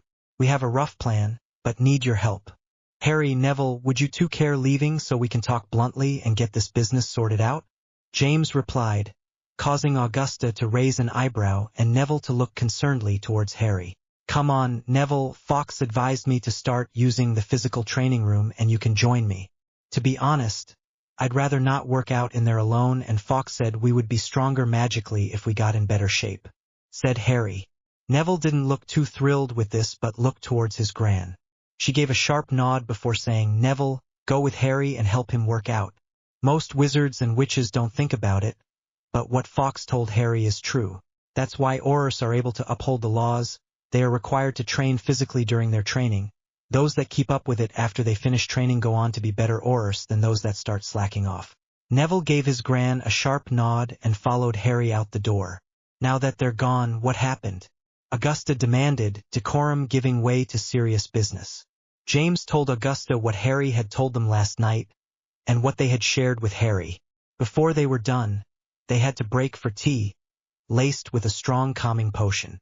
By the time they were done it was just short of lunch, and the look in Augusta's eyes would have rivaled the basilisk's gaze, despite having nearly half a liter of calming potion in her. Before Augusta left to join Harry and Neville for lunch, they had started to refine James and Lily's plans. Several of the portraits were reminded why it wasn't just their magical and physical prowess that people don't mess with the Longbottoms, and why even Lucius Malfoy didn't mess with her. She was cunning and ruthless enough to talk down the infamous Walburga Black. While Augusta and his parents were planning, Harry and Neville made use of the training room with the help of training exercises stuck to the walls of the room with permanent sticking charms, and an old elf that popped into the room as they entered. He introduced himself and Herky and was clearly quite muscular for being as old as he was. After finding their limits in each area of fitness, he patiently walked them through a training regimen to improve. By the time lunch rolled around they were hurting and tired but impressed by how much they managed. A quick, hot shower ladder and they met Augusta in the dining room for lunch. She was still outraged from what she had heard, but their planning had helped compress that anger into a molten rod to beat and scald those that she planned to punish. As lunch was served, Augusta nodded approvingly to Harry and Neville. She even allowed a small fond smile for the elves that joined them for lunch. When she wasn't focusing on Harry, Neville, the elves, or the food, she had a fierce, calculating smirk on her face. In a tall black house, shaped like a rook, just outside the town of Ottery St. Catchpole, Luna Lovegood laid in her bed with a faraway look in her eyes, smiling wickedly. The confrontation with Dawlish yesterday would set in motion events that would see those that hurt Harry and the one who put him there punished severely. If they hadn't hurt Harry so bad, and tried to hurt him even more, she might have felt sorry for the poor fools. FG. After lunch, Neville joined Harry on his visit to Diagon Alley, while Augusta went back up to the portrait gallery to continue planning with Harry's parents. As they came down the steps, the flue activated and Luna stepped out, smiling at them. The lunch visit passed quickly, with only occasional sightings of their tail. They enjoyed a treat at Florian Fortescue's before returning to Potter Manor. Once there, they returned to the library to study together for 2 hours. When Harry took Luna back to the Leaky Cauldron, he asked if she would like to join Neville and him for their morning exercises. She smiled and agreed before skipping to the door. When she got down the stairs, she found their tale for the afternoon and nodded to him. Walking up to Tom to get some flu powder, Luna subtly ordered a butterbeer for the orur. Once she was gone and through the flu, Tom walked over to the orur and handed him the butterbeer with a toothy smile. I think they approve of you.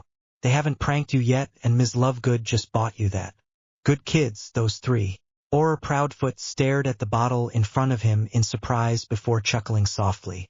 I wonder what Dawlish did to annoy them if this is their approval. Poor Tonks. She'd do a lot better if she wasn't such a klutz. He sat back in his booth, facing towards the stairs to watch for his charge coming down or any suspicious people walking up, cracked open his butterbeer and the book he had gotten that morning and waited. From the reports, Harry only came down 3 times a day unless he visited Gringotts, so he knew Harry wouldn't likely come back down for another 3.5 hours.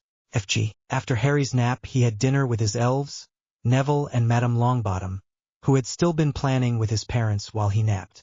After dinner, Harry walked them to the door before making his evening foray into Diagon Alley. Augusta assured Harry she would set his parents' plans into motion, a wicked smirk on her face, before she apparat herself and Neville back to Longbottom Hall. Harry was intrigued, but figured his parents and Madame Longbottom would let him know eventually. After deciding to wait and see, Harry flamed to his room in the Leaky Cauldron for his evening walk. Harry ordered a light dinner at the pub before exploring more of the alley. He was getting to know the shops rather well and most of the shopkeepers were friendly to him, despite not purchasing anything. He finished his evening stroll with a cone from Fortescue's before heading to his room. As he was passing Tom, Harry tossed the sickle to him and nodded, causing Tom to nod back. As Proudfoot walked in moments later, seeing Harry walk up the stairs and retaking his seat, Tom came over to him with another butterbeer and a slice of pie. Tom smirked before walking back behind his bar, leaving Proudfoot to ponder if all his shifts would be like this while watching Harry. After returning to the manor, Harry went up to the portrait gallery to see if his parents would share what they had been cooking up all day with Augusta. They resisted Harry's questions, but all the portraits nearby looked shocked, scared, amused, irritable or exasperated, some showing signs of more than one. James did say he would like the fireworks, but asked Harry to wait and see. Lily smiled knowingly as Harry pouted for a moment before moving on. Harry stayed with them until it was time for Fawkes' arrival, then bid them good night. Good evening, Harry. I hope you did as I suggested and made use of the physical training room, Fawkes said, cocking his head sideways as he finished. Not a problem, Fawkes. Neville joined me for training this morning and Luna will be joining me and Neville for morning exercise before studying in the library after lunch. It actually wasn't bad, though I was a bit sore after, Harry replied, which got a chuckle from Fawkes. That will happen for the first few days until you get used to it. But don't forget to have some fun still, you all are still young. Maybe save some time in the morning for a swim in the pool after working out, you'll probably enjoy it, Fawkes said. He chuckled again before leading Harry down into the training room to continue his training. The days started to flow together after that. Meals with his elves and anyone visiting, trips to Diagon Alley to keep his secret, working out for 2 hours before swimming in the pool for an hour, studying with his friends in the Potter Library, and learning the family history from the portraits of his ancestors. Harry was happy. He had 2 of his friends with him for most of the day. He had his freedom, and he was getting better with his training. By the last week of August, Harry could see a definite improvement with his control and his stamina while exercising and training to use the Haze Shield. On the 25th of August, Harry got a letter from Ron saying he was back, while he was eating dinner with his elves.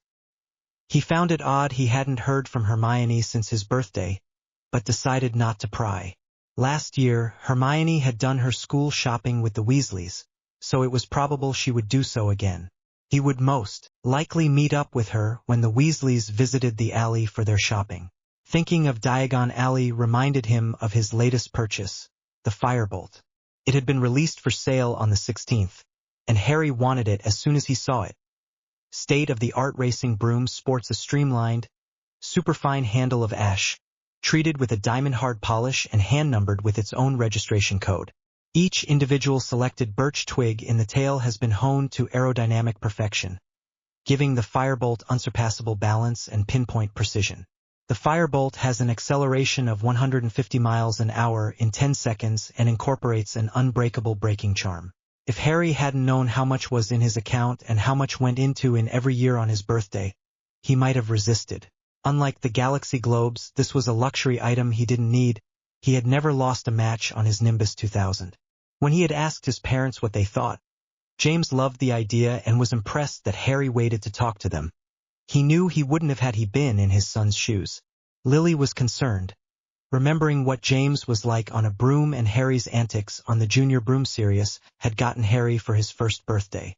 Fleamont decided to add his 2 nuts, saying, "If you're going to buy the broom, make sure you remind them of your investment both in their shop and in Bolt brooms." Knowing James' interest in Quidditch and race brooms, I gave them 5,000 galleons for 20% after they got off the ground.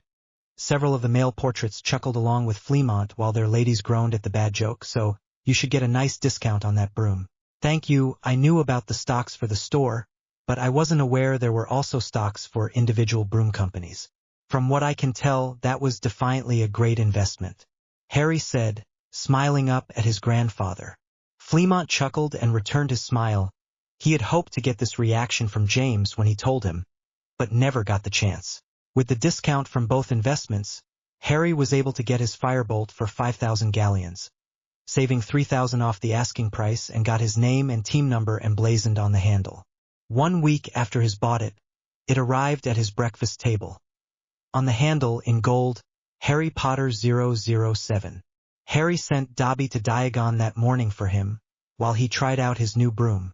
Worth every galleon. Bringing his mind back to the present, Harry read Ron's letter. Ron said his family would do their shopping for the new year on the 31st, stay the night at the Leaky Cauldron, and travel to King's Cross for their return to Hogwarts. He looked forward to seeing Harry, and his mother was excited about it as well. Ron finished off by telling him Percy was named head boy, and the twins couldn't stop pranking him.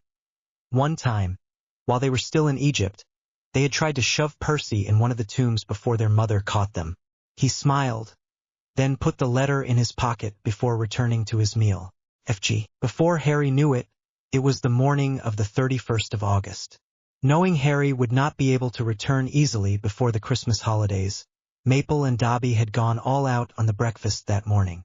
After breakfast, and a teary goodbye with most of his elves, Harry went up to the portrait gallery once more before returning to Diagon Alley for the last night of his summer. They all wished him a great school year and asked that he tried to stay safe. When Lily had said that, every Potter in hearing snorted, earning a laugh from Harry and an aghast response from Lily. It was Fleamont who said, "Potters don't go looking for trouble, trouble finds us. We can't help, we always rise to the occasion." Everyone who had snorted laughed. As Harry left the gallery, Dobby popped in beside him to inform him all his clothes, school supplies, and Harry's personal book collection were in his new multi-compartment trunk, waiting in his room at the Leaky Cauldron. With a nod, Harry walked down to the entrance hall where Tomsy waited to see him off. Harry wished him well till his return and flamed to the Leaky Cauldron. Once Harry was down in the pub, he was greeted by Luna and Neville. They planned to spend the entire day with all their friends. Of course, when were the Weasleys ever on time? After a light meal, they walked along the alley, while they waited for them to show up. They had visited every shop in the alley shy of entering Knockturn Alley. They could walk the alley blindfolded and still find their way. After 2 hours, the group stopped at Fortescue's for some ice cream. As they were finishing up, they all heard the unmistakable voice of Ron Weasley, his brothers, mother, and Hermione behind him. Oi, Harry, Neville, Luna. Ron called out, quickening his already lanky step. As he reached them, he wrapped all three in a group hug. Once the rest of the Weasley family, plus Hermione, joined them, Ron released his hug, only for his mother to crush them in one of her hugs. "So good to see you, dear." I heard your summer got a bit exciting, but I hope you've had a good summer. We looked all over for you.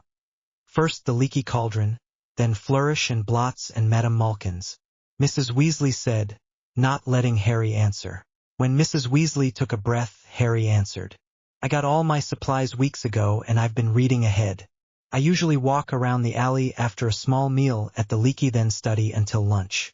I then take a walk along the alley before studying till dinner. Neville and Luna visited me, so we got all our summer work done and then some. Ron looked like he wanted to speak out about so much studying but held his tongue. He hadn't forgotten how protective Harry was of Luna and seemed to solidly support Neville now. He also took a moment to notice how all three looked slightly muscular. You three look a bit different than when I saw you at the end of school. What have you been up to? Ron asked, causing the rest of their group to look. 3 weeks of physical training with Herky had seen great improvements with all of them. They had lost baby fat and now showed the begin signs of muscles. I read in one of my books that better physical condition allows for stronger magic and better control. For the last 3 weeks, Neville, Luna, and I have been working out for 3 hours a day. Harry said, bending the truth slightly with Mrs. Weasley there and Harry's watcher. Tonks today, nearby. Ron looked at him like he was bonkers, but held his tongue. Everyone else looked confused. In the wizarding world, magic does anything you need, so why improve yourself physically? Hermione nodded approvingly. Well, come along, Mrs. Weasley said. Do you three already have your school supplies for tomorrow? After Harry, Neville, and Luna all said they had, she invited them to join them anyway. The three finished off their treats before joining their friends and Mrs. Weasley. They didn't have much shopping left to do. By the time they found Harry, they had already gotten fitted at Madame Malkin's and gotten their books from Flourish and Blots. They only needed to get potion supplies, and Ron reminded his mother they needed to visit the magical Menagerie to see if there was anything that they could do to help Scabbers, who was looking sick. Egypt didn't agree with him. He told Harry. When Ron brought up the magical pet shop, Hermione remembered she wanted to get an owl and said so. I've got a bit of birthday money left and Harry's is so useful. It would really help to stay in touch with my parents.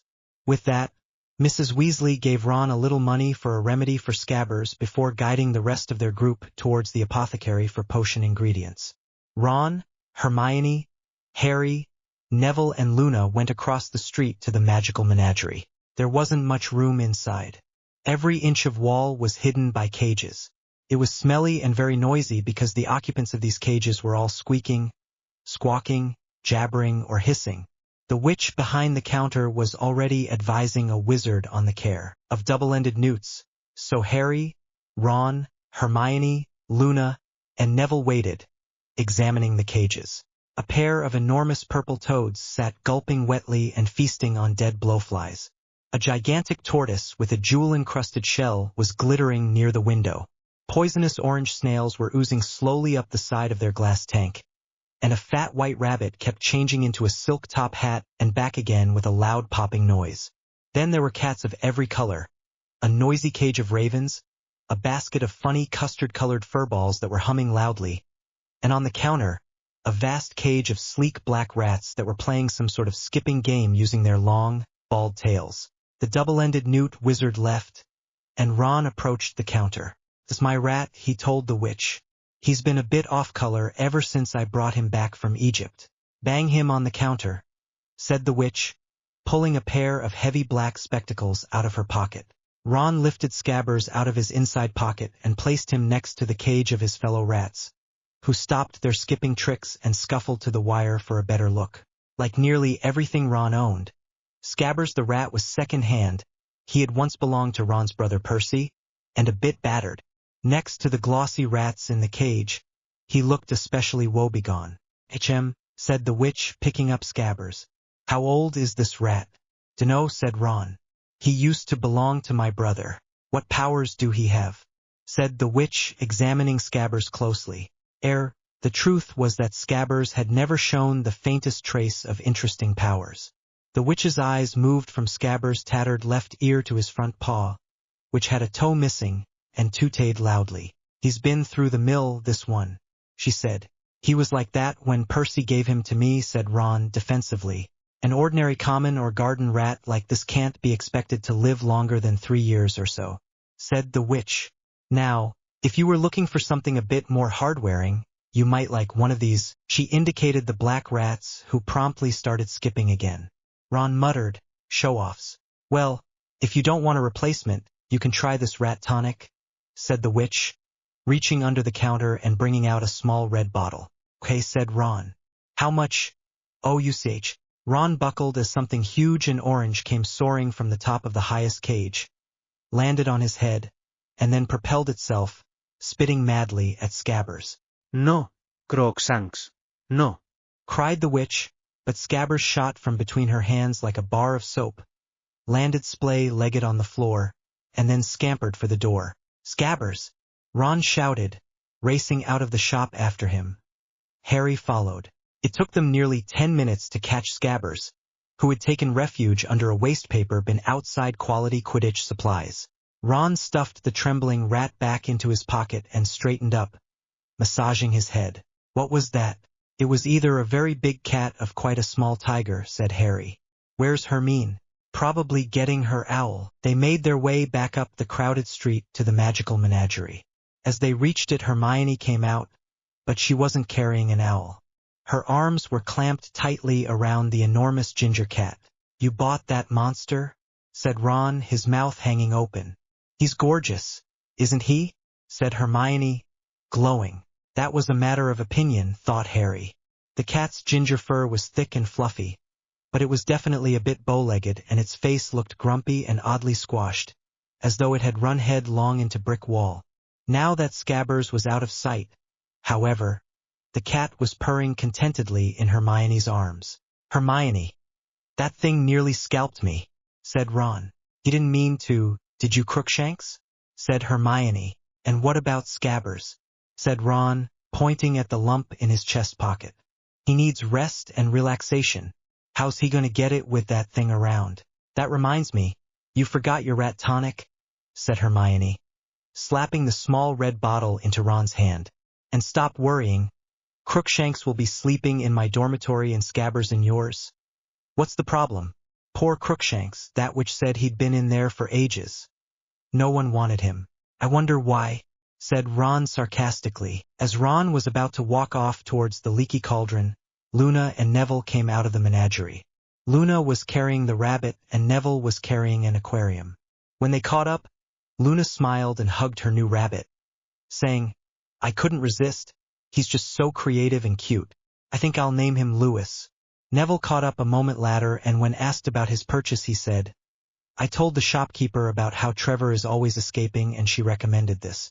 It's enchanted to be unescapable, humid, and dark. They set off to the Leaky Cauldron, Ron saying as they went that they were staying there to make it easier to get to 9 3/4 tomorrow.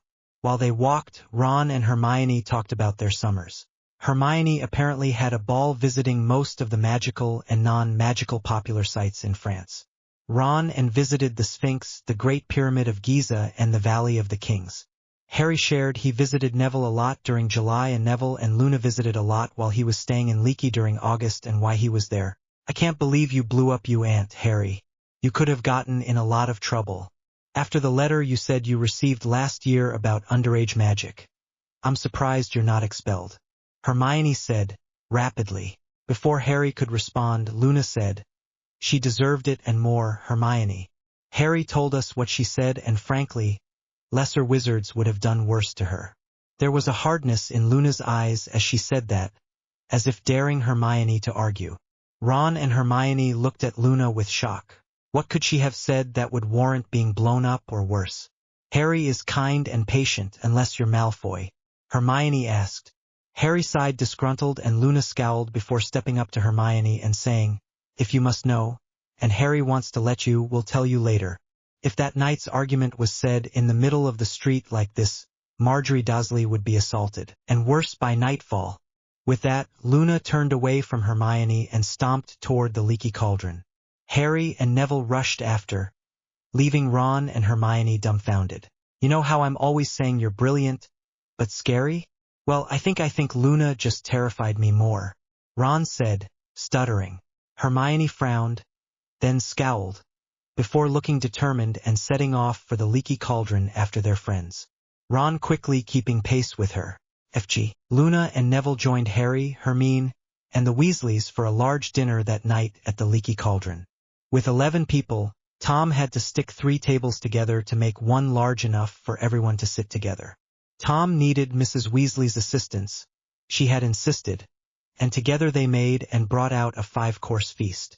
Everyone enjoyed, talking and laughing at jokes the others told. As they were working through desserts, several different puddings, Percy asked his father how they were getting to King's Cross tomorrow. Mr. Weasley said they were sending ministerial cars to pick them all up as they didn't have one anymore. It's very fortunate they're sending cars. I shudder to think what the Muggles would think if we all had to take the underground to get there. There is so much luggage between you 5, and that's just counting my kids. Then there is Harry's and Hermione's trunks and equipment. How are you 2 getting there? He finished, asking Luna and Neville. My gran said I could spend the day with Harry, but I'm to come home tonight. She'll bring me there tomorrow by flu. Neville said. My dad is going to apparate me and my trunk to the station before going into work. Luna said, before turning her head towards her friends. I'll save you all a seat in the second compartment. I do hope you're not late. I look forward to your reaction to meeting my other pet, Luna said, smiling and petting Lewis. Harry and Neville grinned, looking forward to Hermione's reaction. If you're able to flew to 9 3/4, why do you run late, Mrs. Weasley? Harry asked, hoping he wasn't being rude. Mrs. Weasley blushed rosily before answering. There are several fireplaces at the station, but given the amount of people who would flew if they could, you need to organize with flu department you'll be fluing there, when you plan to, and how many will be coming through. There is also a galleon per person cost to flew there, given the flu department would need to organize and schedule when people arrive. If 2 people try to flew to the same location from different connections, it can be rather messy. Easier and cheaper to simply go through the gate in King's Cross. By the time she finished, most of the Weasley family's ears were red. When they finished dinner, Neville and Luna said goodnight to Harry before fluing to their respective homes. Mrs. Weasley stood and said, I hope you all have your luggage packed. The cars will be here at 9 tomorrow and I don't want to make them wait. I packed my luggage this morning. I can't wait to get back to Hogwarts, Harry said. Ron still hasn't packed all his new stuff. The twins threw everything on my bed, Percy said, frustrated. Fred and George smirked at each other, but ducked down when their mother turned her attention on them. Boys, I want you all to go up and pack your trunks. If I'm embarrassed by us running late, I won't be the only one, Mrs. Weasley said, giving all her children a stern look. Each of her children got up and all but ran up the stairs to their rooms. Harry decided to head up to his room and read one of his books before bed. He said good night to Mr. and Mrs. Weasley with a smile and walked up the stairs. As he was pulling out a book, Harry heard shouting from the room next to his. He put his book away and went to the room next to his to find out what the matter was, only to find prim and proper Percy Weasley tearing everything out of Ron's trunk. I put my head boy badge on my nightstand to polish. Now it's gone. You must have it, Percy yelled at Ron. I swear I didn't take it. I can't find Scabbers' rat tonic either, Ron yelled back as he searched under the beds. Harry shook his head. He could guess what happened. He knocked on the door to get their attention. Ron probably left his rat tonic downstairs, and Ron wasn't the only one in this room lately, remember Percy? You said at dinner the twins dropped all the purchases on your bed. When they heard Harry, they both stopped, looked at each other, then ran out of the room. Harry followed along to watch.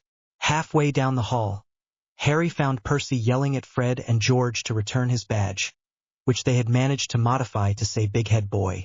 Harry continued on, knowing Ron would need help finding the tonic. He could never find anything he needed in his trunk. After a few minutes of searching they found the rat tonic, and Ron ran back up to his room. On the way back, Harry heard Mr. and Mrs. Weasley quietly arguing near the stairs. He was going to ignore them until he heard his name mentioned. When he heard Mr. Weasley say Sirius Black was after him, he had heard enough and decided to correct them. He had heard a lot about his godfather from his parents' portraits. You're wrong about that. If my godfather had really wanted to kill me and was able to escape at any time, why wait till now? While I've been here, I've learned a lot over the month. I visited Gringotts to learn about my account and found out about Sirius. According to them, magic still sees Sirius Black as my magical guardian, which they told me would be impossible if he was found guilty of betraying me. Harry said, rapidly, not giving Mrs. Weasley a chance to interrupt. Mr. and Mrs. Weasley were caught speechless for a moment. Everyone was so shocked and scared that Black had escaped. They never thought about why he waited this long.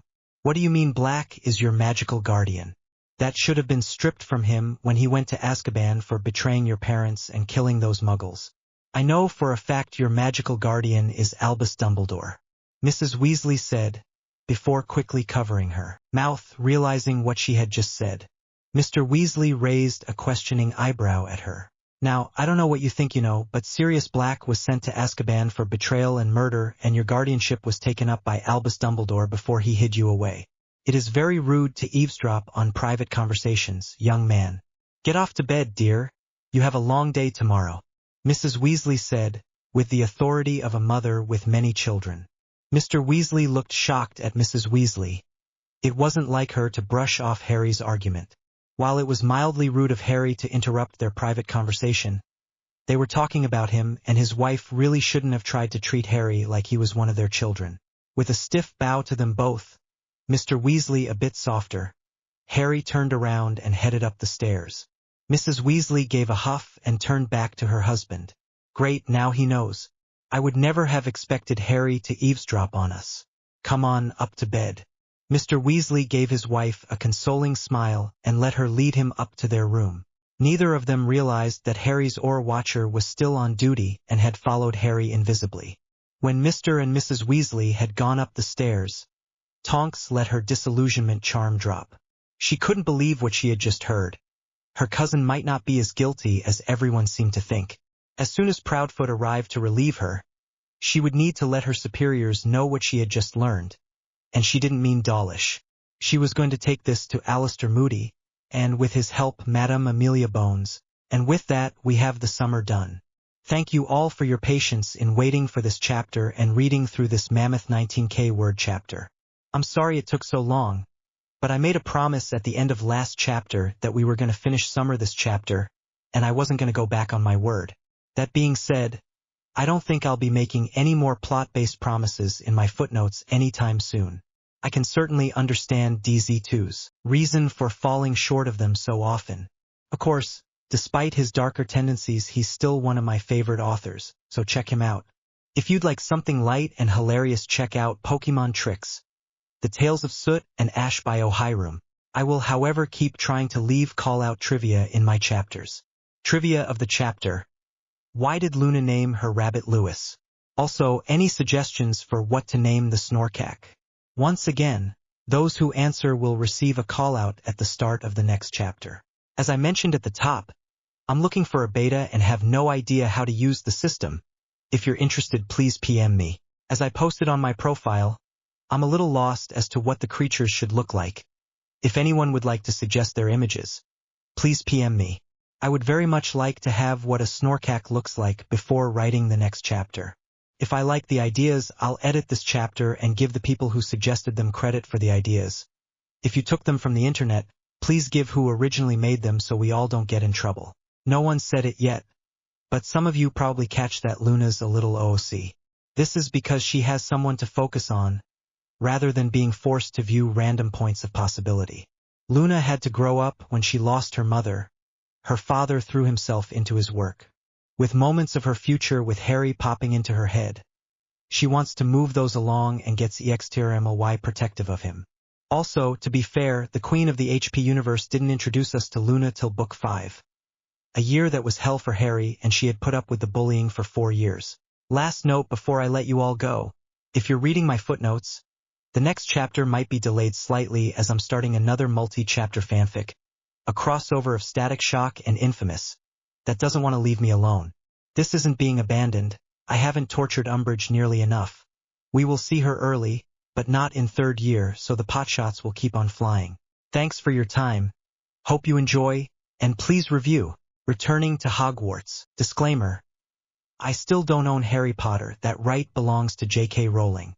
May she never kick us out of her sandbox. /N. No call-outs for my last chapter trivia. The answer to, why did Luna name her rabbit Louis? After Louis Comte, the earliest magician to pull a rabbit out of a hat, back in 1814. No shame in Googling my trivia, it's how I come up with most of it. The next one will be much easier, I promise. It was the morning of September the 1st and Harry was having mixed feelings about going back to school. It had been the best summer of his life so far, and he would miss his elves and mansion. From the sounds coming from the next room over, it appeared that Ron was running late and hurrying to pack. Harry couldn't help but smirk before getting ready for the day. Dobby had laid his clothes for the day out on top of his trunk, along with a small plate of breakfast. After Harry dressed and ate his plate of scrambled eggs, bacon and scones with jam, he made his way down to the pub where he found an embarrassing, though not unexpected, scene. The Weasley family in their usual September 1st chaos. By the table they had used the night before was a steadily growing pile of trunks, cauldrons, bags, and cages, with most of the family running around. Only Percy seemed to be sitting down to breakfast, a massive tray of eggs, toast, bacon, and sausages. At 9:15, the Weasleys managed to get all their stuff together and most sat down to a hasty breakfast. At 9 on the dot, several wizards with ministry pins walked through the door to Muggle London and made their way towards the Weasleys quickly, the youngest one stumbling slightly when he saw the mountain of luggage that would need to be packed into the cars. After a quick word with Mr. Weasley, and the almost customary look towards Harry's scar, the workers from the ministry got to work loading the cars with the luggage. 15 minutes later, the cars were loaded and they were off to King's Cross Station. They still had over an hour and a half before the Hogwarts Express left the station, but they still had to go through London on a Wednesday. Harry was a little nervous about making it on time once they hit their first traffic jam, until he noticed they were now at the front of the line waiting on a red light. That confused him for a minute before an idea came to him. As they were coming to another jam, he subtly focused with his true sight, and for just a moment he saw spots as the car lit up with magic, and when the spots passed, they were sitting at the front of the line again. After being astonished for a moment, Harry thought, why am I not surprised they're using magic to jump lines? Just because they're using cars? No one likes waiting in traffic, and most wizards and witches believe themselves above muggles. Why wouldn't they use magic to skip the trouble? Harry knocked on the window between the back and driver, which was closed at the moment.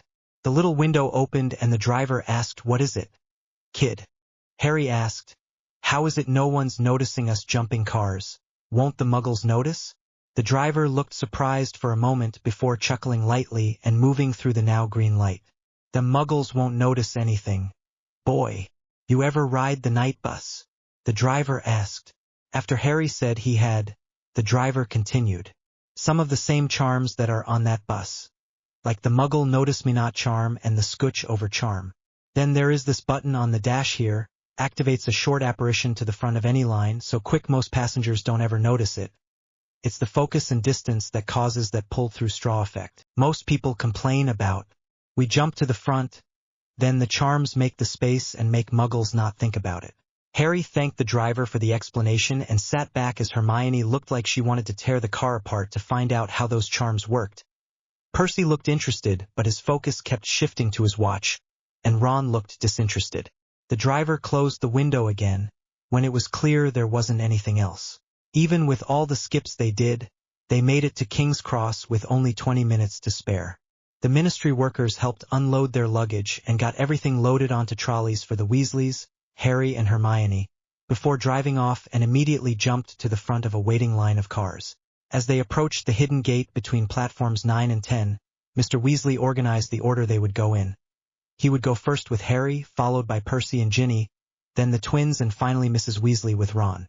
As they made their way towards the second compartment, they saw Luna half out the window of a cabin waving at them. Mrs. Weasley quickly kissed all her kids, even if 2 of them weren't hers, before handing out sandwiches and waving them towards the train. When they got to the cabin Luna was in, they also found Neville waiting for them.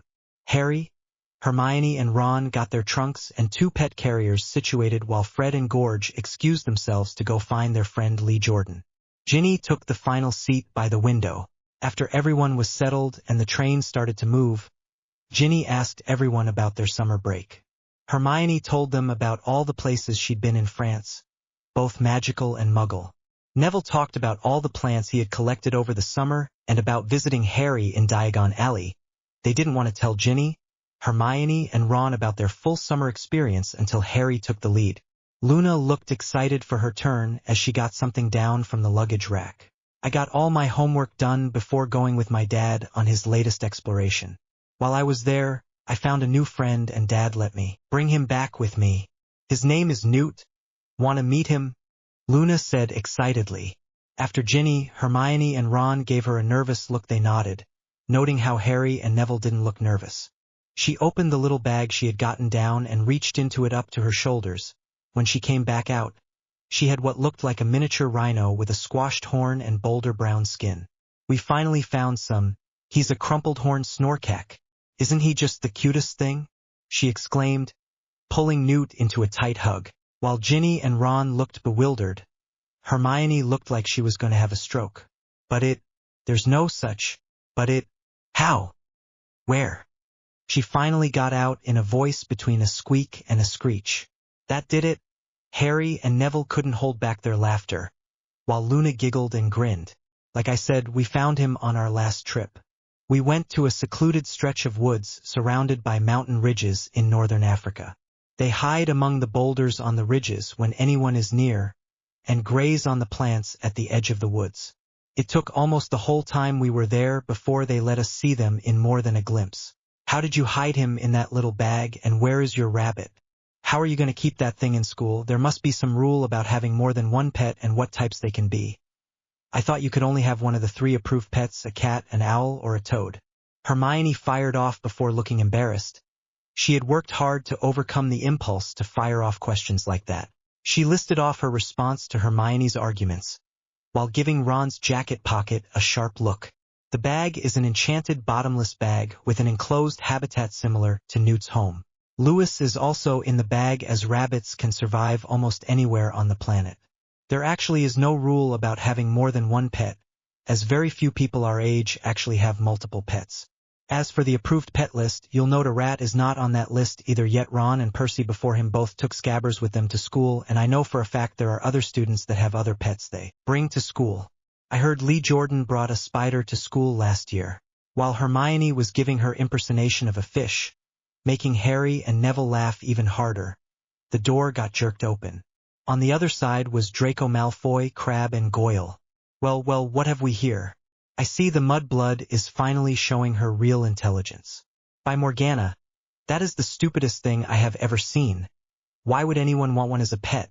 Then again, I guess I shouldn't be surprised that Loony Lovegood would want one, probably calling it one of her made-up animals.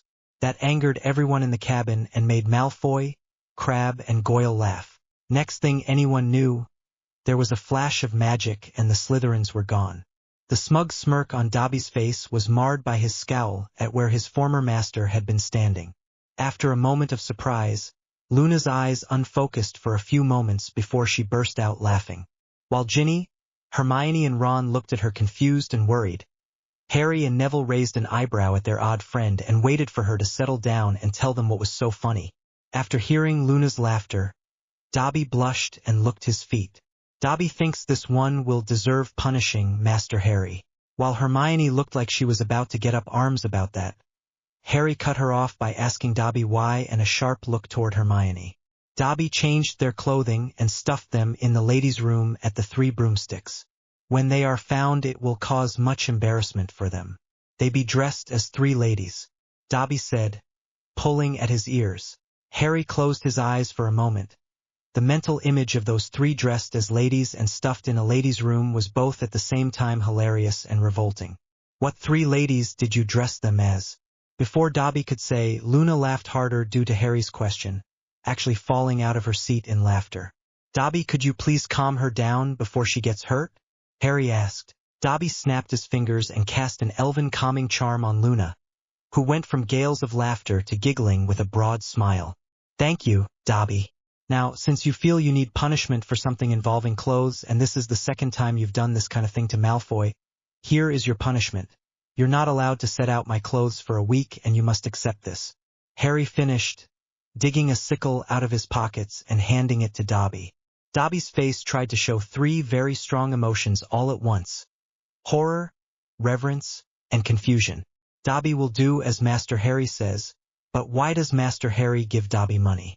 You did something naughty and asked to be punished. You also made Luna laugh, which I love hearing. You got upset at the idea of being paid before, so I'm paying you for the laugh, Harry explained. Dobby bowed low and popped away. Looking towards Hermione, Harry sighed before saying, if he's going to insist on calling me Master, I ordered him to call me Harry. He shortened it to Master Harry. At least he's not shouting out Great Master Harry Potter, sir, every time he says my name, and giving him punishments if he thinks needs them, and actually did do something that warrants a small punishment prevents him from punishing himself more severely. He doesn't want pay. He says it's insulting to offer a house elf payment beyond a bit of your magic. That's what helps keep house elves healthy and happy. While Hermione still looked like she wanted to argue, she couldn't really fault Harry his punishment. It was short and didn't hurt Dobby, and it was naughty of him. She focused on the last thing Harry said and decided she needed to learn more about house elves, maybe even talk to some. With the calming charming helping, Luna got back onto the seat and hugged Newt.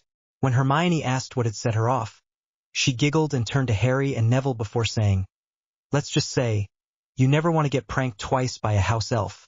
They get more creative. We'll just have to wait and see what comes of it. After that, Luna put Newt back in his bag and pulled out a top hat, which promptly transformed itself into a rabbit, making Luna and Ginny giggle again.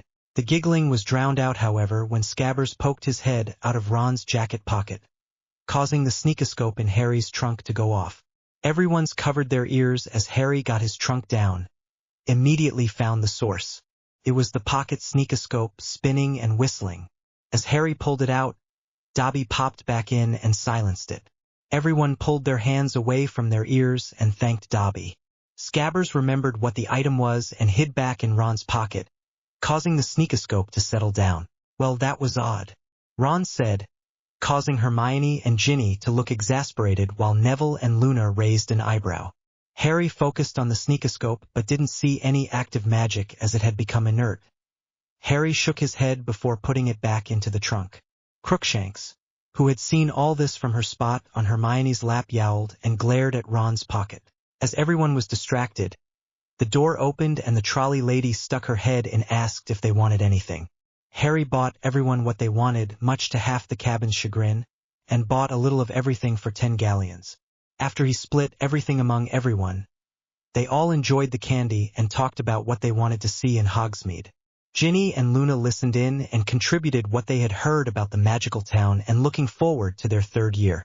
Goldclaw had come through and convinced Vernon to sign the permission slip for Hogsmeade, and Harry had gotten it the morning he had left the manor. After decimating the candy and running out of topics, everyone pulled out a book to read. Hermione was surprised Ron pulled out a book, until she saw it was a book on Quidditch. As they read, the train chugged its way along towards the Hogwarts. As the sky began to darken, rain clouds gathered. Ron had just mentioned them being almost there as the train began to slow. Hermione checked her watch, saying they couldn't be there, yet it was too early. As the train stopped, it began to rain and a chill came with it. While Ginny, Hermione, Neville and Ron noticed the window freezing over, Luna scowled and Harry's senses were screaming at him. Then the lights went out. There was a squeaking as Ron tried to clear the window and noticed something entering the train. Someone just got on, maybe the orur stopped the train to search it. After a few moments of waiting, there was movement outside their cabin. The door slowly slid open and a pale, skeletal hand reached through to brace the door open. The figure inhaled deeply, its breath rattling in its chest, and everyone in the cabin felt a chill in their chests. Harry felt his breath catch and a chill trying to take him over. He felt it try to sink beneath his skin and try to touch his mind and soul. He could hear the faint sounds of what sounded like screaming before he heard a louder screech, drawing him into his inner mind. The screech sounded again, coming from the ever-present flame that sat in the middle of his mindscape. Then Harry heard a whooshing sound as Fawkes appeared, looking concerned and angry. "Harry, there is not time to explain. You and your friends are in danger. Focus on the outer world and summon your fire to your hand," then raise it to the creature. Order it to leave, then flare the flame. If it refuses, don't hesitate to use your flame to protect those you care for. Next thing Harry knew, he was back in the cabin, Fawkes urging him on.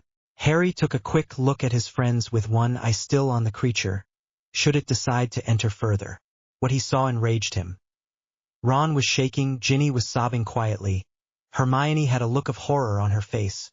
Neville looked to be fighting the effect, but tears were flowing down his face, and Luna was curled up in a ball crying for her mother. Without another thought, Harry summoned his flame to his hands and stood to face the creature. Leave this cabin at once, creature. You are hurting those I care for.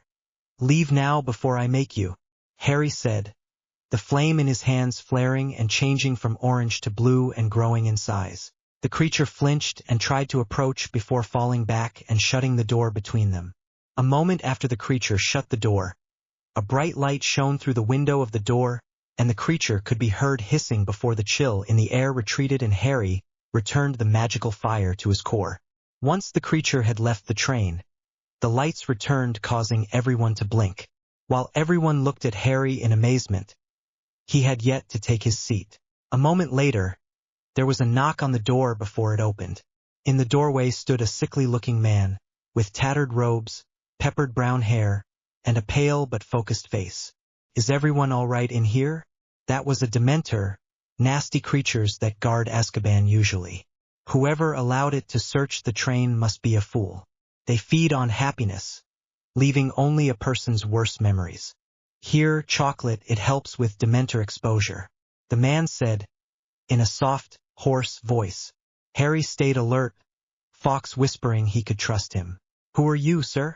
It might be different in the wizarding world, but most Muggle-raised are told to never take candy from strangers, Harry said defensively, stepping between the newcomer and his friends. He saw the man blink for a moment before smiling softly and chuckle. Very wise. I apologize for not introducing myself. My name is Remus Lupin, and I will be your new professor for defense against the dark arts. Take some chocolate, it will help remove the chill effect because I need to have a word with the driver. After putting some cauldron cakes on the seat, Remus backed out of the cabin and shut the door. After the new professor left the cabin, Ron started them talking about their experiences. Most of them anyway. Ginny was still quietly sobbing and Luna looked rather blank, which Harry had learned was one clue someone was using a clumency. Hermione went to comfort Ginny as Harry moved to offer comfort for Luna. He gently took her hand, causing Luna to look both fearful and fiercely at Harry before she blinked hard and gave him a grateful smile, then returned to her clumency, holding tightly to Harry's hand. After half an hour, Ginny had stopped crying after eating several chocolates and Hermione's kind words. Luna relaxed into her usual self, though everyone could tell she was still shaken. Within another half hour they had polished off all the chocolate they had, and the girls kicked the boys out so they could change. Ron tried for the 5th time to get Harry to tell him how he had driven off the Dementor, hoping to finally get an answer without Hermione or Luna shushing him or changing the subject. But no such luck. Neville thought he knew, but he knew he would have to wait for Harry to decide to talk. 10 minutes after they had kicked the boys out, the girls switched places with them so they could get changed. After 5 minutes, they let the girls in and they spent the rest of the ride talking about what they expected would be their first classes of the day tomorrow. When the train stopped at Hogsme station, they looked out the window to see sheets of freezing rain and grumbled. They couldn't help but chuckle though when Harry said softly, "Come on, it's not even October yet." As they got their trunks down, Harry and Neville helping the others, Dobby popped in with 6 umbrellas hanging off him, making him look like an odd Christmas tree. Despite talking with the rest of the Potter elves, Dobby still had the most bizarre sense of fashion, preferring to go with as many colors as he could get away with. Everyone thanked Dobby as they grabbed a colorful umbrella from him before he popped away again, bowing low. As they headed over to the carriages, Hagrid called out a greeting to them over the storm while calling the new first years to take their traditional ride across the lake. Harry thought they should forgo it this year, but knew better than to try to argue logic to most wizards and witches. With a nod and smile from Luna, Harry put his concerns aside and helped Luna into the carriage before climbing in. It was a tight fit with the 6 of them, but as soon as they were all in the Thestrals started pulling them towards Hogwarts. As they were nearing the gates leading to the school, Harry felt the chill of Dementors nearby and heard an agitated little squawk and brought his magic to the ready, warming the carriage slightly. As they passed the gates, they saw a Dementor on either side of the old iron gates. Once they passed them, the affects of the Dementors diminished enough for Harry to relax his magic. Once they got to the courtyard where the carriages released the students, they opened their umbrellas and walked quickly to get out of the rain and not get caught underfoot of the other students. As they took their seats in the great hall, they saw something very peculiar. The hourglasses that held the gems representing house points had black pearls in the bottom of Slytherins. They looked to the head table, but Professor Snape was not there. Harry glanced towards Ravenclaw with a raised eyebrow, but Luna just shook her head and grinned, eyes shining with mirth. Once everyone was seated, the first years were led into the great hall to be sorted. Harry was right, they were absolutely soaked. He looked towards the door they had come in from and saw Filch glaring at them and the mess they had brought in. It took nearly 20 minutes, but eventually all the first years were sorted and Dumbledore stood to make his start-of-year announcements. With a look that seemed to indicate he had too many lemon drops at once, he announced that Hogwarts would play host to the Dementors of Azkaban and warned all the students not to go near them or try to sneak past them, as they would not distinguish between their target and the ones who get in their way. Moving on to more enjoyable topics, Professor Lupin was announced to be the defense against the dark arts teacher. Much to Professor Snape's frustration, he had slipped back in during the sorting looking ready to curse anyone who spoke to him. Next, Hagrid was revealed to be the Care of Magical Creatures professor, as Professor Kettleburn had retired at the end of last year. While most in Slytherin scowled, most of the rest of the students cheered loudly for the groundskeeper who always had time to help and an ear to listen over tea. Harry, Ron, and Hermione were the last to stop, clapping as Ron said, "We should have known. Who else would have us get biting books?" Once the rest of the announcements were made, the standard fare about the Forbidden Forest being out of bounds and more items being added to the list of banned items being posted in Filch's office, the feast began. After everyone had eaten their fill, Dumbledore announced it was time for bed and the great hall began to empty. Harry and his friends stayed behind to congratulate Hagrid. Hagrid said it was all thanks to Harry and them, mostly focusing on Harry, Ron, and Hermione, and told them how it happened. Professor McGonagall came over and told them all to get off to bed, but requested a moment of Hermione's time. Hermione followed Professor McGonagall while the rest of the group set off for the grand staircase for their common rooms. They said goodnight to Luna on the 5th floor, then continued to climb up to the 7th floor. Harry and his friends made it to the portrait of the fat lady just as Percy was pushing his way through the crowd, as he hadn't passed the password on to the Gryffindor prefects. When he stated Fortuna Major to the fat lady, she bowed and swung open. As they reached the stairs leading up to their dorm rooms, the boys said goodnight to Ginny before climbing their set of stairs to bed. They got ready for bed and settled in just as Dean Thomas and Seamus Finnegan came in. Wishing them and his friends a good night, Harry shut his curtains of his four-poster bed and silenced them. He learned to do this from Fred and George after he complained to them about Ron's snoring. Harry couldn't help but wonder what this year was going to hold, before drifting off to sleep. Thank you all for waiting. Sorry this chapter took so long. I also apologize for it being on the short side. People complained about Chapter 5's length, and I'll probably get some complaints about this one being short. What can you do, right? Between work, life, and starting a crossover story between Static and Infamous. Took a bit longer than I had planned, but I hope you all enjoy. Time for that easy chapter trivia I promised.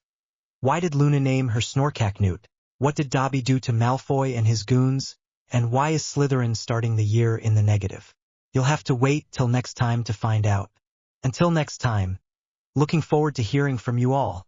Revelations. Disclaimer. I don't own Harry Potter.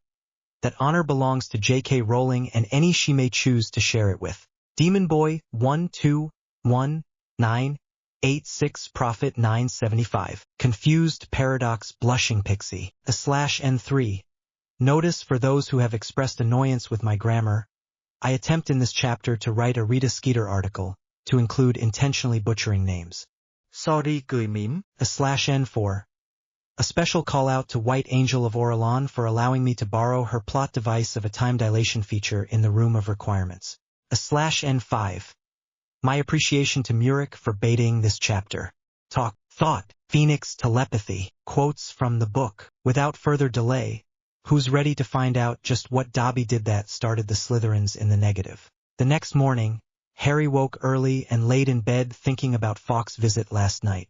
Fawkes had seemed nervous when he arrived in Harry's mindscape, and with only a quick greeting went to check the flame at the center. After checking on it, Fawkes and Harry sat, or perched in Fawkes' case, in the sitting area where they held most of Harry's meditation exercises. Once they were settled, Harry started rattling off questions in a way that would make Hermione look in a mirror. What was that thing? Why did my magic react the way it did? Why did that creature come into our cabin? Why did it flinch when I held my magic up to it? What was the light that chased the creature off the train? What am I going to do if more of those things attack at once? Harry asked, stopping only once he had run out of breath. The magic that chased the creature and its ilk off the train was known as the Patronus Charm, a powerful and complex piece of magic that calls on your spirit guardian to manifest and protect you, along with carry messages for you if you can master the spell. In small numbers, the charm I guided you to perform last night will keep them at bay and wound any that the flame burns. I shall attempt to teach you the Patronus Charm, though the help of Professor Lupin might make things easier. Fawkes looked at Harry with concern, though he was proud of him for his actions on the train.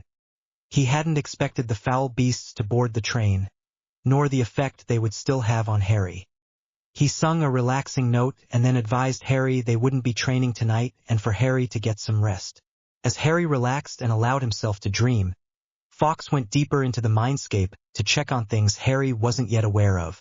FG. On the floor above the core was a sealed room, with a door that showed signs of wear, bathed in fire. On the other side of the door Fawkes could hear ranting, and the echoes of anger and fear. He gave the door a baleful glare before moving on to a room just down the hall, whose door had a cradle etched into it. The door was slightly open, and when Fawkes entered the room, it was a mess. This room held Harry's memories of his time before the Dursleys. In the center of the room was arguably Harry's most painful memory, the night Voldemort attacked Godric's Hollow. The memory took the shape of a picture book. The page it was open to was of Lily standing between Harry and Voldemort. Fawkes sighed and gave a mournful trill before focusing on his magic and setting the room back in order. He was deep in thought as he made his way back to the lounge of Harry's mindscape. It seemed to him that if Harry's magic hadn't reacted the way it did, Harry would have been dragged into reliving the evening he was made an orphan. Once he made his way to where he entered, finding Harry asleep on the couch with a blanket draped over him. He left after a fond gaze at the sleeping Harry. FG. He was brought back to focus by a particularly loud snore from Ron and groaning coming from Neville's bed. Taking that as the cue to get up, Harry greeted Neville as he was climbing out of bed before making his way to the bathroom. By the time Harry got back, the rest of the boys in his year were awake, even if Dean and Seamus were glaring at a half-asleep Ron, and Neville heading towards the bathroom to get ready for the day. Once the boys were ready, they made their way down to the common room and found Hermione and Ginny waiting on them. Ginny looking almost as tired as her brother, while Hermione looked like she'd been up for hours and was reading one of her new course books. Once Hermione noticed Harry, Neville, and Ron, she put her book back in her bag and they all headed out the portrait hole and made their way down to breakfast. As they entered the great hall, they saw Luna sitting at the Ravenclaw table with a bowl of porridge that was the base for a tower of fruit. Harry couldn't help but chuckle, while Hermione looked exasperated. They waved to her before heading to the Gryffindor table and fixing themselves breakfast. Once the majority of the students were in the hall, the professors responsible for the 4 houses walked down the tables and handed out the students' yearly course schedule. After another 10 minutes, during which the students discussed their schedules with each other, the owls swooped in from above to deliver the morning mail. There was the usual delivery of forgotten books and ingredients that students had left behind in the hurry to catch the Hogwarts Express the previous day, some students receiving treats. What really caught everyone's attention was the delivery of the Daily Prophet. As soon as it arrived, everyone with a copy and those near them all went quiet. Then came the snickering, the giggling, and the sound of a few losing their breakfast.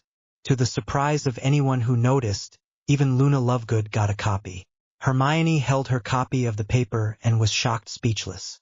After Harry and Neville got her attention to ask what was wrong, she numbly handed the paper over to Harry before shutting her eyes tight. The boys looked at each other before unfolding the paper to the front page. Dear readers, we all know about the Malfoy family. Powerful and wealthy, respectable and high-standing members of our society. Lucius Malfoy sits on the Hogwarts Board of Governors, a member of the Wisengamot and contributes to St. Mungo's, while his wife takes care of the house and oversees their charitable donations. Their heir, young Draco Malfoy, is just starting his 3rd year at our most prestigious school, Hogwarts. What could such an outstanding family have to do with trouble yesterday in the only all-magic town in Britain? This reporter witnessed the event firsthand as I was waiting on the arrival of the Hogwarts Express. I was hoping to get an interview with this year's defense professor, one Rufus Lupus. It was just afternoon when all of a sudden there was a loud noise coming from the ladies' room. The door burst open and 3 boys stepped out, dressed in ladies' clothes.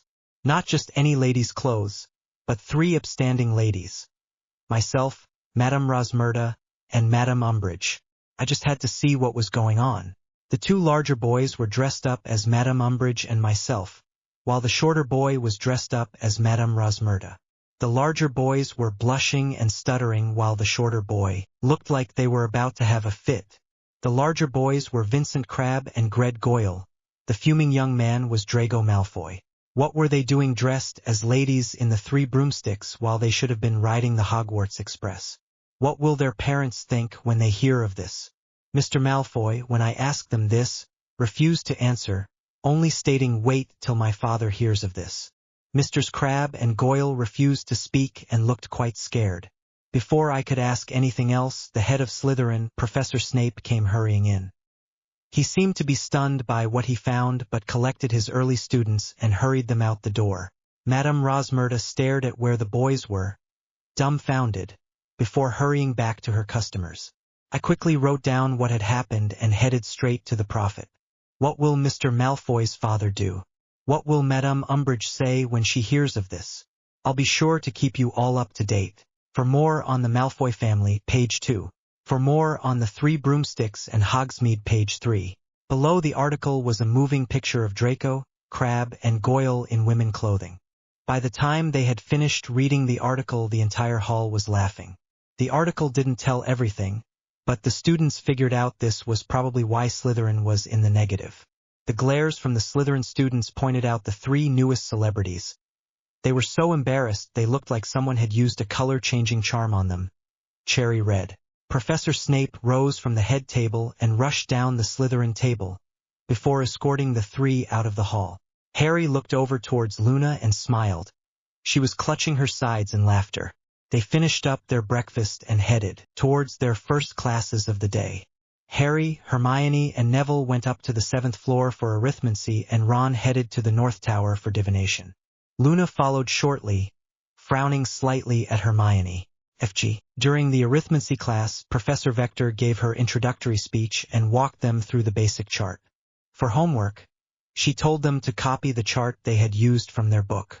As Harry and Neville walked towards Transfiguration, they lost track of Hermione.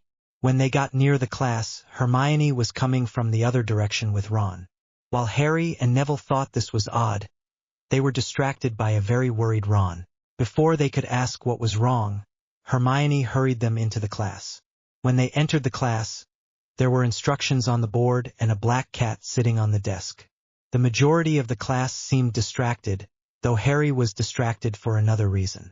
Harry's true sight was slightly active, and he saw the cat had the same magical effect as Ron's rat and the dog in Surrey. Where was Professor McGonagall? After several more minutes of the students struggling to focus, the cat frowns and leaps off the desk before morphing into Professor McGonagall.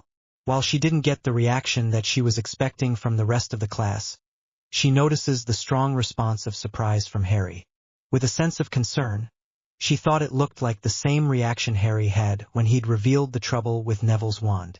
Best talk to him after class. What has you all so distracted today? Asked Professor McGonagall. Not that it matters, but that's the first time my transformation's not got applause from a class. Everyone but Harry turned to look at Ron, who looked miserable and worried, but nobody spoke. Then Hermione raised her hand. Please, Professor, we've just had our first divination class and we were reading the tea leaves and, of course, said Professor McGonagall, suddenly frowning. There is no need to say any more, Miss Granger. Tell me which of you will be dying this year. Ron stuttered, someone important to me. She said someone close to me would be leaving me soon. I see, said Professor McGonagall, fixing Ron with her beady eyes. Then you should know, Mr. Weasley, that Sybil Trelawney has predicted the death of one student a year since she arrived at this school. None of them have died yet. Seeing death omens is her favorite way of greeting a new class. If it were not for the fact that I never speak ill of my colleagues, Professor McGonagall broke off, and they saw that her nostrils had gone white. She went on, more calmly, divination is one of the most imprecise branches of magic. I shall not conceal from you that I have very little patience with it. True seers are very rare, and Professor Trelawney, despite you, Mr. Weasley, looking like you could do with a calming draught or a cheering charm, you all seem to be perfectly well. If one of you was to go missing, you need not hand in your homework. Professor McGonagall said. When class was dismissed for lunch, Professor McGonagall reminded Harry to stay after class. When the rest of the students had left, Professor McGonagall waved her wand at the door, shutting and locking it. Now, Mr. Potter, what seems to be the problem? Harry was confused why she would ask that, and it must have shown on his face. Professor McGonagall sighed before saying, Mr. Potter, I have been teaching here for more than 50 years. In that time, you tend to pick up on the signs that something is bothering one of the students. Admittedly, we unfortunately don't always pay attention to those signs, and that tends to harm the students. I also was your father's head of house and teacher, so I got very familiar with his expressions. Though you didn't get much time with him, I still see those same expressions from you on occasion. During class you had the same look as when you came to me about the Philosopher's Stone and again with Mr. Longbottom's wand. You are very observant, Mr. Potter. What seems to be the problem? Harry was still wary about trusting her with one of his secrets, but saw he would need her help with this. Professor, at the end of last year I developed another magical gift. Given how the school reacted to my last reveal of a hidden skill, I wasn't eager to share this. It's a form of mage sight. It allows me to see magic. When an item or animal is magical, they glow, and if the magic is active, they shine. That's how I noticed Neville's old wand not working with him. I also noticed that unlike the rest of the rats that shone when we turned them into goblets, Ron's rat was already covered in a murky magical swirl. I didn't know what it was, but wasn't comfortable bringing it up. Over the summer, when I left Privet Drive, I saw a big dog with the same effect, though the magical swirl was less murky. When you're in your cat form, you shine with a magical swirl as well. I think the dog and Ron's rat might be like you. I think the term was animagus. While Harry had been speaking, Professor McGonagall had a hard time keeping her face stoic. She knew that Harry was an astonishing boy, but if what Harry was saying was true, it boggled the mind. Part of her could understand not wanting to reveal this, with how he had been treated last year. If Harry was right in his assumption, he had more right to be worried than he thought. A magical dog, if not a dog animagus, in Surrey the night he ran away, and a potential animagus living in hiding in the boys' dormitory. After a moment to focus herself, and raise some occlumency shields, she said, Mr. Potter, have you told this to anyone else? Harry responded, only those closest to me and Madame Longbottom. It might be important to let her know about this. If you do, please tell her I told you about one of my gifts and about my concerns about scabbers. I'll be honest, Professor. I have a few more secrets, but I would prefer not to share them at this time. Her occlumency shields took an internal beating from that, but she kept it to raising her eyebrows almost to her hair. Very well, Mr. Potter. Thank you for trusting me with this. Hurry off to lunch now. Don't want to take a new class on an empty stomach, she said, giving him one of her rare small smiles she mostly saved for Hermione. Professor McGonagall waved her wand at the door, unlocking it, and Harry hurried off for lunch. Professor McGonagall was right. He didn't want to take care of magical creatures on an empty stomach. After Harry rushed off to lunch, Professor McGonagall stepped briskly to her office. She had a flu call to make. FG. When Professor McGonagall reached her office, she went straight to the fireplace mantle and grabbed a pinch of flu powder from its hiding place. She couldn't just leave it out in the open with the occasional student needing to visit her office to see her. She locked the door before summoning a comfy mat in front of the fireplace and threw the powder in, calling Longbottom Hall. She then got on her knees and stuck her head in the emerald fire. After a few dizzying moments she was looking out the fireplace of the Longbottom greeting room. It was a few moments before Jules popped in and addressed her. "Missy McGonagall, what does you be needing? Mistress be busy and away at the moment. It involves Mr. Potter and potentially young Mr. Longbottom.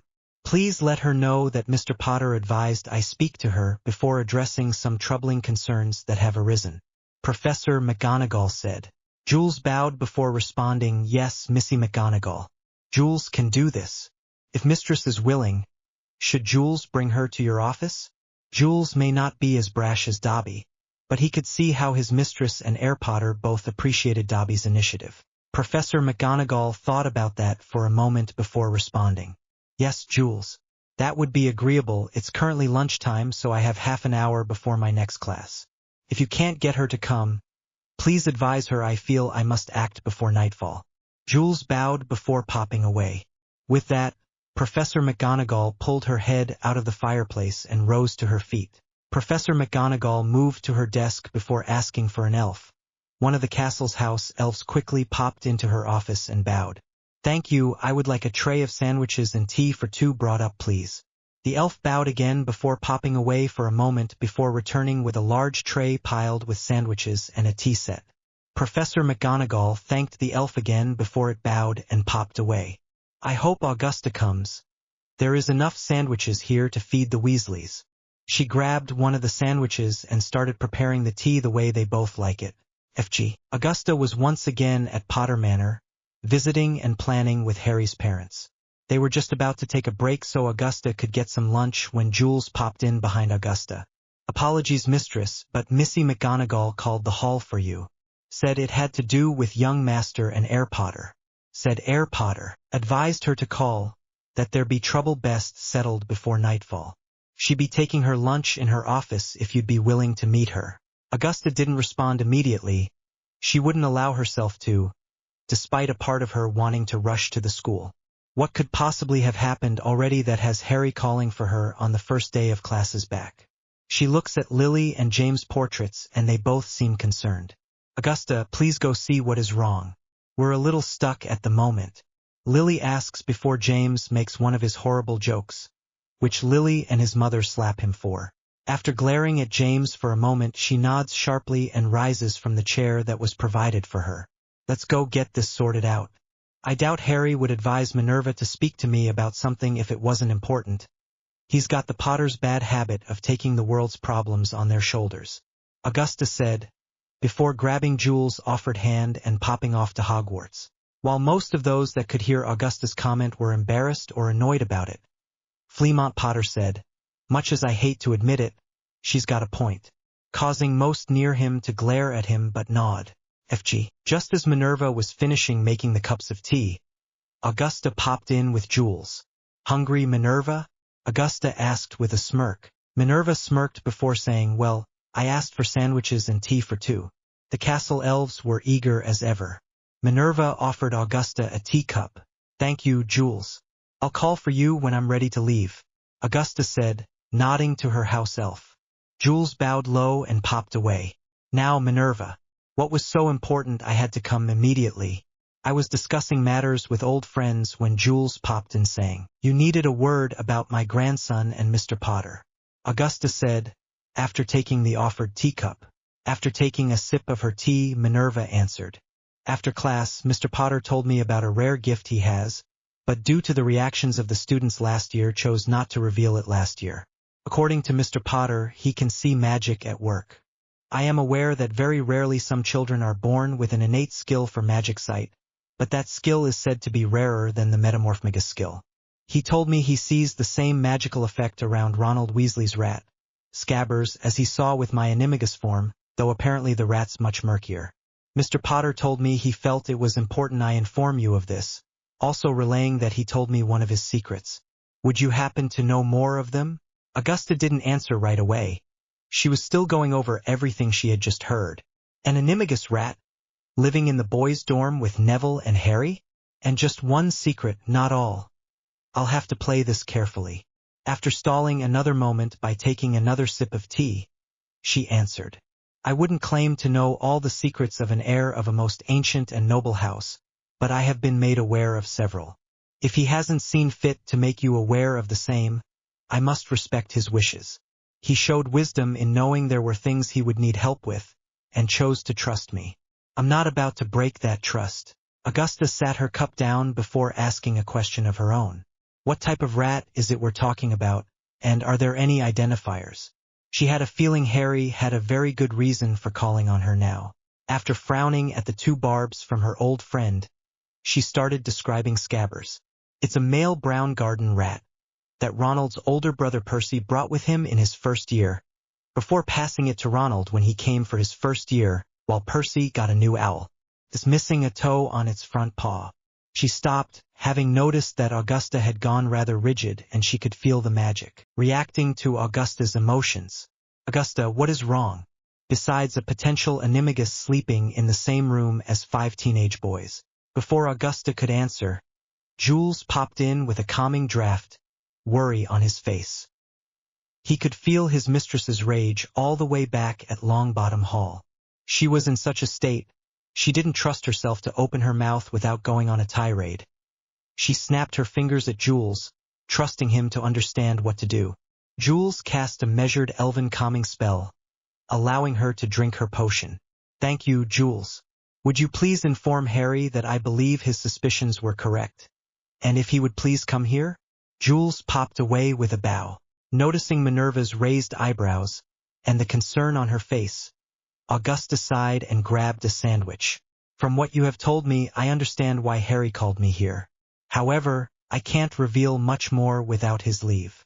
He confided in me, but he clearly doesn't have faith in most adults. By the time she finished that sandwich, Harry was knocking on the door. After being let in, he thanked Augusta for coming before taking the offered seat in front of Professor McGonagall's desk. Harry, it seems you were right to be concerned. However, I can't tell her what we both suspect unless I can inform her of more of your secrets than your eyes. Augusta said. They both watched him as he thought.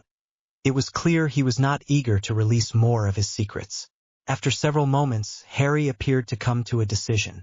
Professor McGonagall, as my head of house, can I have your word that, unless needed to by law, what we discuss will not leave this room? In turn, I give you my word as the heir of the ancient and noble house of Potter, that I will speak the truth as I know it. Harry's magic flared around him, waiting for Minerva's response. Minerva was flabbergasted. She was learned enough in magic to tell it wasn't just Harry's magic that filled the room but the family magic of the House of Potter. He was so reluctant to part with his secrets that he all but demanded a binding magical oath of secrecy. One more thing was very clear. This was her last chance to regain the young heir's trust. I, Minerva McGonagall, head of Gryffindor House, give my word that unless forced by law, what is discussed in this room shall not leave this room. Her magic flared in answer, answering the young heirs and sealing the oath. Harry nodded before he began. On the night of my birthday, I left my aunt and uncle's home on Privet Drive after Vernon's sister berated and slandered my parents with the lies Vernon had told for years to conceal the truth. From there I intended to make my way to Neville's home but was met by a dog I believed to be an animagus. I startled the dog and it charged, leading me to discover another magical gift that I shall not reveal at this time, that got me away and to Augusta's. From there I was met by Fawkes, without the knowledge of Dumbledore, who took me to Potter Manor. There I learned more about my gifts and what it meant to be the heir of House Potter. I also found my parents' portraits, hanging along with all the heads of House Potter and their spouses. I learned that Sirius Black was not the traitor of my parents, he was the decoy. The true traitor was Peter Pettigrew. My father, Sirius, and Pettigrew all became animagus to help a friend in their school years. My father was a stag, Sirius Black was a large black dog, and Pettigrew was a brown rat. I also know that Sirius Black was and is still my godfather by magical oath. I believe that Scabbers is actually Peter Pettigrew, and the black dog in Surrey was Sirius. My parents asked me to bring Madame Longbottom to them so that they might catch the traitor, and I wouldn't have to worry about it. That's Hogwarts for you where I'm concerned, and it's not even Halloween yet. Harry finished with a snark. Minerva could only sit there and blink, trying to take in all that she had just been told. She turned to Augusta before asking, what identified it as Pettigrew? The missing toe on his front paw. The night Sirius was arrested and sent straight to Azkaban without a trial, I might add, there was a confrontation between Sirius and Pettigrew. The Aurors assumed Sirius killed him because all they could find was a giant hole, 12 dead bodies and a severed pinky finger. We need that rat to prove Sirius's innocence of betrayal and murder. Augusta replied. Minerva considered this before requesting to bring in Madame Bones. She is the head of the DMLE, Department of Magical Law Enforcement. She's also the regent of the House of Bones and, if memory serves, the only girl Sirius ever got serious with. She then winced at the pun. She had fallen for too many of them when the scoundrel was a student here. The houses of Potter and Bones have also been long-standing allies, Harry. I would advise this. With her help, Pettigrew will be behind bars before nightfall, and we can finally get your godfather the trial he should have gotten years ago. Augusta added. Harry munched on an offered sandwich while he thought it through. He saw a few problems that might arise, key among them Dumbledore interfering. Finally, he decided it was worth the risk. The alternative was knowingly sleeping in the same room as the traitor who got his parents killed.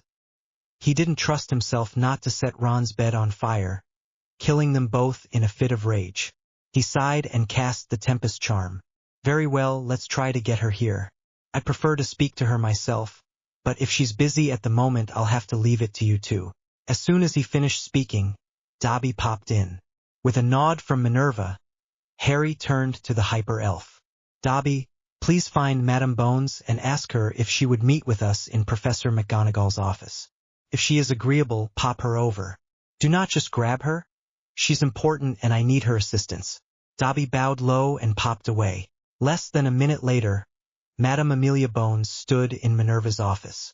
Crisp orur uniform, strawberry blonde hair, much like her niece, tinged with gray, and a monocle that Harry could see was enchanted. Professor McGonagall, what is of such importance it warrants the use of the personal elf of an heir? I was in my office, you could have just flew called. Minerva conjured another chair for Madame Bones. Please sit down, Madame Bones. It seems there is an unregistered animagus staying in the third-year Gryffindor boys' dorm. If we are correct, it seems this individual is the key witness to betrayal and murder. This is Harry Potter. He and Mr. Longbottom reside in the same dorm. Madame Bones' monocle fell off her face after being informed why she was there and looking at Harry. Along with several other enchantments, her monocle was enchanted with mage sight and Mr. Potter was almost blinding. Very well, we have a lot to discuss and not much time. Mr. Potter still has his afternoon classes to get to. They talked until Minerva had to hurry Harry along to his Care of Magical Creatures class. FG. Harry made it to Hagrid's hut for class just as the bell rang from the castle. Harry joined Ron, Hermione, and Neville while they waited for Hagrid to come out. Ron was snickering quietly while looking over towards the Slytherin. Malfoy, Crabbe, and Goyle were standing away from the rest of the Slytherins. Hagrid came out of his hut and greeted everyone before telling them to follow him. They followed him along the edge of the Forbidden Forest, with some of the class looking concerned being this close to the forest. After 5 minutes of walking, they came to a paddock on the edge of the forest. Right now, if you all would get out your books and turn to... Hagrid was interrupted by Pansy Parkinson saying, How do we do that? Pansy asked, holding up her book, wrapped in a tie. Did none of figure it out? Hagrid asked with a look of disappointment. You need to stroke the spine. I thought they were neat. Pansy scowled before stroking the spine of the book. The book stopped growling and Pansy untied the tie. The rest of the class did the same without scowling. Now you all wait here. I'll be back in just a minute. While I'm gone, open your books to the chapter on winged beasts. Hagrid said, then moved off into the forest. While Hagrid was gone, The Gryffindors opened their books while the Slytherins started talking and joking. Several of them were mocking Hagrid, calling him a foolish oaf. This got scowls from the Gryffindors. Before anything could happen between the students, Hagrid came back with a dozen winged creatures following him on leashes.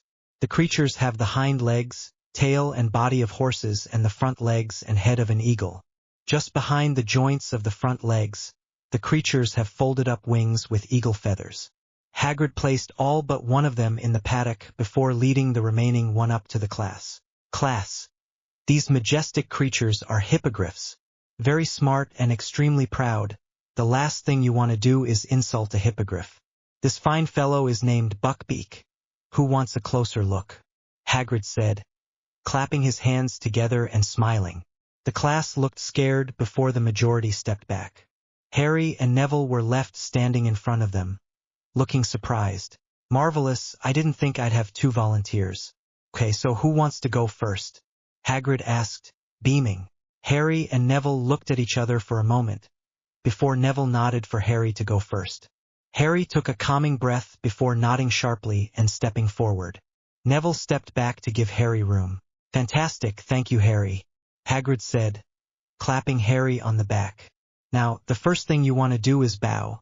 It shows the hippogriff you respect it. While bowed, keep eye contact and try not to blink. They don't trust people that blink too much. Harry closed his eyes before opening them. Locking eyes with Buckbeak, stepped forward and bowed. Buckbeak did not respond immediately, making Hagrid fear for Harry's safety for a moment, before Buckbeak bowed for Harry. Most of the class let out held breaths before cheering, while Hagrid was clapping loudly. Great job, Harry. You can approach him now and pet him, Hagrid said, nudging Harry closer to the hippogriff. It wasn't the first thing Harry would have preferred to do, but he approached and put his left hand on the beak, while putting his right hand on the feathery shoulder. To Harry's surprise, Buckbeak leaned into his touch. As he looked into Buckbeak's large eye, Harry saw several things that surprised him. Clear intelligence, confidence, pride and a look he had only ever seen in his house elves, loyalty. Harry didn't know why, but it amazed and moved him, causing him to grin broadly. He seems to like you, Harry. He'll probably let you ride him, Hagrid said, and picked Harry up and put him on Buckbeak's back. Now don't pull out any feathers, he won't like that. Giving Harry barely enough time to grab on, Hagrid slaps Buckbeak's flank and sends them galloping. Harry grabs onto Buckbeak's shoulders just before they take off flying, quickly climbing over the trees. After a few seconds for Harry to overcome the shock and slight fear for not being in control while in the air, he began to relax, watching the beating of the wings and feeling Buckbeak's heart beating and his deep breaths. A small voice at the back of his mind told him this felt right. They flew over the trees before shooting over the Black Lake, Buckbeak skimming the water at speed with one of his talons. As Buckbeak was having fun and showing off, Harry noticed something in the water. A large green humanoid fish, holding a spear and looking surprised. Was that a merman? Harry thought, losing track of it quickly. Buckbeak flew a lap around the lake before taking Harry back over the trees and to the paddock where Hagrid had led him and others from their flight for the class. As he came in for a landing, back winging to land neatly in the paddock, Hagrid was clapping before coming over with a dead ferret and the class was cheering. I am rather impressive, aren't I? Buckbeak thought smugly to himself, as he bowed to let the student climb off his back. After Harry's example, most of the class was eager to try. None of the other hippogriffs appeared as open with the students as Buckbeak, so the rest of the students stayed on the ground and the hippogriffs each got a ferret after letting a student near them. Draco, Crab, and Goyle refused to go near the paddock, each losing 5 points for Slytherin, but they just scoffed and sneered at Hagrid and the hippogriffs. The class came to an early end though after one of the Slytherins, Pansy Parkinson, decided to ignore Hagrid's warning when he was showing off the hippogriffs. Never insult them. The class had been going well, having no trouble. Clearly they aren't as dangerous as that oaf suggested, Pansy thought. Unfortunately for her, she had Buckbeak, who had already allowed her close enough to pet him. I don't see what the big deal with these things are. They're ugly and smelly. I should have taken something else. Back, Buckbeak. Back, Hagrid said loudly, quickly getting between Pansy and Buckbeak. Once Pansy made it back to her housemates, Hagrid called, "All right, everyone out of the paddock." All the students quickly exited and the hippogriffs all moved to the other side from the students. Buckbeak glared back at the student in green that insulted him and screeched at her. He looked to the student that he had let ride him, glared balefully and warbled. The student still had his left hand raised and was sweating. "That beast nearly kills me and I lose house points. That animal deserves to be punished. Not me.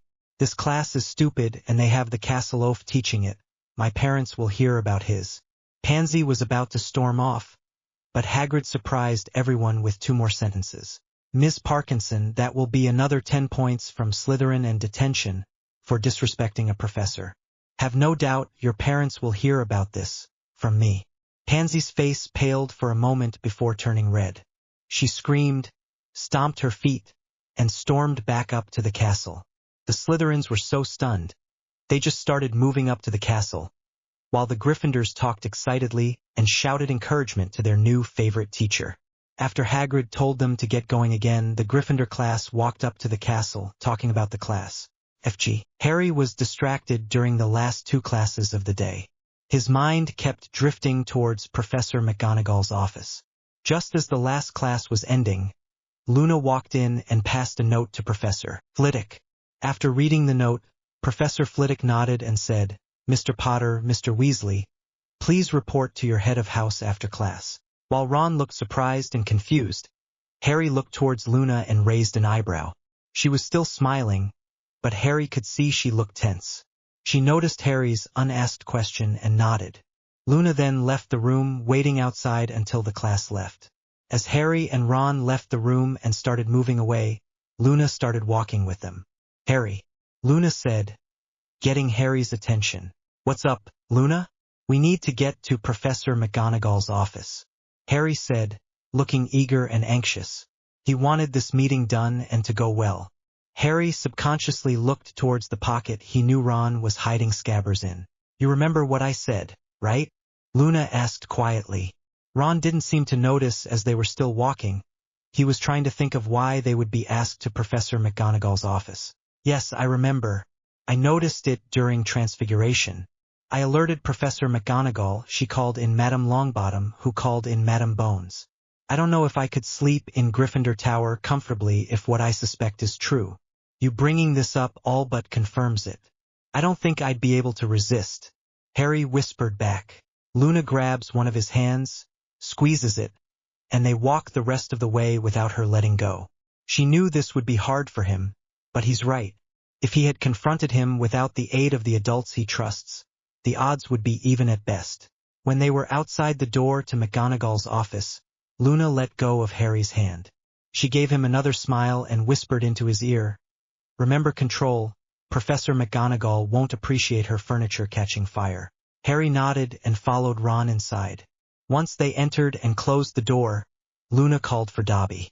Before Dobby could say anything, Luna said, "Dobby, this is very important. If the rat in there manages to escape, do not let it escape the castle. If it escapes, Harry will be in danger. Dobby will make sure Bad Rat doesn't escape. Bad Rat won't hurt Master Harry." Dobby squeaked before snapping his fingers and becoming invisible. Luna waited by the door. She had done all she could. The rest was up to Harry and Dobby. When Harry and Ron entered the office, they found it rather cramped. Inside the office were Madame Bones, Madame Longbottom, Professor McGonagall, Mr. and Mrs. Weasley, and another orur who was introduced as Orur Shacklebolt. "Thank you, boys, for coming so quickly. It was brought to my attention earlier today that there might be an unregistered animagus hiding in the Gryffindor dorms," Professor McGonagall said, watching carefully for the suspect to make a run for it. "Ronald Weasley, please hand over Scabbers. There is a simple spell that will reveal the truth, and if Scabbers truly is just a rat, he will be returned to you." Ron and his parents all had looks of fear and disgust upon their faces. Could someone have really been hiding with them for years? With shaking hands, Ron reached into his pocket to grab a shaking Scabbers. As soon as Ron grabbed him, Scabbers tried to wiggle out of his grip. When Scabbers was pulled out of Ron's pocket, his struggle got fiercer, clawing and biting at Ron's hand. Ron couldn't keep hold, dropping Scabbers to the floor. The moment Scabbers hit the floor, he tried to bolt to the nearest piece of furniture. He didn't make it 2 paces before going stiff, stunned by an elven spell. The next moment, Dobby dropped his invisibility illusion, standing right before Harry with his arms crossed. Dobby won't let the fake rat get away. Missy Luna said it would hurt Master Harry if it did. Everyone was stunned as they processed this latest shock. Then, Professor McGonagall remembered why they were there and cast the Animagus reversal spell on the rat. The next moment, where a fat and balding rat was frozen in place, a fat balding man now stood in its place. Ron fell backwards, Mrs. Weasley fainted and Mr. Weasley was barely able to catch her. Professor McGonagall's face paled before she stuttered. Peter Pettigrew. The look on Harry's face hardened and the temperature in the room rose. Dobby, release his head but keep the rest of him stuck. Harry ordered Dobby. Dobby reached his hands out towards the trembling Peter and altered the magic holding him. Before Harry could even say anything, Peter started greeting everyone he recognized as if they were old friends reunited after years apart before begging to be released. Then his face turned to Harry and he stopped talking. There are 2 kinds of anger people can show. Red and purple-faced rage that's clear to see, and the more subtle blank expression and hard eyes that show fire raging within. When Peter looked into Harry's eyes, he saw an inferno barely contained. So, you're Peter Pettigrew? I've heard a lot about you. Seems you're in a spot of trouble, Harry said. Harry talked calmly, but Peter could see the flames in Harry's eyes dancing like fiend fire. Peter gulped and looked around the room, looking for some protection or a way to escape. He found none, and there a look about the elf by Harry that spoke of asking him to try and escape again. Peter Pettigrew, you will be coming with us to the DMLE to answer several questions and stand trial for being an unregistered animagus, Amelia Bones said, bringing Peter's attention back to the occupants in the room. A charge like that would see him fined and possibly a short stint in Azkaban.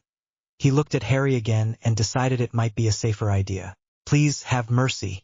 I was scared. One of my friends had just been murdered and another tried to murder me. I didn't know who else would try to hurt me, so I hid. Please protect me from Sirius, he'll try to kill me again. Peter cried out, begging those in the room for safety. This got on Harry's restrained nerves. I know you're lying, Wormtail. I know the truth and you're going to tell them. You're not sneaking away again, traitor, Harry said, his nerves sounding clear in his voice despite his calm expression. The adults all looked shocked and realized that Harry must be using occlumency. The temperature of the room was also rising. How? How can you know that name? How can you accuse me of betraying your parents? Peter stuttered. He was pale before asking, then turned ashen when he realized what he had said. Peter looked around the room again quickly and saw that everyone was either confused, angry, or both. Magic truly is amazing, isn't it? There are spells that will let you do nearly anything with a wave of a wand and the right words. Creatures that have a pure connection with nature. And of course, magical paintings that hold the memories of those they represent. Prongs sends his regards. Harry responded, smiling.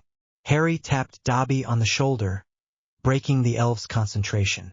Madame Bones gave Shacklebolt a sharp nod and Orur Shacklebolt nodded back and guided Peter over to the fireplace. He used the flue and called out Ministry of Magic, Orur's bullpen. Before he dragged Peter with him, Madame Bones gives Shacklebolt another order. Keep this silent till I get there. We don't want Fudge or Umbridge hearing about this before the trial. Shacklebolt nodded and left the office with Peter.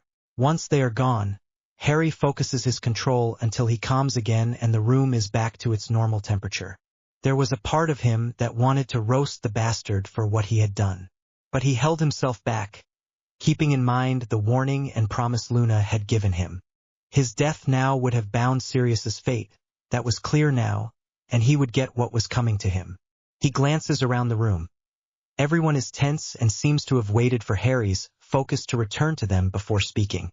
Well, that would explain one of the reasons Ron's spells always have limited to no effect on Scabbers. His new wand should also help this year with school, Harry said, trying to lighten the mood.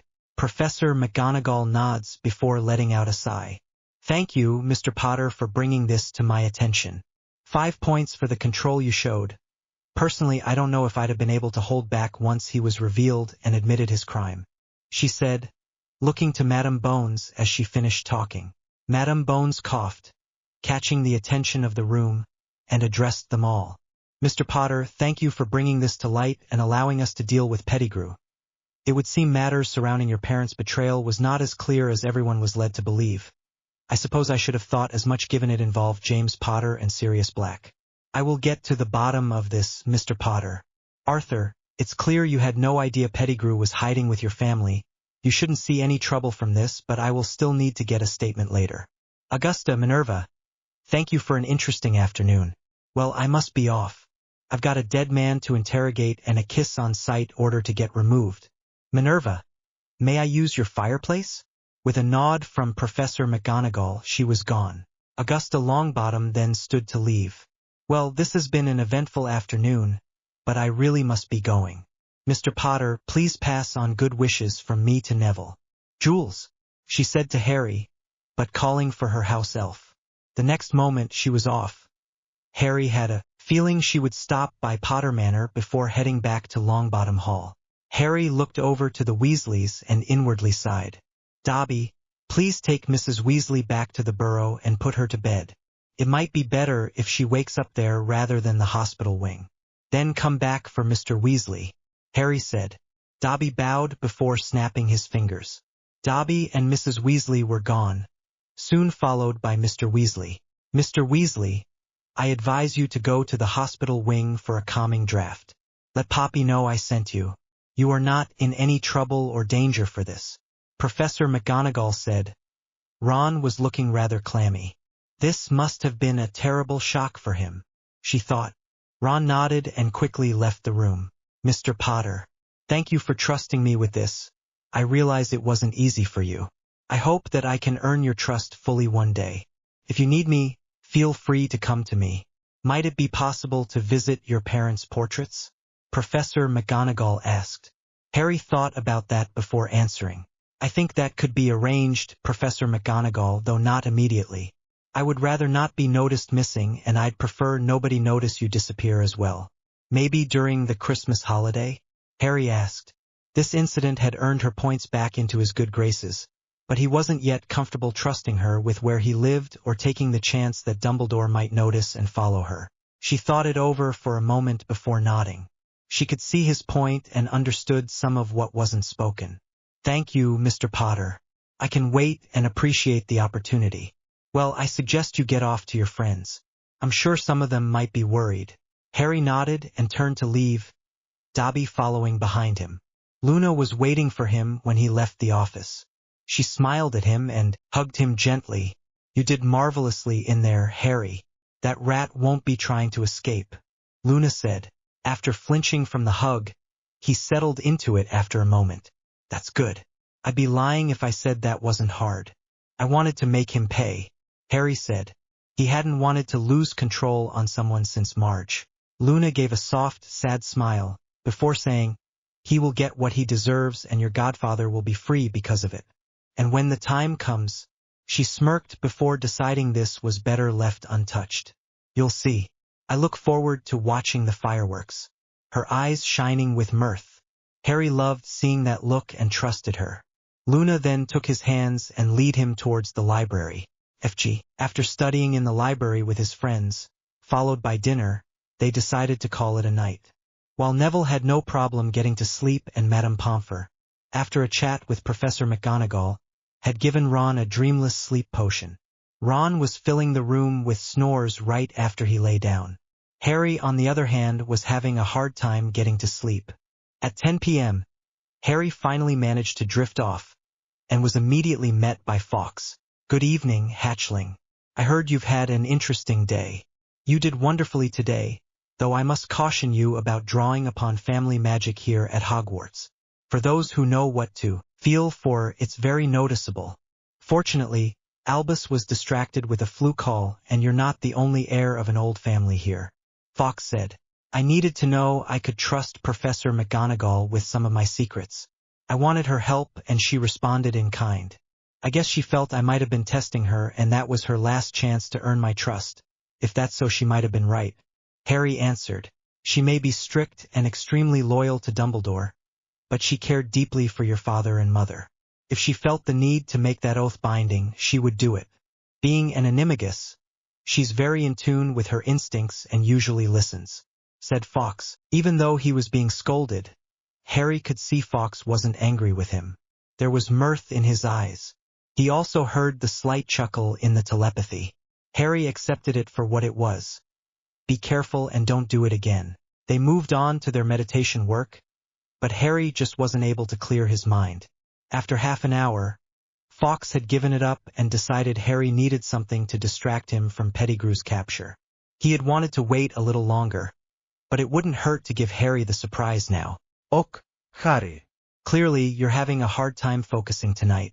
Perfectly understandable given the day's activities. Wake up and meet me on the 7th floor, by the portrait of dancing trolls, Fawkes said, sighing. He then left the dream. With intrigue, Harry got up, dressed and snuck out of Gryffindor Tower. With his invisibility cloak, he didn't need to worry about the prefects, though Peeves nearly caught him. Harry tricked him into thinking he was the Bloody Baron and Peeves made tracks. Fortunately, no sign of Mrs. Norris. Even after reading the invisible book, he couldn't figure out how the cat appeared to see through the cloak. After 15 minutes, Harry made it to the 7th floor and found the portrait, labeled Barnabas the Barmy.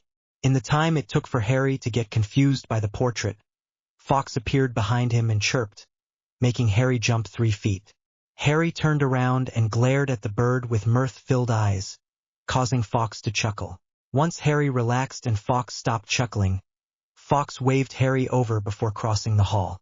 He stopped right in front of one of the rare empty spaces in the castle. Fawkes hopped from side to side.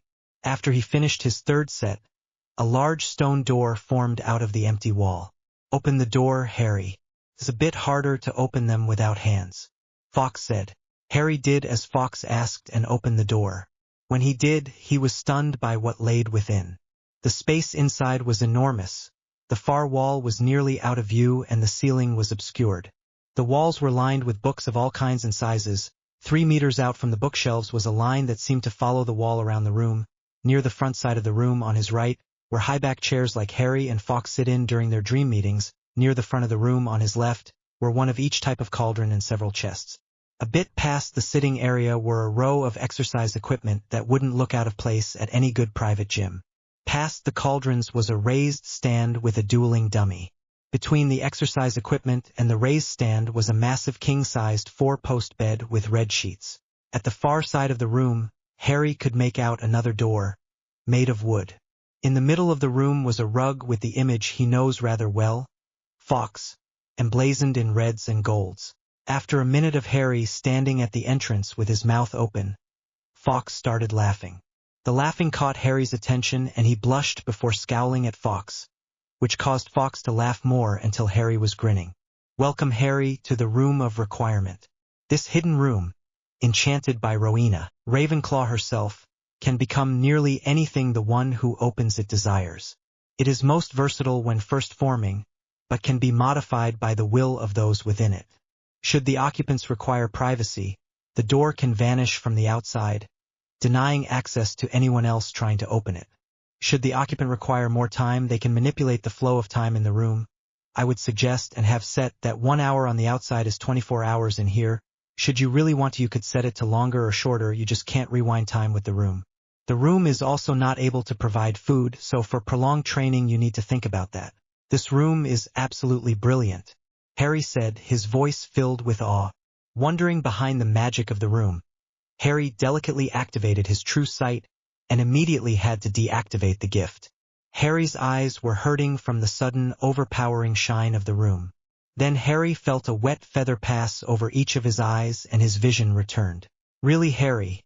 Not here 5 minutes and already you nearly blind yourself. Every foot of this extended room is etched with active runes pulling power from the crossing ley lines beneath the castle. If you fully activate your true sight gift before you are ready and look up, you would destroy your eyes.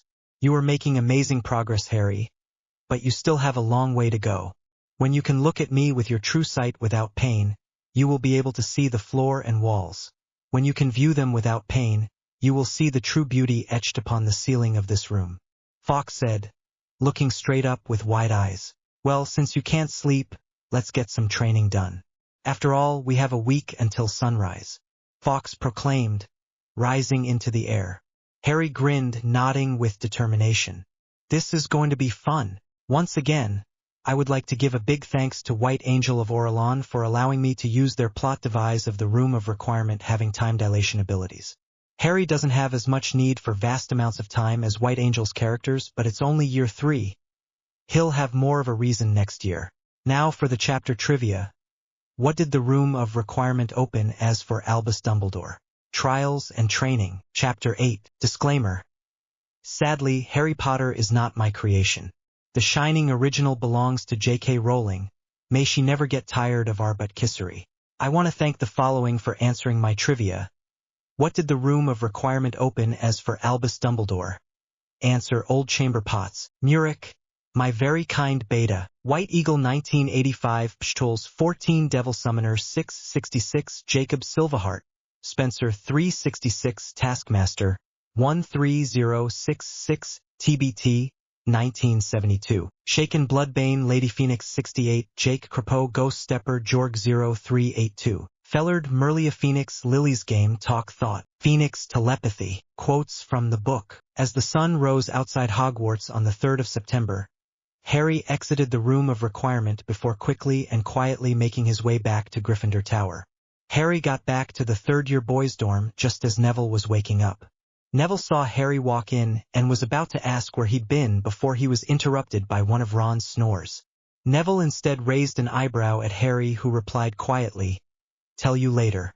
Harry then moved to get a change of clothes while Neville made his way to the bathroom to get ready for the day.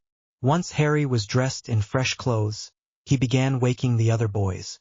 By the time Neville returned from the bathroom, Harry had managed to wake the rest of the dorm, though Ron looked at him in indignation. Once they were all ready, they met up with Hermione and went down to breakfast. As they were sitting down, Luna entered the hall and immediately moved to join them. "Morning. Have a good evening?" she asked, looking at Harry knowingly. When Harry just smirked and nodded, she turned to Hermione and frowned before quickly hiding it. She started using it. I couldn't stop her. Maybe Harry's plan will minimize the damage. Putting such heavy thoughts away, Luna went about constructing her breakfast with a smile. Before she had finished and started eating, she had made a replica of Hogwarts. The construct was enough to draw Ron from his plate before asking, how does she manage to make that stand like that?" While swallowing, Luna didn't answer, just gave Ron an exasperated raised eyebrow. "Can you really ask that when we both know how your house looks?" Ron, realizing he wasn't going to get an answer, went back to his food. Harry noticed the look and was pretty sure she knew what went unsaid, chuckled lightly before returning to his breakfast. After breakfast they dispersed and Harry, Hermione, and Neville headed towards ancient runes while Ron had a free period, and Luna happily made her way to Charms. Professor Babbling was an energetic teacher who clearly enjoyed her subject and the teaching of it. She started the lesson by going over what they would be covering and advertising the multitude of jobs you could get into with a runes newt. She then gave them a practical use of the runes they would be learning. She quickly carved out Laguz and Raidho and touched her wand to the runes, before water started shooting out of the runes. She tapped them with her wand again and the runes stopped producing water. The two runes I just used were Water and Movement from Elder Futhark, mainly used by the Norse and the basis behind magical plumbing. Runic magic is ancient and powerful, but it takes a keen mind, steady hands, and patience to master this art. Now, let us begin your journey to the understanding of ancient runes. Please open your book to page 7, where you will find the Elder Futhark alphabet. The class studied the alphabet table for the remainder of the class period. Their homework was 2 feet of parchment on the Elder Futhark alphabet and its origins. The class then split up for their core class lessons and quickly made their way. In the rush of students leaving, Hermione had disappeared. She managed to get to the next class just as the door was about to shut. The next class was Charms. Professor Flitwick gave her a worried look but didn't call attention to her. He welcomed the students to third-year charms and gave an overview of what they would be learning this year. Class went on much the same for the rest of the day, with Luna joining them for lunch. Once classes let out for the day, Hermione excused herself to get a head start on their homework in the library and rushed off without waiting for a response. As she left, Luna walked up to Harry and Neville, Ron having rushed off after Hermione. "Planning to share, Harry?" Luna asked with a smile. Harry smirked before nodding. "I figured you would see this coming." Luna only grinned while Neville looked at the two in confusion. Harry chuckled and told them to follow him. He led them up to the 7th floor, across from the portrait of Barnabas the Barmy. Harry quickly moved across the blank wall 3 times before a door, similar to the one the night before, appeared on the wall. Neville stared in shock, while Luna grinned ear to ear. "Welcome to the Room of Requirement. Come on in," Harry said, smiling and opening the door. They followed Harry into the room before staring around the room in amazement. The room was ovular this time, the wall covered in shelves of books, several couches surrounding a crackling fire in the space between 2 shelves, and a collection of exercise equipment near the back of the room. "What do you two think?" Harry asked. While Neville still stood stunned, Luna ran towards the nearest bookshelf. Harry grinned and guided Neville towards one of the couches, while Luna browsed the collection. "This is where I was last night, Neville. I told you I'd tell you later," Harry said. Harry told Neville about his training last night and about the room's amazing properties. He then showed him some proof by thinking of an attached bathroom, and a door appeared at the far side of the room. Neville stared at the door for a moment before heading over to check it out. The bathroom resembled the bathroom at Potter Manor, which on its own was quite grand, though the sunken tub held the Hogwarts crest in its center and several stalls. Ok, wow. "This room is really amazing," Neville said, examining the room again with more awe. "It gets better, Neville. The one that sets the room up can manipulate the flow of time between this room and the rest of the castle. I literally spent a week in here last night. The only problem is that the room isn't able to summon food, so that limits the amount of time you can spend in the room," Harry said. Luna walked over to the couch to join the boys. "This is amazing, Harry. Thank you for sharing. I wish we could all sneak up here each night," Luna said coyly. Harry chuckled and called for Dobby, who appeared in the room holding the book he was about to ask for. Dobby bowed after delivering the book and popped away. "Thanks, Dobby. I was waiting till we got back to Hogwarts before sharing this. It's called the Book of Invisibility. I found the shipment in Flourish and Blots and the shopkeeper gave it to me. This book contains several invisibility spells and spells to reduce your chance of detection by 4 of the 5 senses. Not much is going to hide you if you put your hand in somebody's mouth. I wanted you two, and eventually Ron and Hermione as well, to learn from this book so you could sneak up here whenever you wanted or slip away in case of danger." Neville grinned and thanked Harry, while Luna smiled and kissed Harry on the cheek. Harry blushed, but smiled at Luna. They spent the next hour going over the spells in the book, Harry teaching Luna and Neville how to cast them. By the time they left for dinner, Luna and Neville could each cast a passable disillusionment charm. They met up with Ron and Hermione at the Gryffindor house table just before dinner was served. Hermione seemed even more worn down than when she had last seen them, while Ron looked like he'd been woken from a nap. Luna could only shake her head. FG. Over the next week, Harry and his friends fell into the routine of a new school year. Each morning, Harry would watch the mail drop, hoping for news on his godfather's trial. They would then separate to their various classes, with Hermione randomly disappearing and reappearing just before the next class, looking winded.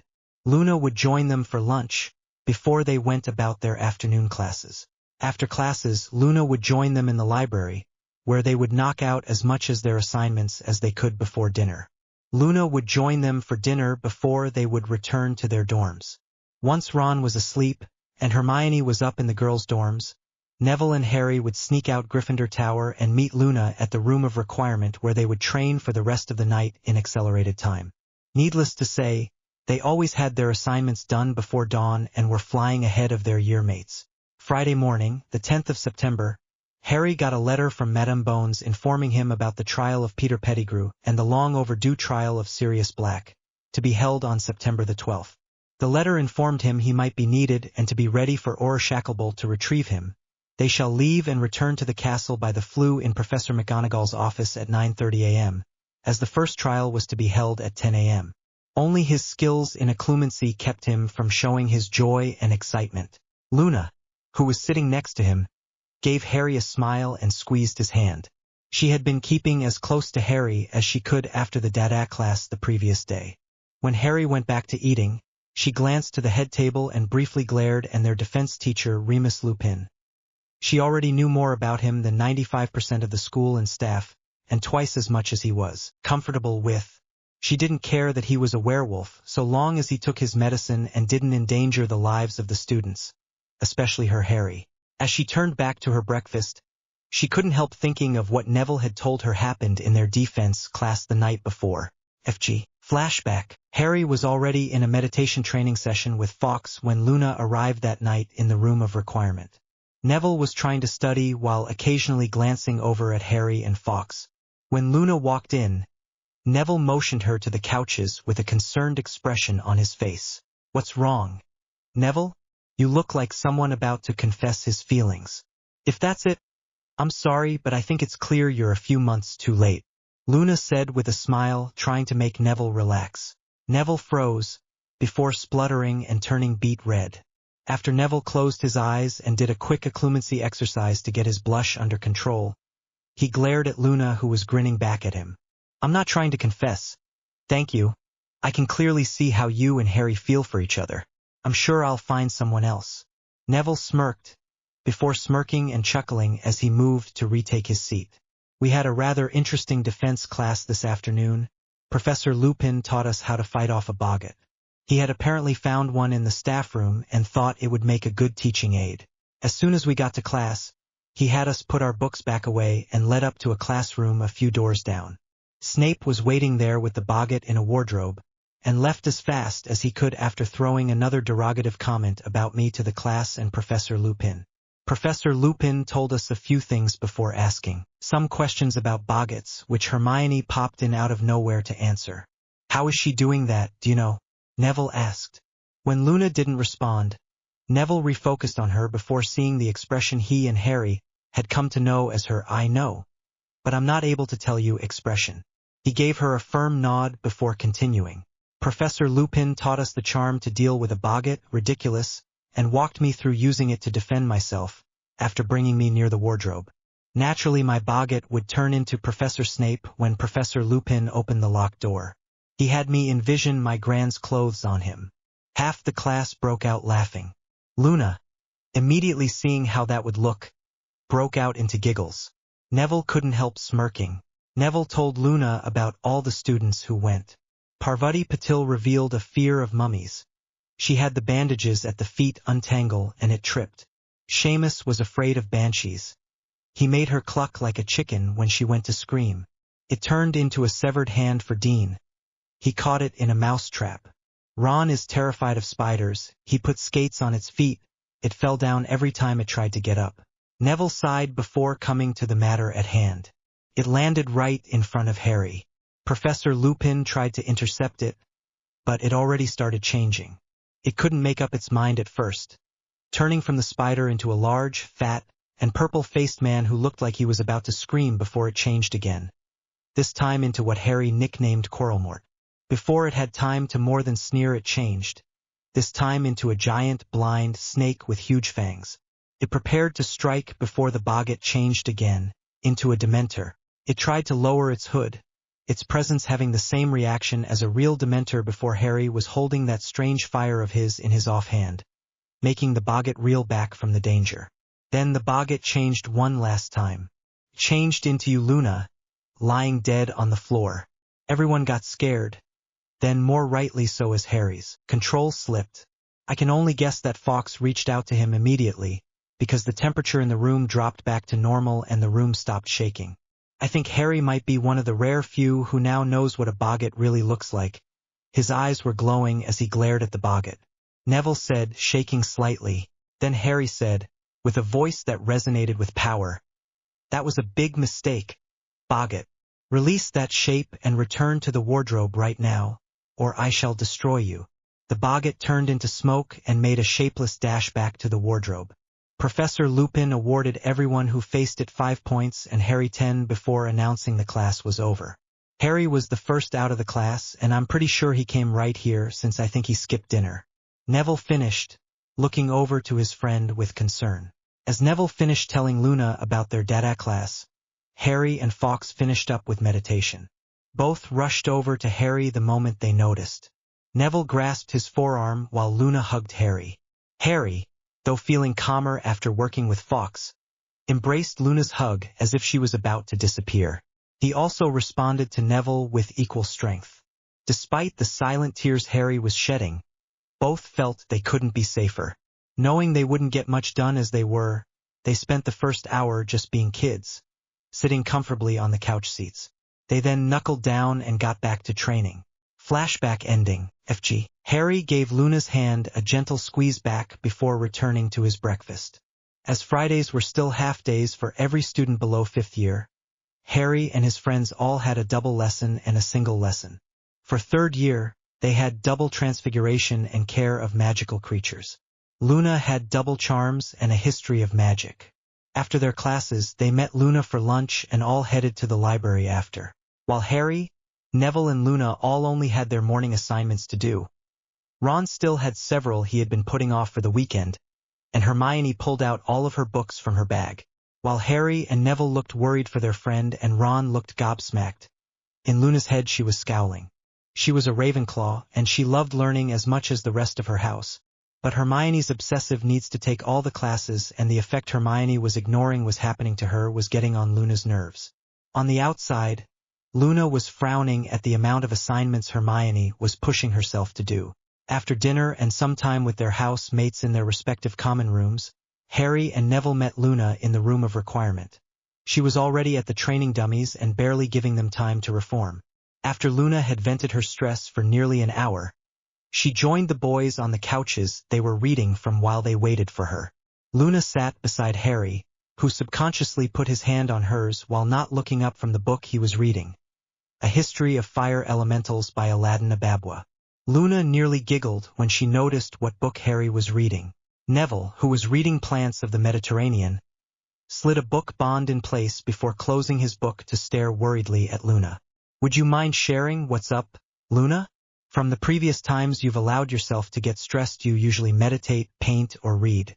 Is it something we can help with?" Neville asked, Harry saving his own place in his book before closing it. Luna shut her eyes and sighed heavily. She should have realized her friends would pick up on her mood. She opened her eyes before looking into each of theirs, and surprisingly Fawkes, who was rested on the back of the opposite couch as far from her as he could. For everything Fawkes had faced in his long life, Luna significantly scared him. "I can't tell you exactly, but I can say that Hermione is doing something reckless and dangerous to herself. It will be resolved within 2 weeks, but it still hurts to watch her struggle and weaken herself. I can only be thankful that this foolishness she is doing will be curbed by one of her birthday gifts," Luna said, her friends looking worried for their other friend. Harry understood the subtle hint and nodded sharply. Neville, having been told of Harry's plans for the 19th, thought for a few moments before understanding as well. Fawkes, who wasn't told of the plans for Hermione's birthday, could only look at the three of them in confusion. "At least she's not angry at me." Harry took hold of her hand before saying, "I understand you can't tell us what she is doing, but if my plans for her birthday will help you know, I will make sure they go off without a hitch." Luna squeezed his hand back and smiled. She knew Harry meant what he said. When he felt one of his friends was in danger, there wasn't a force on earth that could slow him down for long. A pity those that continuously seek to get in his way never seem to learn. After Luna was back to her usual self, the 3 teens got back to studying the vast library that the room offered them. If they kept their current rate, they'd be ready to sit their OWLs by the end of the year. FG. They spent the Saturday as they had the week before. They worked on their assignments and studied in the library with Hermione and Ron. When their assignments were all done, they redid the assignments they had finished the night before to keep up appearances, and they searched the library for advanced reading. Hermione's problem wasn't the only reason the group couldn't wait till Hermione's birthday. Redoing assignments was tedious and annoying at times. Harry, Neville, and Luna persevered through the Saturday, and before they knew it, it was Sunday. Harry had revealed what was going to happen this morning to Hermione and Ron before they turned in for bed the previous night, from Hermione and Ron's perspective, so they weren't surprised when Harry went up to Professor McGonagall's office after breakfast. Harry knocked on Professor McGonagall's office door with 5 minutes to spare. "Come in, Mr. Potter. You're early, but that is usually better than being late," Minerva said, calling from her desk. She had anticipated Harry or Orur Shacklebolt arriving early, so enjoyed a private breakfast in her office and was just finishing a cup of tea. As Harry entered, Orur Shacklebolt stood from his chair to face Harry. "Good morning, Mr. Potter. I am Senior Orur Shacklebolt, and Madame Bones requested I bring you to her office before proceeding to courtroom 10. The capture of Peter Pettigrew has thrown the court into a tizzy, so Madame Bones wants to explain how things are going to go," Orur Shacklebolt said, bowing slightly as he addressed Harry. Harry nodded and greeted Professor McGonagall before looking nervously at the fireplace. At a raised brow from Professor McGonagall, Harry explained his first experience with flu travel. Minerva couldn't keep her lips from twitching, trying to stay her stoic self while imagining what Harry had said. Orur Shacklebolt felt no compulsion about holding his mirth as he let out a deep belly laugh. Harry just scowled at Orur Shacklebolt and moved to the fireplace to wait. After a quick stinging hex from Minerva and a stern look, Orur Shacklebolt stopped laughing and made his way to the fireplace, grabbing a small pouch of flu powder from within his robes. Throwing a pinch into the lit fireplace, the fire turned green before he called out Ministry, Madame Bones' office. He then motioned Harry to go first. Harry quickly stepped through the flue and came out flying into Madame Bones' office, catching the back of one of the chairs. Orur Shacklebolt arrived a moment later and barely held back another laugh at seeing Harry and seeing the expression on his boss's face. Harry grumbled something that Madame Bones was just close enough to hear. "I hate flu travel, never feels right to me." Orur Shacklebolt stood by the door while Madame Bones asked Harry to take a seat. Madame Bones sent a quick glare at Orur Shacklebolt before getting on to business. "Thank you for joining us, Harry. We'll make this quick as we need to be in the courtroom shortly. It was mentioned in the letter you should have received on the 10th of September. You might be called on to provide testimony, though I doubt that will happen. You'll be sitting in a special part, the visitor's stand, enchanted with a notice me not charm, so that nobody should be able to know you're there. That being said, it's not foolproof, so try not to draw attention to yourself. I'm fairly sure you don't want the Chief Warlock to notice you're there unless you're called upon. First will be the trial of Peter Pettigrew, followed by a trial for your godfather." Madame Bones explained. "Your godfather appeared in my office yesterday, accompanied by your elf, much to both our surprises. After holding a quick interrogation, must still follow policy, or some people could use that to have the case thrown out. He spent last night in one of the holding cells with a notice me not on it, so none of my orurs could complicate things more than they are," she continued, holding up a hand when Harry almost rose out of his seat about Sirius being interrogated and spending a night in a holding cell. She ended with her hand to her temple. Harry wasn't entirely pleased about the situation of his godfather, but could understand the steps Madame Bones had needed to take. After raising his occlumency shields to suppress his irritation, Harry nodded back to Madame Bones with a blank expression that Madame Bones recognized and was surprised by but chose not to comment. Better he maintains his composure than let out his anger in her office. Madame Bones got up and motioned for Harry to join her. She walked across the room, with Harry by her side, and left her office with Shacklebolt following them both. They quickly made their way through the orur department and entering the elevator at the other side. Once in the elevator, they made their way down to the 9th floor, paper planes entering and exiting the lifts on each floor, delivering memos to the various departments. They then took the staircase next to the lift, moving down to the 10th floor, home of Courtroom 10 and the Department of Mysteries, FG. Despite arriving at 9:30, it took them a quarter of an hour to reach the courtroom. 15 minutes before the start of the trials, and many seats were already taken.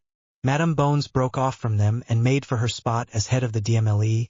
It was her task to lead the case unless the Chief Warlock held the floor, which would be as brief as possible if she had anything to do with it. Orur Shacklebolt led Harry to the Notice Me Not section of the stands, which made several visitors and quite a few reporters interested in who was sitting in the exclusive seating, but knew better than to try investigating. It hadn't gone well for the last 5 reporters. They now worked in a different field of work. As 10 a.m. rolled around, several doors behind the stands of the Wisengamot members opened and those holding the illustrious seats entered, with their noses held high and an air of disinterest. It was then that Harry first saw the witch all of his allies despised. In the sea of black and purple was a vibrant pink cardigan. Dolores Umbridge primly made her way up the stands and sat in the seat 3 to the right of the chief warlock, next to the seat reserved for the Minister of Magic, who was already sitting there, green bowler hat in hand and Order of Merlin First Class hanging around his neck. Minister Fudge had gotten that medallion for bringing in Sirius Black after the events on the 3rd of November 1981. Harry saw this and had mixed feelings about him wearing that to Sirius's trial. On one hand, his wearing it made a statement that Sirius's incarceration was just. On the other hand, the reactions by the masses when they realize he's wearing it when Sirius is pronounced innocent will be hilarious to watch. Once all the members were seated, Albus Dumbledore, as the chief warlock, rose from his seat. A replica of the golden throne he sat in during meals in the Great Hall of Hogwarts, and called for silence so that the trials may begin. After order was established, Dumbledore called for the defendant of the first trial, Peter Pettigrew. He had not been pleased that Peter had been captured and taken away from the Weasley family within his school while he had not been there to mediate the issue. Now he had to do so while in court. Peter Pettigrew was escorted in with magic-suppressing chains. The orurs bringing him in had been informed he was a rat animagus and didn't want to face Madame Bones if they were negligent on that detail, and he got away. When they got to the defendant's chair, he was chained to it, while the magically binding chains forged into the chair bound him tight. The orurs then moved quickly to stand on either side of the entrance. There was quite a lot of murmuring about the treatment of Pettigrew and the actions of the chair. One of the visitors close enough for Harry to hear mentioned that the chair seemed to be similar to the Sorting Hat and judged those that sat upon it while the Wisengamot passed judgment. Harry examined the chair, and sure enough, the chair was literally layered in magic. Harry quickly turned his gift off so as not to be blinded by it during the course of the trial. After Dumbledore called the room to order again, he called on Madame Bones to explain the charges. Madame Bones rose from her seat to stand before the accused. Raising her voice so that she would be heard throughout the room, she said, "Peter Pettigrew, you stand charged with being an unregistered animagus, whose form is a common brown rat. You stand charged with willfully falsifying your death the 3rd of November 1981. You stand charged with the death of 12 Muggles on the night of the 3rd of November 1981. You stand charged with framing the heir of a noble and most ancient house with murder on the night of the 3rd of November 1981. You stand charged with sleeping in the bed of an underaged wizard in our illustrious school of magic from the year of 1986 till your capture on the 2nd of September 1993. By the time she had read out all the charges, she was out of breath and nearly everyone in the stands had their mouths hanging open. How do you plead? Peter Pettigrew cowered and struggled in his chair against the chains. He wanted to escape. By Merlin, he did not want to answer honestly. Then he felt Harry's presence and sat ramrod straight. He'd had nightmares of Harry since the day he was taken away from Hogwarts. With a look of great fear, he answered, "Guilty." He might be afraid of the consequences of that answer, but he was terrified by Harry's presence promising the alternatives. Those in the stands that hadn't believed the accusations were dumbstruck by Peter Pettigrew's answer. They didn't want to believe they could be so mistaken. Once Dumbledore had managed to regain control of the room, he looked at Peter Pettigrew with disappointment before he began to speak. "Peter Pettigrew, having admitted your guilt to these many crimes, I move for a vote for life in Azkaban, in the cell of your old friend, who you betrayed." In one of the few occurrences of the event, all members of the Wisengamot voted unanimously for guilty. With the formality of the vote done, Dumbledore continued.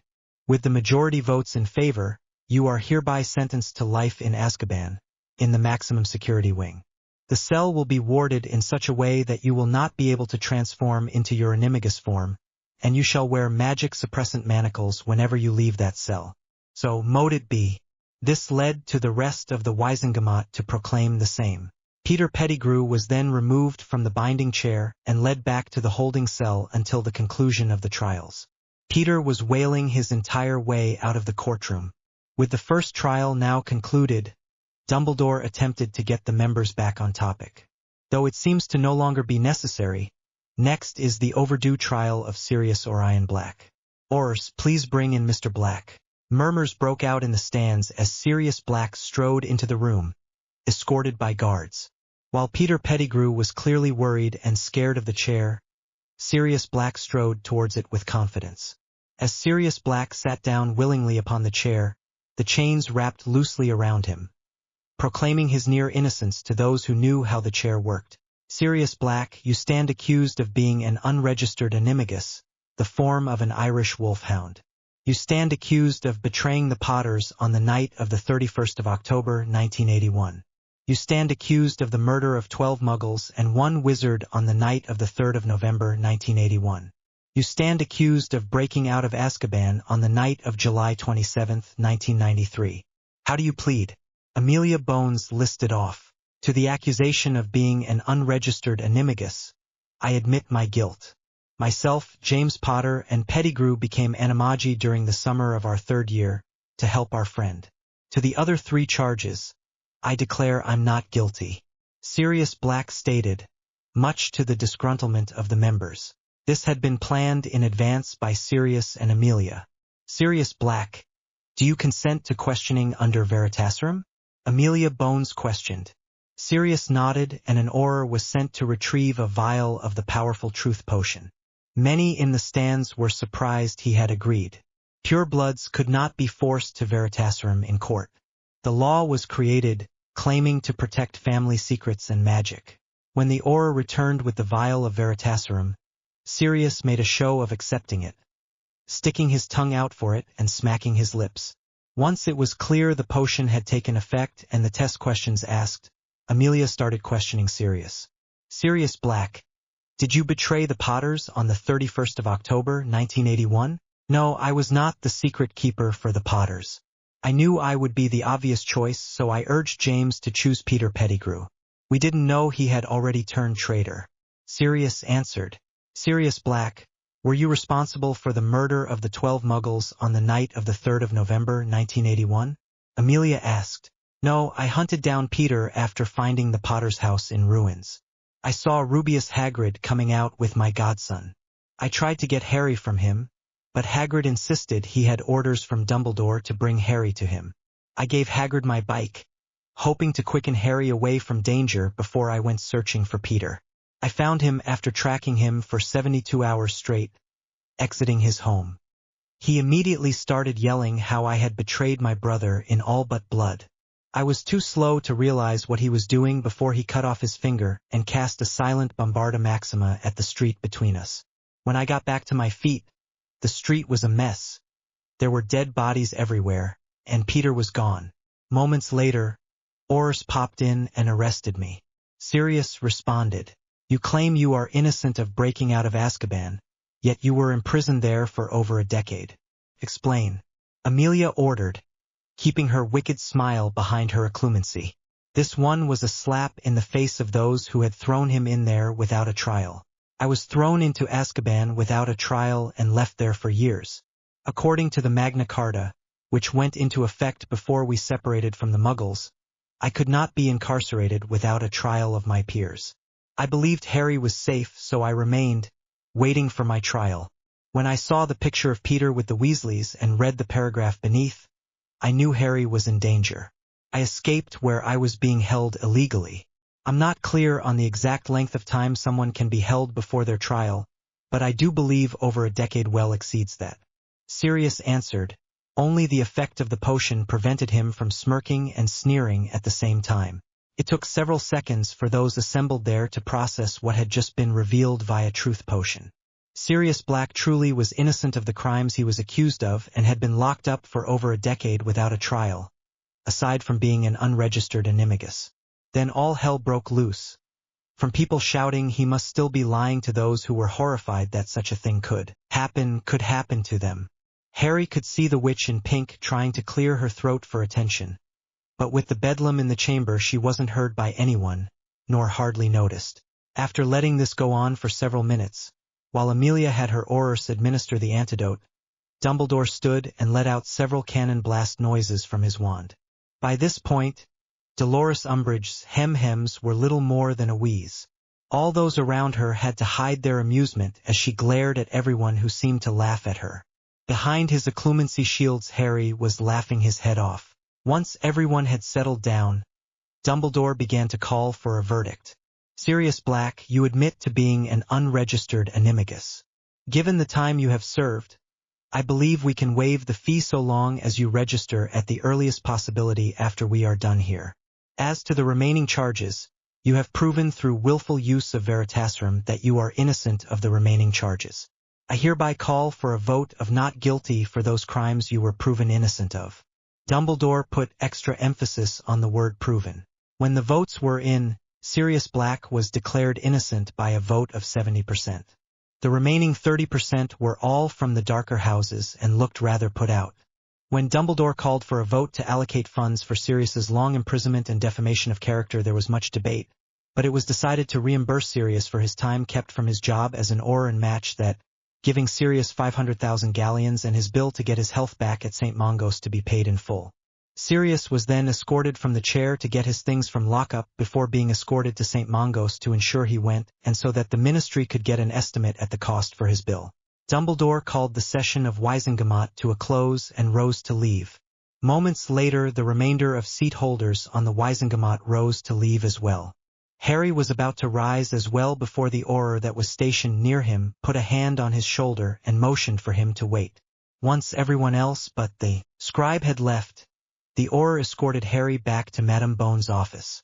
Harry entered her office to see her hard at work with the parchment work that went with a judicial session of the Wisengamot. She nodded to them before putting down her quill and addressing them. Mr. Potter, I'm glad we didn't need to call upon you.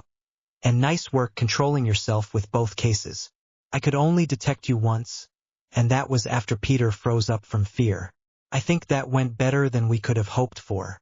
Peter Pettigrew will spend the rest of his life in the cell one of his victims spent a decade in, and Sirius Black, after he's fixed up a bit, will walk a free man. Speaking of which, Sirius Black was rather insistent on asking to meet with you. Would you be amenable to that, Mr. Potter? Harry took a moment to think about that. Sirius Black wasn't the one who betrayed his parents but had abandoned him to Dumbledore's machinations and a decade with the Dursleys by choosing to chase after Pettigrew. Then again, they had both lost a decade of their life because of that mistake. He had heard a lot about Sirius Black from his parents' portraits and his grandparents' portraits.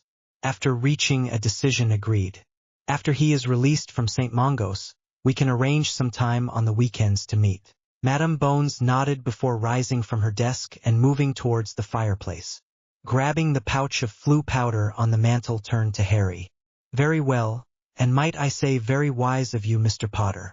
I shall let him know, but first we should get you back to school, she said, then tossed a pinch of powder and threw it into the fire, calling out, Hogwarts, head of Gryffindor's office. The fire turned green and she motioned him through. Once Harry was through the flue, Professor McGonagall helped him up and asked how things went. Harry gave her an overview of the trials while they sat down to talk over tea. FG. After giving Professor McGonagall an overview of the trials, Harry headed towards the library to meet up with his friends. His friends clearly wanted to ask how things went, but held back due to Madame Pants looking towards them as Harry arrived. They took the smile on Harry's face as good news and buckled down on their studies. They left slightly earlier than usual so Harry could give them an overview in an unused classroom. The next week moved on quickly with a routine having been established. Classes and homework in the library during the day and room of requirement training for Harry, Luna, and Neville during the night. It was Saturday night before they knew it, with tomorrow being Hermione's birthday. Harry called Dobby to make sure everything was set up for Hermione. With Dobby's excited nodding, Harry was looking forward to tomorrow, probably more than Hermione was. The next morning, Hermione woke up after letting herself sleep in. She got up and ready for the day, before heading down to the common room to meet Harry, Neville, and Ron for breakfast. She knew it was her birthday, but after 2 years here didn't expect anything from her friends. It surprised her, however, when while she was eating breakfast, 4 owls landed in front of her with notes and packages. The first was from her parents, wishing her a happy birthday and sending their love and a bottomless book bag. The second package was delivered by Hedwig. In a leather pouch she found a globe. When she looked into the globe, she could see the night sky. The third owl delivered a rare book on plants and a new bottomless notebook. The final owl delivered a set of potions. The notes on each vial identified them as a calming potion, a dreamless sleep potion, and the third one only had a clock on its side. In the box with the potions there was also a note that when Hermione quickly read caused her to blanch slightly before she closed the note and put her gifts into her new bag. She thanked Harry, Neville, and Luna, before turning to Ron, who was looking at her dumbstruck. She frowned slightly but smiled, understandingly a moment later. Ron was never the best at remembering events and didn't exactly have the money to buy gifts before school. She went back to eating, with a few nervous glances at Luna. Every time Luna saw this she just smiled and continued her breakfast. Once they were done eating, Harry asked Hermione and Ron to follow him and the others up to the 7th floor. Once he was in front of the tapestry of Barnabas the Barmy. He quickly walked in front of the empty wall 3 times before to Hermione and Ron's surprise a secret door revealed itself. Harry, Luna and Neville smiled at their reactions before Harry encouraged them to enter. They took 3 steps into the room before stopping, awestruck. Hermione, Ron, welcome to the room of requirement. This is the configuration we've been using it in, but with a thought it can add or remove almost anything. Harry said, demonstrating by having the room provide a widescreen TV with stereo system before removing it again. Depending on what you want when you summon the door, it can even become different environments. It's even able to manipulate the flow of time within the room. It just can't provide food. Can I try? Asked Ron. With a nod from Harry, Ron focused and a toilet appeared. Charming, Ron. Hermione said, flatly. I was shown this room this year and thought it would be awesome to share it with my friends. We've been coming here every night to train and study, while still getting lots of sleep. The room is set so that you can literally stay in here for a week and only 7 hours will pass outside. We've been waiting for your birthday to share this with the 2 of you. No offense, Ron, we would have shared it with you before, but you're terrible at keeping secrets. We wanted it to be a surprise. None taken, partner. This room's amazing. I'm amazed you've managed to keep this secret so far. Oh, so that's why you and Neville keep coming in early, Ron said, stunned. After nearly a minute of silence, Hermione finally spoke. This room is amazing. I really can't fault you 3 for keeping this room a secret. Thank you very much for sharing it with me.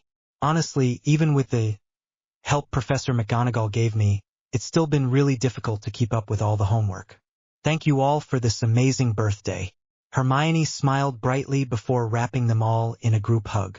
They then spent the next hour with Hermione and Ron exploring the room, with Harry, Neville, and Luna playing tour guide. At the end of the hour, they nearly had to drag Hermione out of the room so they wouldn't be noticed being out after curfew.